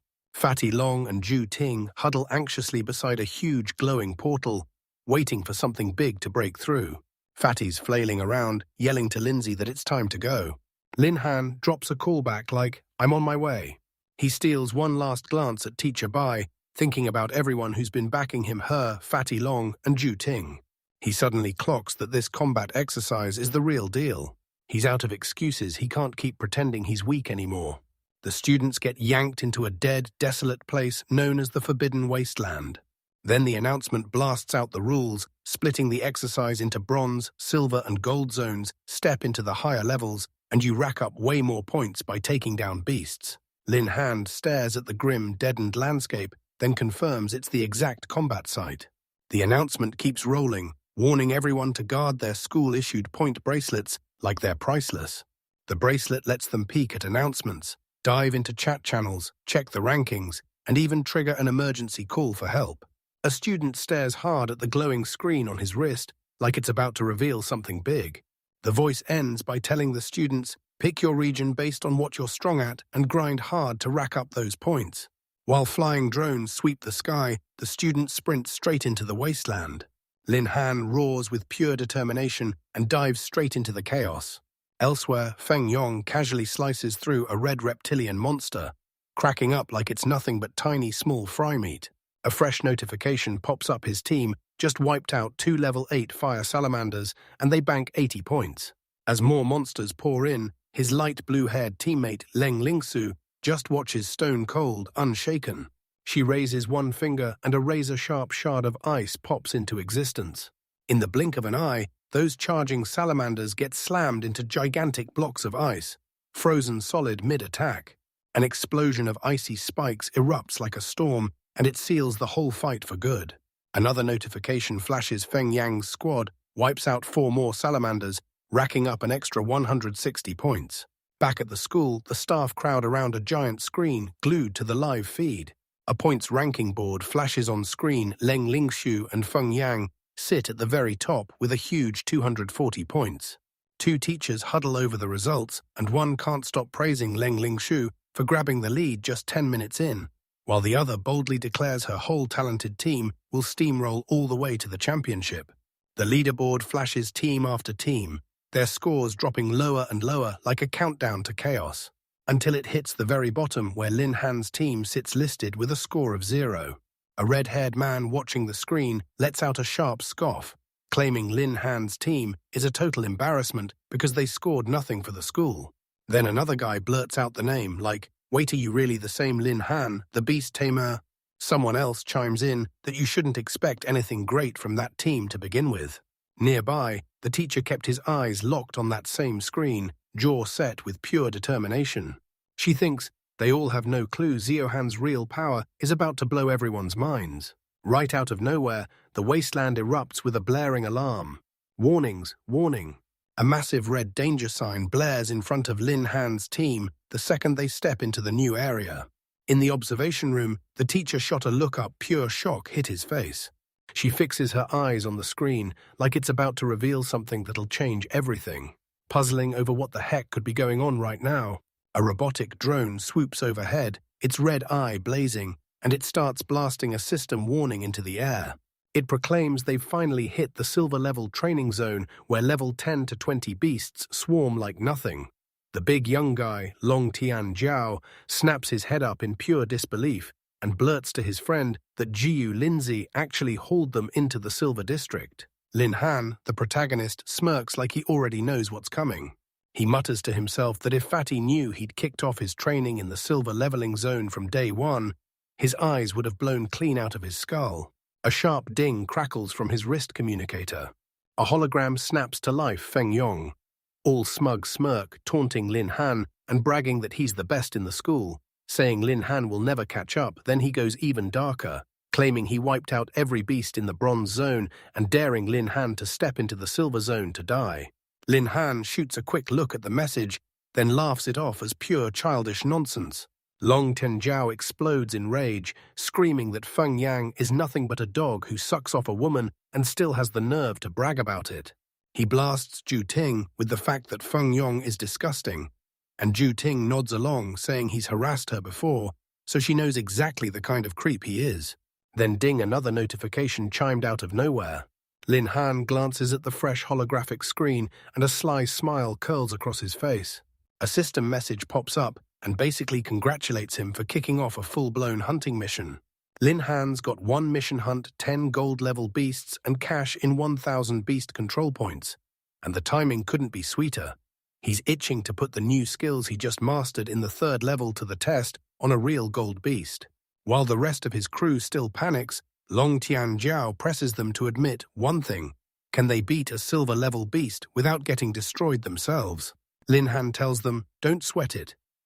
He grins and says their rivals can't scare them because even if they steamroll the whole bronze zone, 1 silver-level beast is worth triple the points. Zooting points out another danger: silver-tier beasts love to hunt in packs, and they stick together like they've got their own tight-knit community. She warns that when that group attack crashes in, the pressure will be absolutely brutal.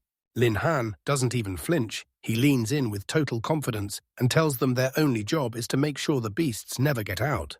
He'll face them head-on, then straight up declares that once they rack up a few points, it's off to the gold-level training zone. Long Tianji and Ju Ting snap out of it, staring at the announcement in total disbelief. Then they blurt out together, bursting into tears like, "We're going to the golden zone." Lin Han stays cool as he tells them straight up, the beasts in the gold zone give the biggest scores, and if they want that champion title, they've got to set their sights even higher.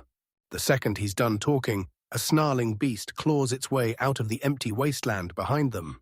A system screen flashes and labels the beast as a level 18 silver, ranked corrosion hyena. The beast bared its fangs and those red eyes burned with pure menace. Long Tinjiao still can't calm down. He says the plan makes perfect sense, but one giant leap like that terrifies him because he's scared of getting hurt. Lin Han finally locks eyes with his friend, sharp and unbreakable, and his resolve never wavers. He clenches his fist so tight his knuckles ache. He rockets forward in the blink of an eye, and he drives a brutal, bone-jarring punch straight into the hyena's snout. The beast screamed in agony as it got blasted backward, and Long Tianji staggered back in pure shock. as everything tore past in a blur.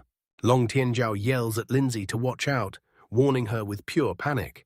A whole pack of corrosion hyenas is charging straight at him, and they're not slowing down.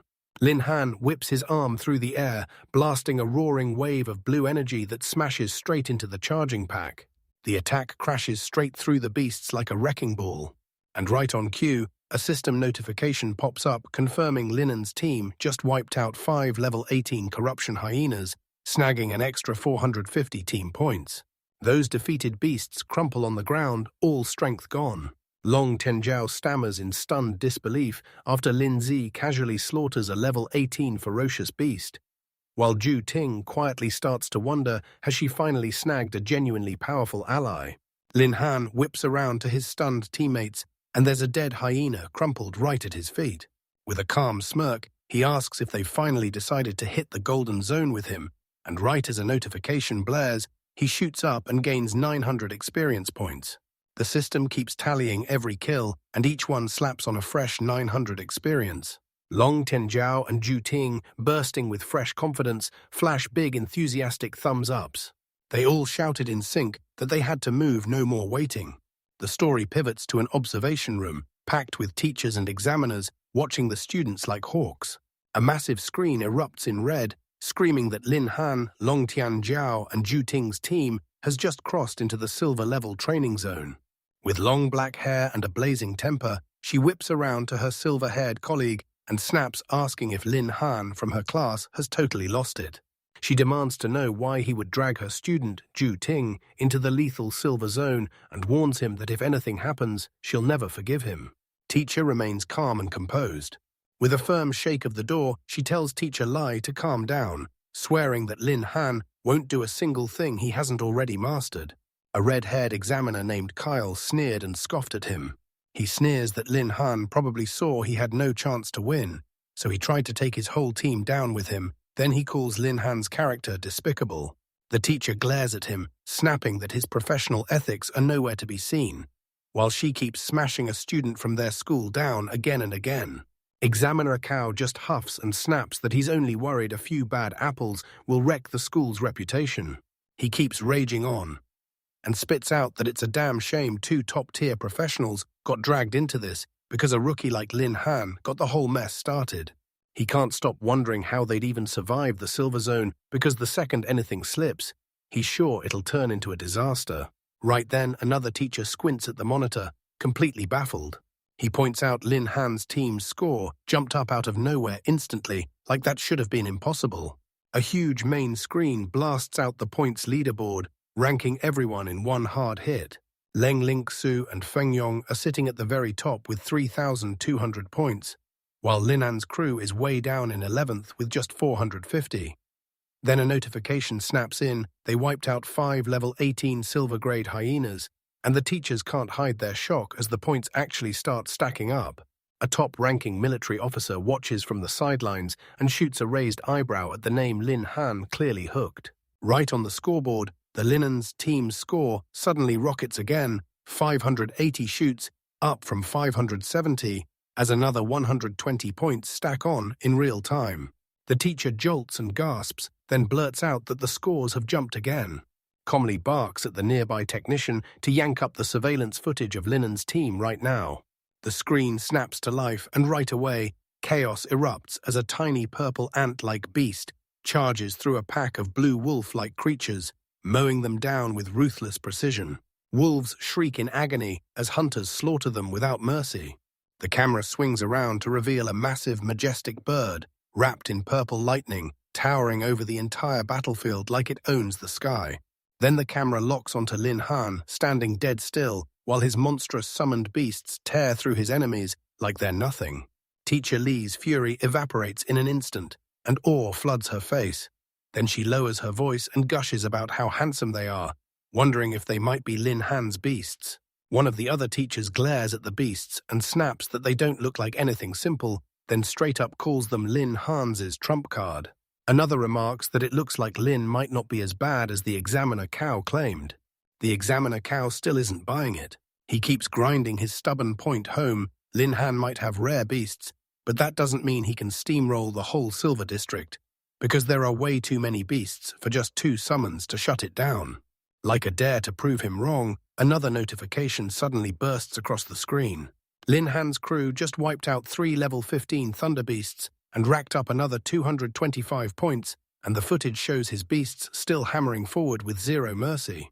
More alerts keep piling up. 6 level 12 Swift Wolves got wiped out, and you just earned 360 points. Then he unleashed 4 level 17 Thunder Leopards and racked up 340 points. Teacher Lai is totally swept off her feet, hands clasped tight as she beams in delight, and she blurts that Linen's 2 beasts are like roaming point harvesters, mowing through the whole zone. The teacher buys those smirks with satisfaction, while the examiner cow glares on, his face souring fast. He grinds his teeth, realizing that with Lin Han's team improving at this pace, a first-place finish isn't out of the question. The teacher taught your lie in turns, flashing a smug grin like he owned the room. She blurts out, "So Teacher Lai still thinks Lin Han is leading you to your death?" Then Teacher Lai panics and blurts, No, I'm just kidding," begging Teacher Bai not to take it seriously. Teacher Bai's face shifts into deep, intense thinking. She pauses, and it all clicks, so that's why Lin Han refused the Void Beast she offered, because he already had something way better lined up. Back in the noise, an announcer's voice blasts out Lin Han's team's insane climb up the ranks, jumping from 10th to 7th in what feels like a blink. While the rain came down like a storm from hell, a colossal thunderbird slammed out of the clouds, wrapped in wild purple and blue lightning. Its eyes flare with ruthless fire as it coils up and readies the strike. Beneath surging flashes of violet energy, Lin Han clenched his fist so hard his knuckles went bone white. With a furious roar that shook the air, with one final surge, he rips through the silence and unleashes his power. A system notification blares that Lin Han's team has just wiped out a level 19 Thunderbeast boom. They rake in 95 team points. Elsewhere, Leng Lingsu and Fatty were glued to the rankings, totally locked in. With a grin, she blurts out that their teams climbed to 5th, then snaps her own words back, because they've already rocketed to 3rd right there. Lin Han stands surrounded by the fallen beasts, calling out that the coast is clear, so it's go time, and they push forward. Fatty barrels up to him, eyes wide with pure amazement. He fires the question, "Did Lin Han really awaken at the same time as you?" And when they ask, he admits it. Leng Lingsu's progress already stunned everyone, but Lin Han, that growth is on a whole different level. Liang Lingsu nods and admits it. She's terrified that in their generation, nobody else could possibly match that kind of combat power at just the 2nd level. Lin Han smirks like he already knows how this ends, casually quizzing them about who told them he was waiting for them on the 2nd level. His friends are left completely speechless. Fatty stammers blurted, "Wait, do you mean you've already made it to the 3rd level?" Overjoyed and still in disbelief, Fatty grins and playfully pats Lin Han.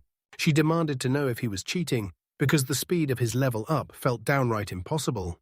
Lin wipes him off with a sharp look and tells him to use his words, not his hands. Then he basically throws down a challenge, saying the Silver Zone isn't tough enough anymore and vows he'll lead them straight into the Gold Zone. And Fatty loses it with excitement, instantly agreeing, as they cling to his golden thighs for dear life now. Meanwhile, a silver-haired woman and her colleague leaned in and tracked the team's every move on a giant screen. Your colleague's jaw drops. They can't believe they're actually gearing up to step into the gold leveling zone. That silver-haired woman snaps into worry, calling it way too dangerous and pressing Lin Han with one sharp question, can she really pull this off? A red-haired examiner cow steps up behind them, then sneers at Lin's hands like she's all talk and zero skill. He starts wondering if slaughtering a few beasts in the Silver Zone actually makes him untouchable. Just then, another examiner barges in and chews out Examiner Cow for missing the bigger picture. He points out that Lin Han's beasts are strong enough to smash even gold-level monsters and says a real teacher should back his students, not play it off with sarcasm. Stare at our cow's furious glares. He sat there, seething with the thought that his brother ended up behind bars all because of Lin Han. He vows to protect him with his life. He yanked out his phone and started typing to a guy named Feng Yong. He finally decides it's time to team up with him and take things together. Right on the edge between the bronze and silver leveling zones, Feng Yang, blonde and fearless, stands over a beast's corpse, staring down the death he just unleashed. He smirks like he owns the room, already sure his score is miles ahead of everyone else. He scoffs at the idea that Lin Han, the loser, could ever claw his way back and catch up. His phone dings right on the shop floor. He shoots a quick look at the message from examiner Chow, which tells him Lin Han is already sitting in second place and sprinting straight for the gold zone, while Chow Chong urges Feng Yang to fall into the silver zone if he has to, and even hands him a map showing where the fierce beasts are. Nearby, a young woman with light blue hair leans in and tells her companion to stay right where they are, a stern warning that poking that pack of silver-level beasts would drag nothing but trouble straight your way. As she scans the wreckage of dead monsters, panic claws at her mind. Where the heck did everyone else disappear to? Suddenly, she feels a terrifying presence slam into the air around her, just as a colossal roar crashes through the whole area. A level 20, long-armed 8 demon bursts out of the trees, charging straight at them. It rockets straight for Feng Yang. He screams for Leng Lingsu to jump in and help him finish it, but she snaps to attention and recognizes him instantly. Feng Yong flashes a menacing grin, secretly relieved that Examiner Cao just handed him the beast's location. He's convinced that if he cuts down this ape demon, his victory is finally locked in. Then his confidence shatters and terror takes over in a heartbeat, as the demon rockets forward with mind-bending speed. Right when the ape is about to smash Feng Yong, brutal ice spikes suddenly spear up out of the ground. He drove the blade straight into the creature's chest, pinning it hard. The ape screams in agony and fury, half frozen in place. Feng Yong snaps on Leng Lingshu and demands to know why she baited a silver-level beast. Then she snaps back that he needs to stop whining and jump in to help her finish it. He tries to win her over with a bribe, flashing the Stormmaster weapons their families promised if she'll just cooperate. Leng Lingsu clenched her jaw so hard it felt like it would crack, realizing Feng Yong had set her up completely. With a bone-rattling roar, the ape pounds its chest and shatters the ice to pieces. And then he storms straight at her, brushing off her fresh ice cone like it's nothing. It rockets over her magic like it's nothing, raising the crusher above him, ready to come down hard from the sky.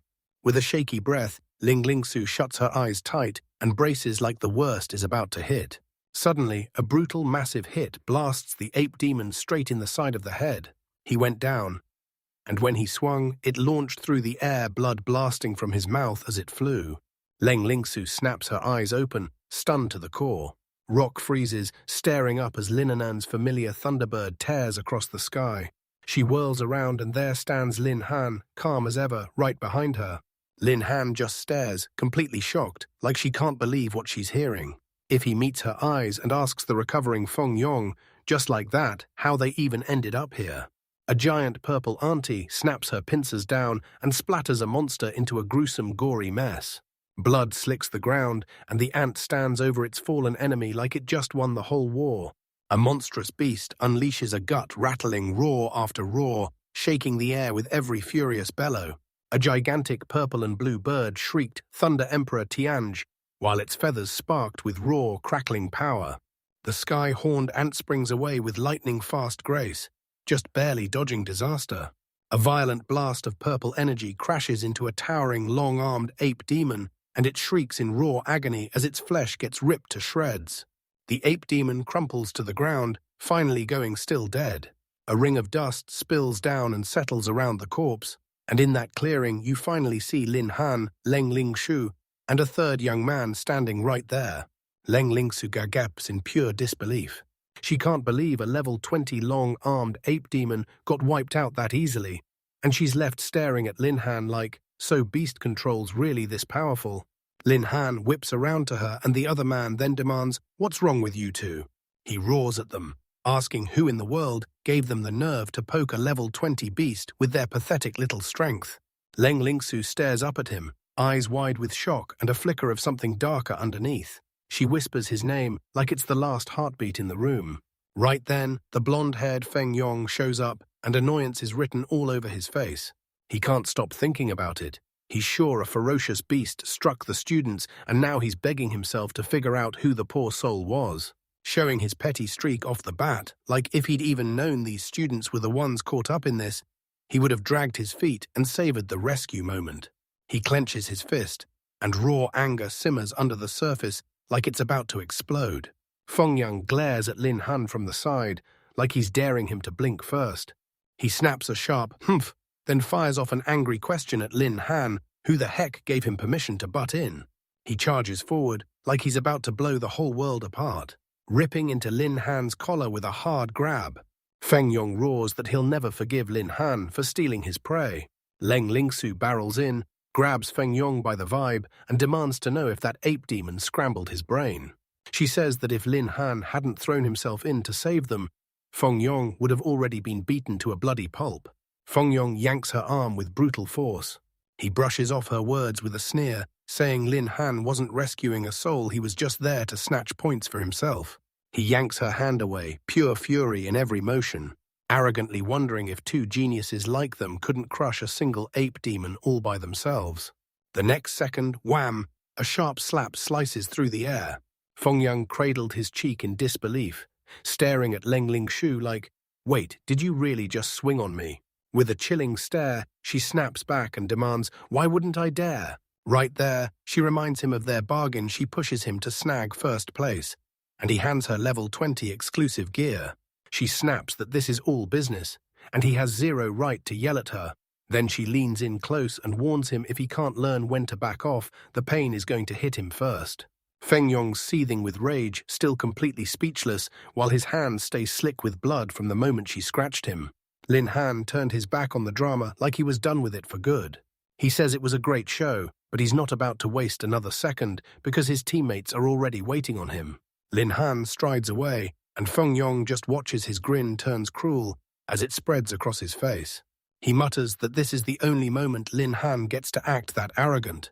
Once Lin Han steps into the gold leveling area, he vows Fang Yang's special gift is coming straight for him.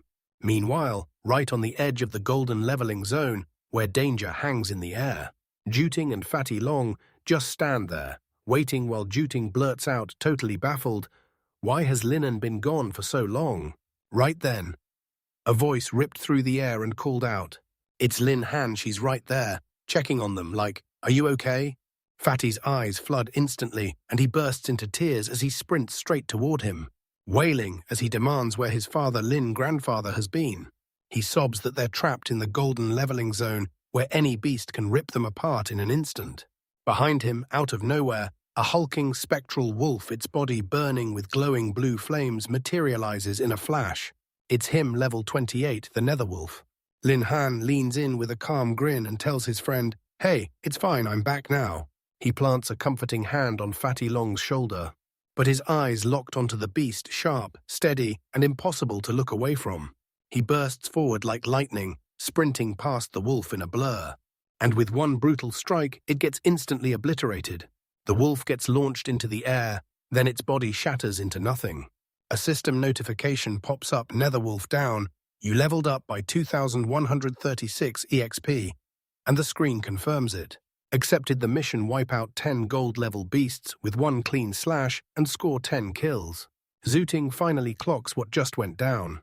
She remembers one terrifying truth: netherwolves move in packs, so there's no such thing as being alone.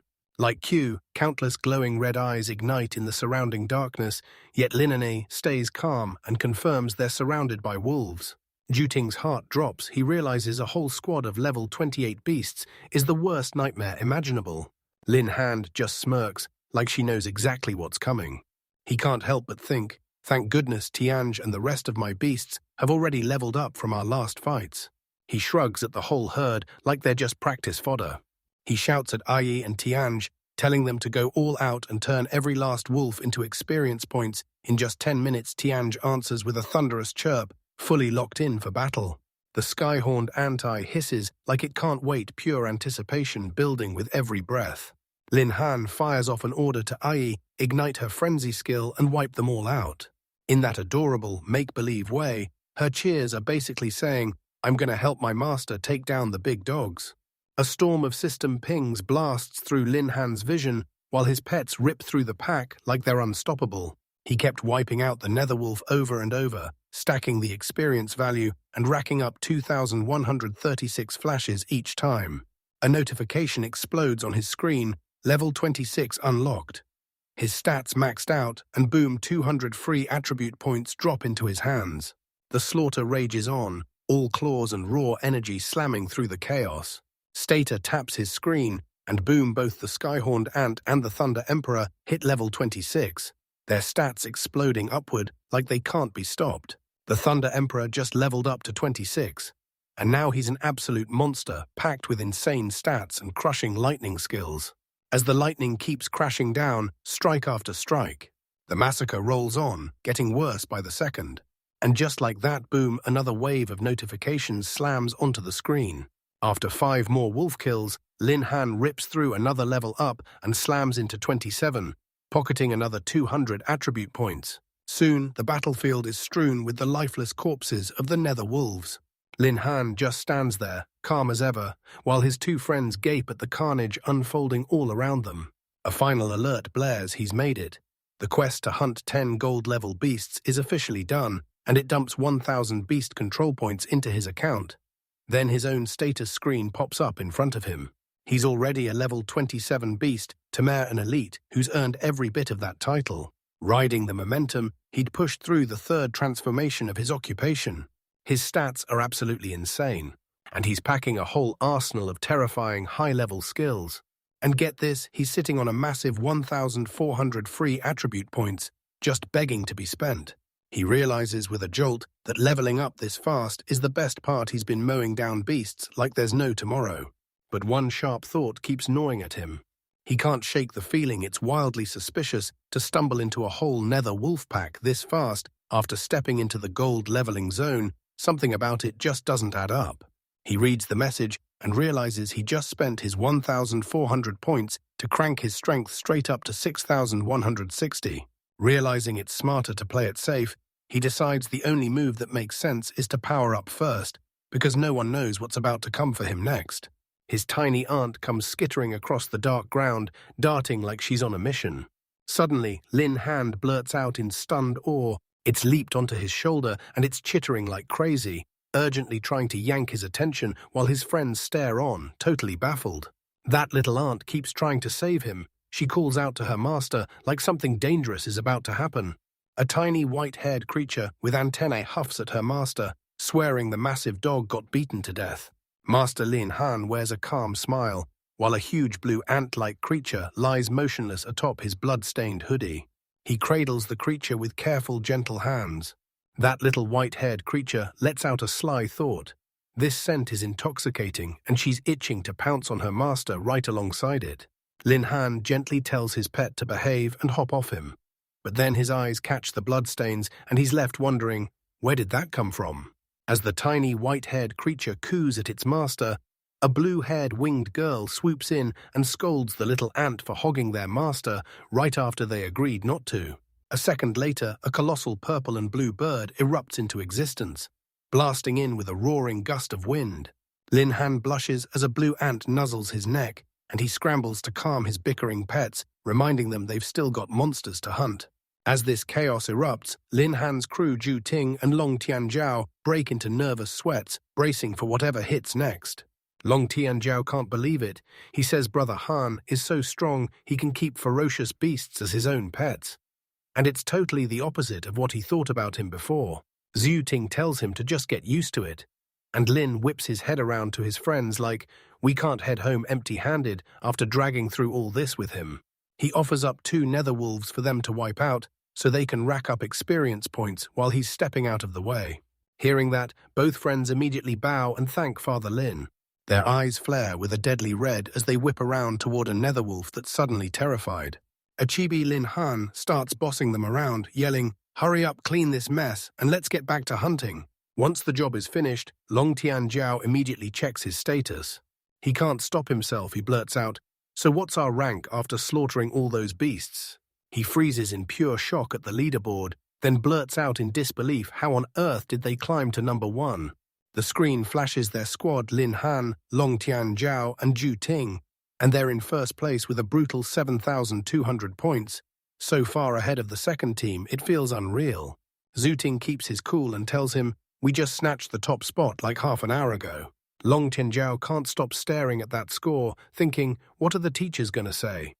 Ju Ting just shrugs the mystery away and hands the credit straight to Lin Han because it's only thanks to him that they even earned this score. Inside the monitoring room, a bunch of teachers and school officials huddle around a giant screen, and right now it's locked onto Lin Han's team. A hulking director from King's Heng Academy drives his fist down with a bone-crushing slam. He declares, stone-cold sure, that King Shang has no choice but to recruit Lin Han. Another director, this one from Beijing Academy, snorts in his face. He rips into his rival, calling him shameless, and then fires off the real question, does King Shang even understand how to train a beast tamer? He pushes harder. Lin Han should drop Baixian's training and join Baixian instead. The King's Heng director shoots back, smirking, so one beast tamer is supposed to make you special. You really got more resources than us. Then the Baixian director snaps, my academy is stronger, and dares him to a fight to settle it for real. Watching two prestigious academy directors snap at each other, then a female administrator from the host school blurts out how shocked she is that they're actually fighting over one of their own students. The school's dean, an elderly man, beams with pure joy, muttering that his Ziohan has finally blown up and become insanely successful.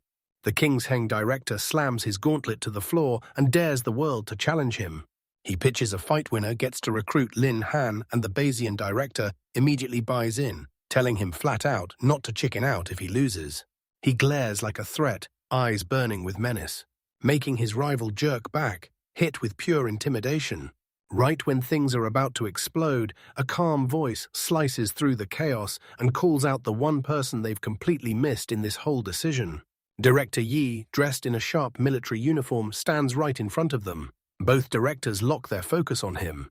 The director from Beition leans in and asks Lin Han if he's interested too. Even the director from King Sheng admits it's sure. Their academies are top tier, but they just can't measure up to the military academy. Me, director, he told me straight up that he respects Lin Han, but every single person's chasing their own ambitions.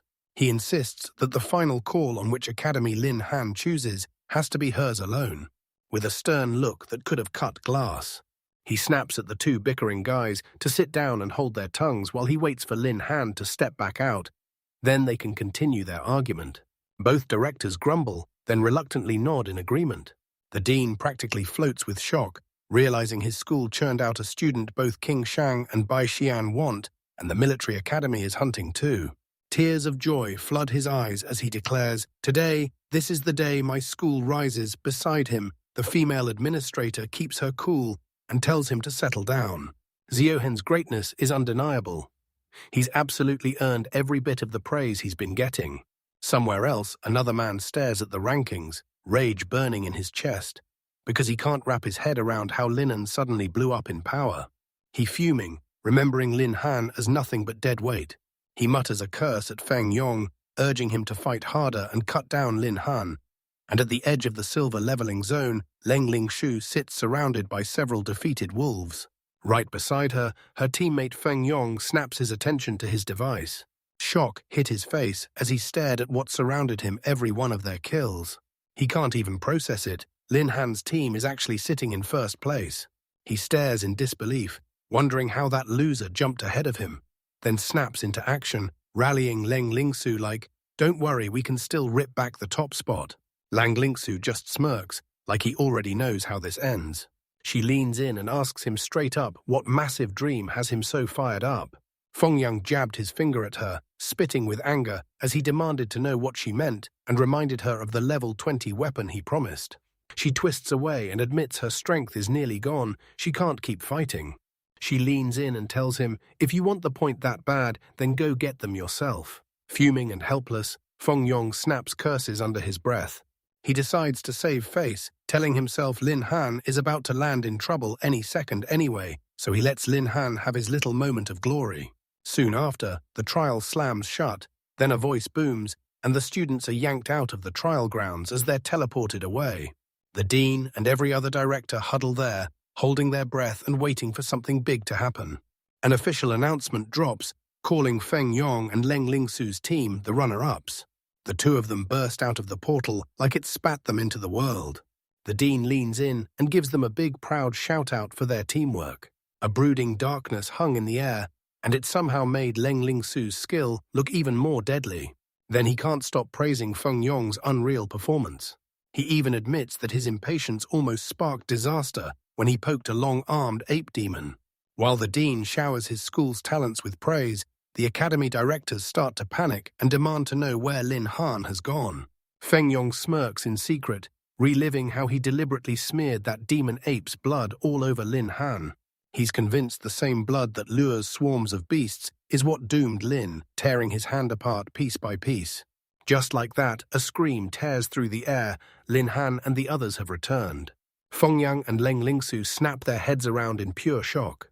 An official announcement drops and Lin Han's team is named the first-place winners. The second the trio bursts out of the portal, Long Tian Zhao can't believe their win is real. Feng Yang's jaw set tight and he just stared. His mind couldn't catch up to what he was seeing. He's left totally stunned, like his brain can't catch up. How is Lin Han even alive? He can't stop asking why he didn't finish them in the gold zone because he's sure his plan was supposed to work. Lin Han just stands there, and this calm, confident smile quietly curls on his lips. Before Feng Yong even gets a chance to react, the directors from King Shang and Bei Xin muscle past him and shove him aside. Charging straight at Lin like he's racing to grab the last slice of pizza, King Shang's director practically bursts with excitement, offering Lin a spot in his academy, packed with the biggest scholarships and the best resources money can't ignore. The Baitian director won't let that slide. He steps up with his own deal, swearing he'll take full responsibility for Lin Han's contracted beasts the moment he joins their academy. Lin Han and his crew just stand there, staring at the spectacle, all of them stuck in awkward, forced smiles. All he can do is mutter to himself that these two directors are absolutely over the top with their hype. Two recruiters, faces twisted with pure desperation, screamed over each other like they were losing the race. One urged student Lin Han to pick King's Heng Academy. He wouldn't let it go. He swore Bayesian Academy was his absolute best move. From just a few steps away, Lin Han's friends stared in shock, like they couldn't believe what they were seeing. That young woman snapped that the two men looked like desperate liars, like they were trying to scam someone right after their botched robbery. Right then, a man in a sharp military uniform strode forward and shut down the two recruiters with one cold move. He ordered them to pause the whole talk about which academy Lin Han would pick for now. He politely asked to speak with the young man first, and that's when the two recruiters snapped and started glaring at each other in furious silence. The officer snapped his head toward Lin Han. He leaned in and asked whether Lin Han would spill his current level. Before Lin Han could even open his mouth, the officer cut in with his own hunch, saying that if he wasn't wrong, Lin Han should have already hit the third level. A crushing wave of silence hit the crowd, and every head snapped around to lock onto the protagonist. All eyes snapped to him in an instant. He stood there, and an onlooker's jaw dropped in pure disbelief, blurting out, "Wait, are you really on the third level?" The blood splattered across Lin Han's shirt, looks like it's screaming about one brutal fight. One recruiter's eyes went wide with pure excitement as he shouted, "If this is true, we've stumbled on an absolute treasure." The news ripped through the group like a thunderclap. A woman with glasses swung her gaze to the silver-haired teacher and demanded, "Why didn't you tell me earlier Lin Han already hit her third job?" She choked on her regret, realizing she'd never spiraled into that panic if she'd seen his real strength from the very beginning. Our teacher just smirked at us, said she had no idea, and teased, "Do you believe me?" The other woman's fury burned hot in silence just beneath the surface. Finally, she seethed at the teacher in her head for hiding this secret and swore she'd get payback later. Later on, not everyone bought it. Feng Yong, a blonde young man, mocked the whole idea with a sharp scoff. He told himself, "No way, this can't be right. Lin Han couldn't be on the third level, not when he clearly wasn't even close to being as good as him." Feng Yang's face contorted in pure, boiling rage. He decided he was going to be the school's one genius, no excuses. Jealousy exploded out of him. He blurted that Lin Han was cheating, insisting there was no way Lin Han could climb to the third level just days after awakening. He shot a warning to the teachers, telling them not to fall for his act. Lin Han slowly lifted his calm eyes, locking onto that furious student as steam practically rose off him. He told Cooley he'd almost totally forgotten about him. Examiner Aku, the military officer, watched it all unfold too. Yeah, the tension in the air started to crush everyone. Examiner Ashao broke into a pleased smile, beckoning Lin Han to step up and speak. The moment the week began, Lin Han caught it instantly. Examiner Chow had probably already clocked Feng Yang's plan to hurt him, and now he was quietly setting the trap for Lin Han to expose it. He knew this moment was his one shot, and he'd be a fool to let it slip. He faced his accuser head-on, telling him straight that he hadn't meant to deal with him yet. Feng Yong just jumped out on his own. Then he told Feng Yang, "Look close, this is the real deal." A holographic panel burst into existence, showing Lin Han's status. L-Phi 27, Beast Tamed Elite. The kind of monster handler who makes the whole arena tremble. Feng Yong just stared, eyes bulging with pure disbelief, and he stammered as his mind scrambled to make sense of those numbers. The panel lit up like a spotlight, glaring bright enough for everyone to see. The whole crowd gasped and murmured in disbelief, because someone blurted out that the once useless nobody had shot up to an insane level just days after waking up. Someone else pointed out that even legendary Leng Lingsu still hadn't hit level 20, so how was Lin Han already at level 27 and making it look unreal? Lin Han then leaned in and demanded, "So why were you so damn sure you'd die in that test, Feng Yong?" A wicked smirk curled on Lin Han's lips. "Chips," he jabbed a finger at the bloodstain soaking his shirt. Later, he leaned in and demanded to know if Feng Yong's nerve came straight from the demon ape blood he'd smeared on him on purpose. Feng Yong's breath caught his face twisted with raw, unstoppable panic. He panicked and denied it on the spot, insisting he had absolutely no clue what Lin Han was talking about. Lin Han snapped at him that there was no point pretending anymore. He told them the whole drill was captured by surveillance cameras and the replay would make the truth crystal clear. Then Teacher Bai slid a calm hand onto his shoulder. A red-haired examiner named Cao Xiang suddenly erupted into laughter. He couldn't shake the feeling that something was seriously off. He blared at Examiner Cao, demanding he power up his monitor so everyone could finally see what was going on. Cao Xiang's thoughts sprinted when the heck did Feng Yang slide that surveillance camera into his life. He snapped to the fact he was trapped, and right then he blurted that Feng Yong had shoved the monitor into his hands the second he walked out. Then he raised a shattered device like it was the final piece of a brutal puzzle. With fake regret dripping from his words, he told them the monitor got wrecked in the fight, and now it couldn't replay a single second of the footage. Lynch screamed it was impossible, and demanded right then and there to see it. The teacher snatched the broken device and shook their head, thinking, what a bunch of fools. She knew this was coming, so while Feng Yong was tearing off the battlefield, she had already locked down the proof. Cao Xiang flashed a smug grin, convinced his scheme had nailed it sure. People might have caught on, but with the camera smashed, they had zero proof. But his victory didn't even last. Examiner Cao jumped in and snapped, asking if that surveillance camera was broken, then leaned in and revealed he had another one they could all watch. Cao Xiang went completely speechless. He could only yell, stunned beyond belief. When Examiner Cao explained it, the military admitted they'd already slipped their own cameras in everywhere, so they could keep tabs on every single student. He yanked his phone out and hammered the screen with quick taps. He figured the cameras were just for raiding accuracy, never for becoming the evidence that would flip everything on its head. A holographic screen blasted from his phone, blazing with crisp video everyone could see at once. The recording revealed Feng Yang purposely smearing demon ape blood onto Lin Han. A spectator sucked in a breath and jabbed a finger at the screen, where the proof was crystal clear. The crowd gasped in terror as that video slammed the proof of Feng Yang's betrayal into their faces. Someone yelled that there was no doubt he was the one who did it. Examiner Eko laid out, crystal clear, just how serious this act really was. He said the demon ape might only be a silver-level beast, but its blood packs a brutal punch that riles up higher-level creatures, so Feng Yang's real plan was simple lure in a gold-level beast, and have it tear down Lin Han and his teammates. The officer's eyes burned with cold fury. He told Feng Yong, "Trust me, you're lucky I wasn't one of your soldiers," and added that no real damage had been done. Otherwise, he would have made sure Feng Yong got a fate even crueler than death, just so his companions would know the warning was real. Terrified out of his mind, Feng Yang could only stutter in messy, incoherent bursts.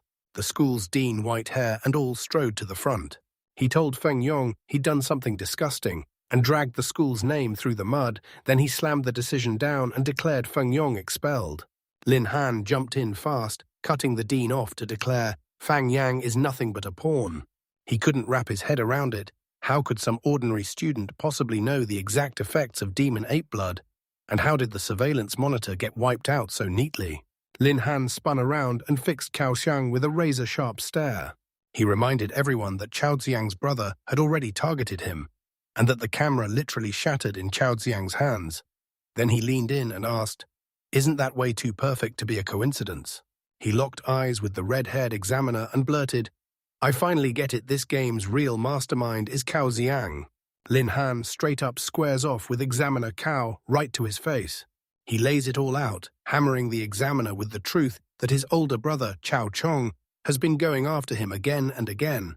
Then he sharpens the point how the surveillance camera just happens to die the exact moment it's in Cao's hands. Like the universe can't stop handing him proof.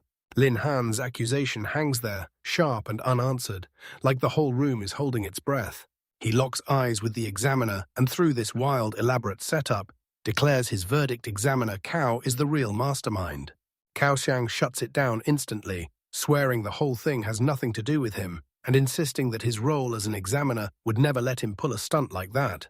He throws his hands up, shielding himself like a last-second panic move. At last, he scrambles to dodge the blame slamming Feng Yang as a disgusting person and even admitting he's ashamed just to be linked to him. This sudden betrayal rips Feng Yong's world out from under him, leaving him completely stunned. Feng Yang stares in shock as they throw him under the bus like he's nothing. He whips around to Uncle Xiang, the white-haired elder, begging with shaking urgency, "Don't do this to me." With the truth finally spilling out, Feng Yong admits he started this whole thing only to grab the demon ape's points. He snaps his finger and points at Chao Xiang, making it crystal clear the examiner was the one who texted him about the demon ape blood and told him to smear it on Lin Han. Feng Yong snatches Cao Jiang by the vest, yanking him close as he slams his accusation down. Cao Xiang snaps, yelling at him to shut up, pure fury spilling out of every word. He jerks up and screams it's all lies, then swings with brutal fury and smacks Feng Yong hard across the face. Feng Yong lets out a sharp cry of pure pain. The impact hits like a thunderclap, and he stumbles hard to the ground. His phone rockets out of his pocket and slams onto the floor with a loud clatter. A woman's hand reaches down, steady as steel, and scoops up the fallen phone.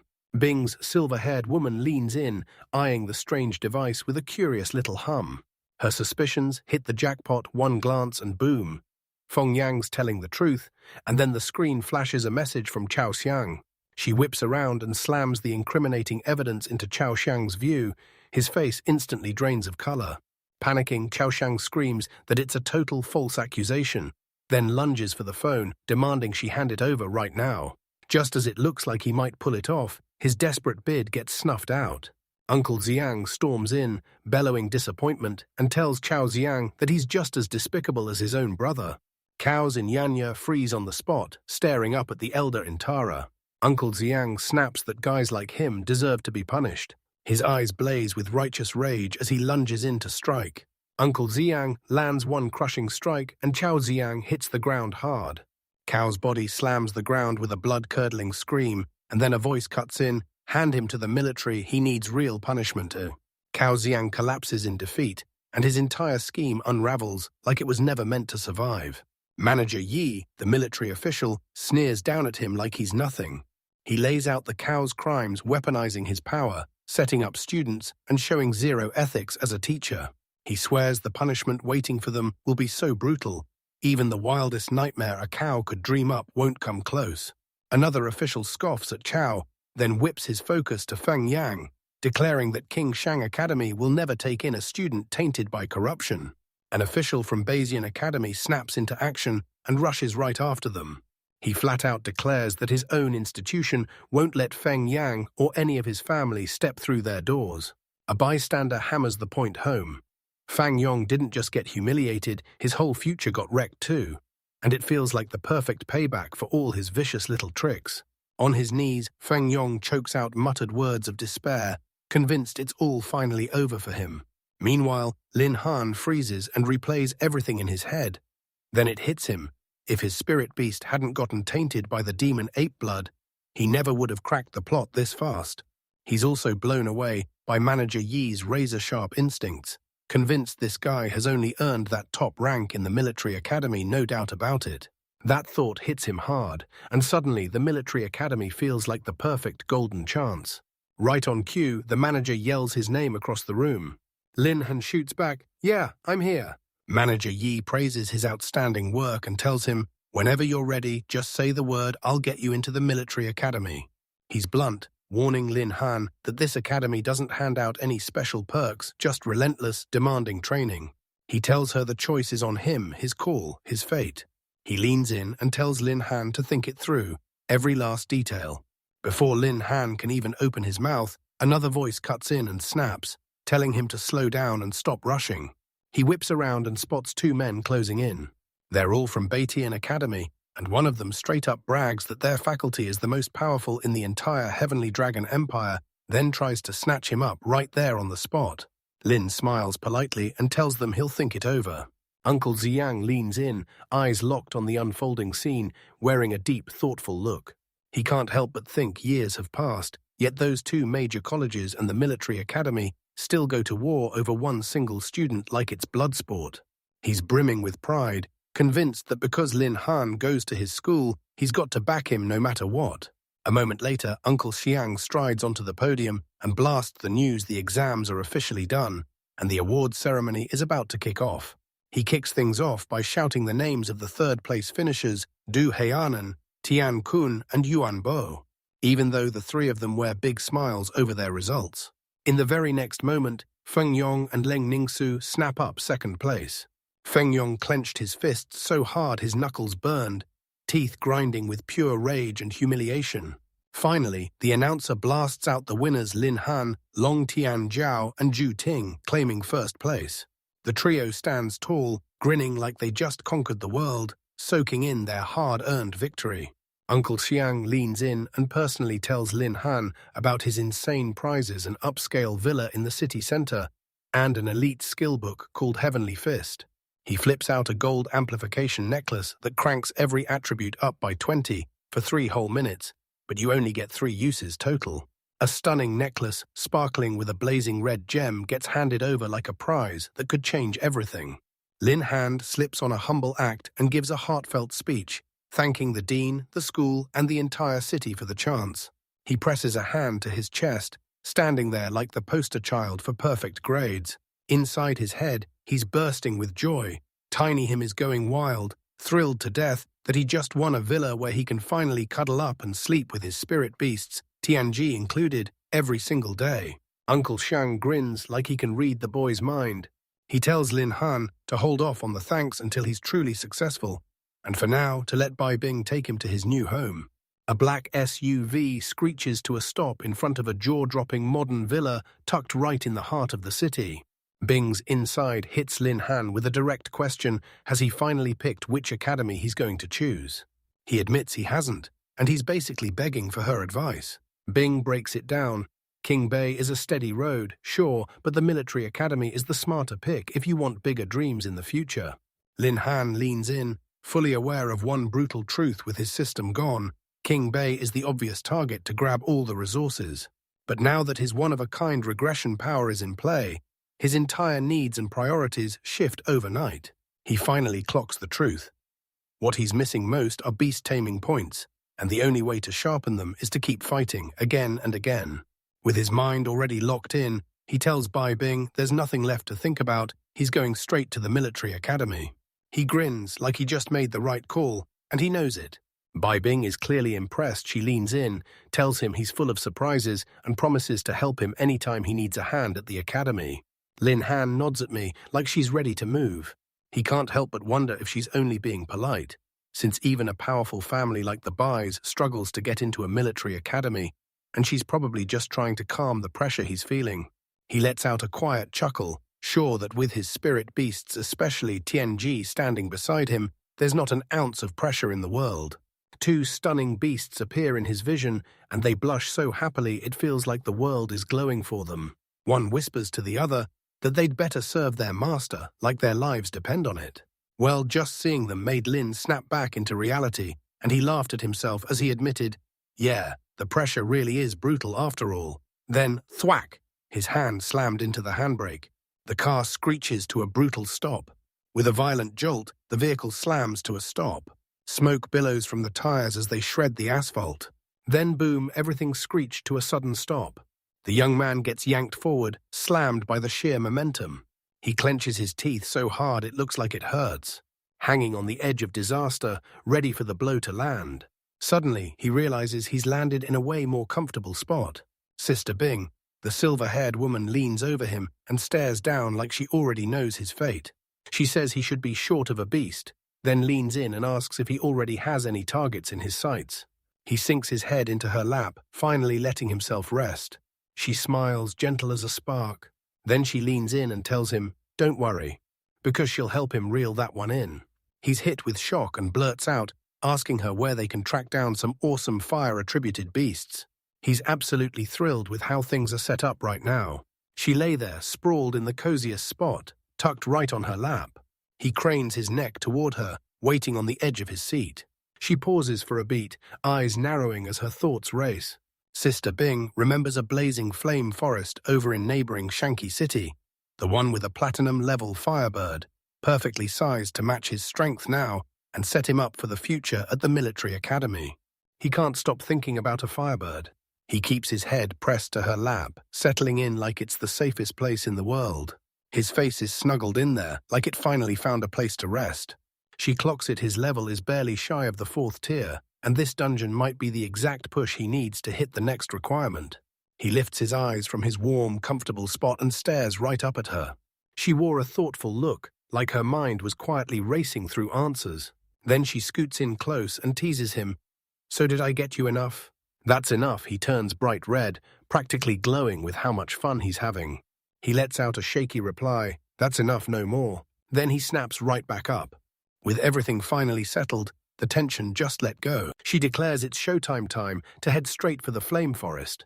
They burst into a blazing landscape in no time, escape into a world of roaring fire and jagged stone. The air ripples like it's on fire, sparks burst in every direction, and the whole forest glows like it's been set alight. Welcome to the flame forest. That sight hits like a gut punch. Burning embers drift down like a deadly snowfall. The entire area is drenched in a savage crimson glow. Standing beside his massive blue-feathered beast, the protagonist leans in, praying the info about the firebird is dead on. He adds that if he can't, Sister Bing will help him hunt down a similar one, but right now he's got to upgrade and gear up for his 4th job. He whips around and thanks Sister Bing for stepping in to help us. His tiny blue ant creature stands there, braced and ready to strike. Suddenly, a thunderous roar ripped through the forest, shaking the trees.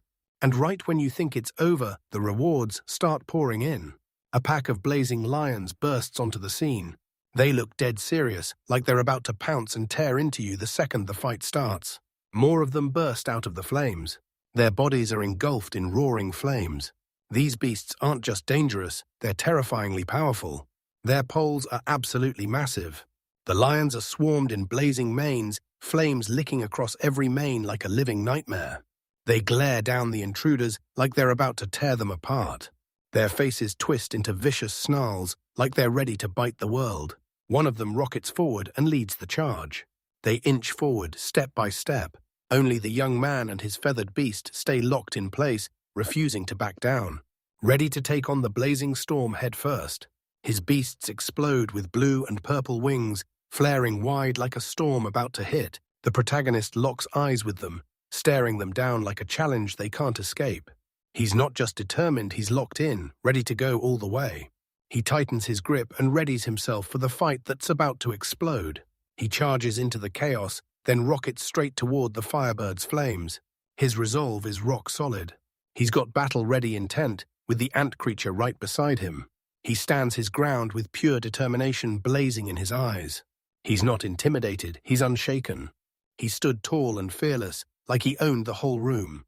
A battle cry rips from his lips. He roars for the beast to step up, bring it on. He's got his sights set on a fight because he's ready for any challenge that comes his way. A massive, feathered beast looms just behind him, dwarfing everything in its wake. He glares at the world, then snaps his head toward Sister Bing. He tells her, "Get behind me if you're scared," and he tries to play it off like he's totally unbothered. She just stands there with her arms crossed, utterly unbothered beside the tiny ant creature. The fire lions push forward, and they're not stopping. They're closing in fast. One lion snarls, and its flame like fire still burns bright. It snarls, teeth bared like it's ready to tear the world apart. The flames roar even louder, licking higher and higher. A brutal wave of heat crashes over them. One of them charges forward, and another lion keeps breathing down his neck, right on his tail. Every last member of the pack is on the move. Their bodies are forged from pure fire. The leader's roar rips through the air and shakes everyone to their core. Its mouth erupts like a wildfire. They're terrifying to the bone, like pure danger staring right back at you. The ground trembles under their feet. Fiery beasts are closing in on him, and the air feels like it's about to ignite. Their muscles flex like they're made of pure power. They were forged for one thing: battle. And then right as everything tightens, those fire lions slam forward into the charge. They hurl themselves through a blaze-filled wasteland, dodging heat and roaring flames as they go. Their speed is absolutely jaw-dropping. But Sister Bing swoops in and shuts it down. She thrusts her hands forward, and icy blue power erupts from her palms, burning bright with brilliant light. She's seconds away from unleashing her full power. With a massive boom, she slams a wave of ice through the air and drives it straight into the charging fire lions. Elemental powers smashed into each other with earth-shaking fury. Another thunderclap booms as the ice cracks apart and smashes into the fiery beasts. The protagonist is left completely speechless. He can't stop wondering how Sister Bing is so damn strong. She freezes and completely shuts down the fire beasts with ice, even though ice should be the one at a disadvantage. He finally gets it. She's not just battling them. She's calmly controlling their health, chopping them down so hard that one hit is almost enough to finish them. He watches in awe, like his heart can't believe what he's seeing. He's left completely stunned by her raw power. He leans in and demands to know what her greatest strength is, exactly what fuels her. She whips her gaze back to him. She tells him she'll explain later, then shoves him to harvest the weakened enemies, right then asking if that's enough experience to finally push him up a level. He blurts out, all fired up, "I'm coming!" His feathered beast is fully ready to rip into action. The grind is here, leveling time starts right now. That tiny ant beast skittered, then shot forward in a blur of dashes. It streaks past like a blur, faster than your eyes can catch. The protagonist can't believe it. He just sits there thinking, this upgrade is ridiculously easy. A notification flashes on screen, and boom, he proves he can take down a fire lion, racks up 2,258 plus XP, rockets to level 28, and watches his stats jump by 210, plus 240 free points thrown in like a bonus. He charges right back in, cutting through everyone and refusing to stop the slaughter. A fresh notification suddenly bursts onto the screen. This time, he tore into a fire tiger and made it drop, earning a shiny verification value of 228. He levels up to 29, and boom, his stats jump by 210 more, plus he unlocks 250 free attribute points to spend. Leveling keeps surging forward at a jaw-dropping speed. Beast after beast crashes down like fate finally snapped. It's a massacre. The last fire, Tiger outsmarts everyone. Another notification pops up, and he's just wiped out a fire tiger, gaining 2,258 experience, leveling straight to 30, boosting his attributes by 300 points, and scoring 300 free attribute points he can finally spend. His feathered beast tears through and finishes off the last one. Then plot twist, a fresh notification pops up and tells him that slaughtering the fire tiger earned him absolutely 0 experience points. The whole fight slams shut with one last earth-shaking boom. The enemy crumpled to the ground, defeated, gone, and finally vanquished. A fresh system message suddenly pops up. It's a brutal heads-up. He hit the cap on his 3rd job change, so he has to take a new mission to smash through, because until he reaches his 4th job change, he won't earn a single bit more experience.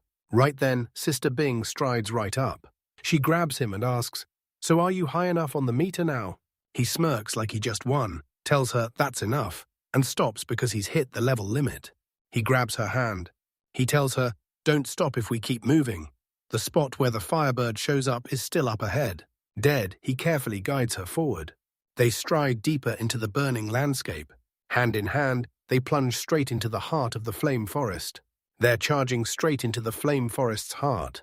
Perched high atop a blazing tree, that magnificent bird owned the sky like it was born for fire and glory. Its feathers blazed in shades of orange and red, like living flames that refused to die. They weren't chasing rumors anymore. This was the firebird they'd been hunting. They crane their necks and awe hits them like a wave. They finally locked onto their target. Sister Bing swore the info was spot on, and boom, the firebird was right here. The protagonist clenches his fist and declares, "This time it's my turn to take control." He drops into a crouch, ready to strike at the exact moment. The earth around him shattered, and lava lit the cracks with a blazing, hellish glow. He rockets himself into the air. With a surge of energy, he blasts off into the sky. He rockets toward the firebird. He moves with shocking agility. He rockets through the sky, slicing across the air like a streak of pure power. A flash of light tore across the blazing backdrop. Sister Bing stands on the ground and stares in stunned disbelief. She can't help but wonder when in the world did this kid learn how to fly. The protagonist smirks like he already knows he's about to win. He shuts his eyes for a second and decides it's finally time to flex his muscles in front of Sister Bing. He rockets through the sky with one burning goal in his sights. He's riding high, practically puffing out his chest with pride. In the middle of a churning red energy vortex, it appears. Ant Beast has battle on its mind, and it's charging in like it means war. The protagonist blares IE's name into the chaos, like he's refusing to let her slip away. The firebird locks onto the looming danger as it charges closer. Its gaze is razor-sharp and buzzing with brains. The firebird screams into the sky and unleashes a brutal blazing torrent of fire. A roaring blast of flames erupts from its beak, and the whole battlefield gets swallowed by pure power. The flames surge forward, racing straight back toward IE. A scorching blast erupts so huge it feels like it could swallow the whole world. It swallows the whole area in one brutal rush. A roaring surge of pure heat, like the world just got turned up to maximum. The attack crashes in like a tidal wave, and there's no surviving it. But IE doesn't quit. He fearlessly crashes straight through the inferno. He slams straight into the firebird, and the whole sky detonates in a brutal, force-blasting explosion. The protagonist screams at me to unleash a massive punch of pure force. The blast detonates like thunder, blasting out a massive shockwave. That hit landed with brutal, bone-shaking power. Sister Bing can't look away as the battle explodes in front of her. She stands there, calm as the storm rages all around her. Firebird left stunned, and the protagonist starts chanting a spell right away. He screams, "Contract," and a radiant golden magic circle snaps into place around his hand, ready to bind and tame the beast. The firebird sprawls on the ground, crushed and buried in a choking cloud of smoke. A status screen snaps into view, blasting the full rundown of his brand new beast. A level 35 Crimson Flame Firebird, blazing hot, bringing 2,966 strength, 2,564 agility, 2,100 spirit, and 2,350 constitution. The stats hit your eyes instantly, clear as day. The protagonist leans in and studies the numbers like they're hiding the next move. He realizes the numbers are painfully low, sure. The firebird's level dwarfs IE's, but its stats are barely half, so he braces himself to lean on ancestral atavism if he wants it to hit real power. He leans in, weighing his next move like it could decide everything. Junk images can't be trusted if it came from XCOM in UA. And it looks like a junk ad or a chapter insert like Chapter 2 Treasure Hunt.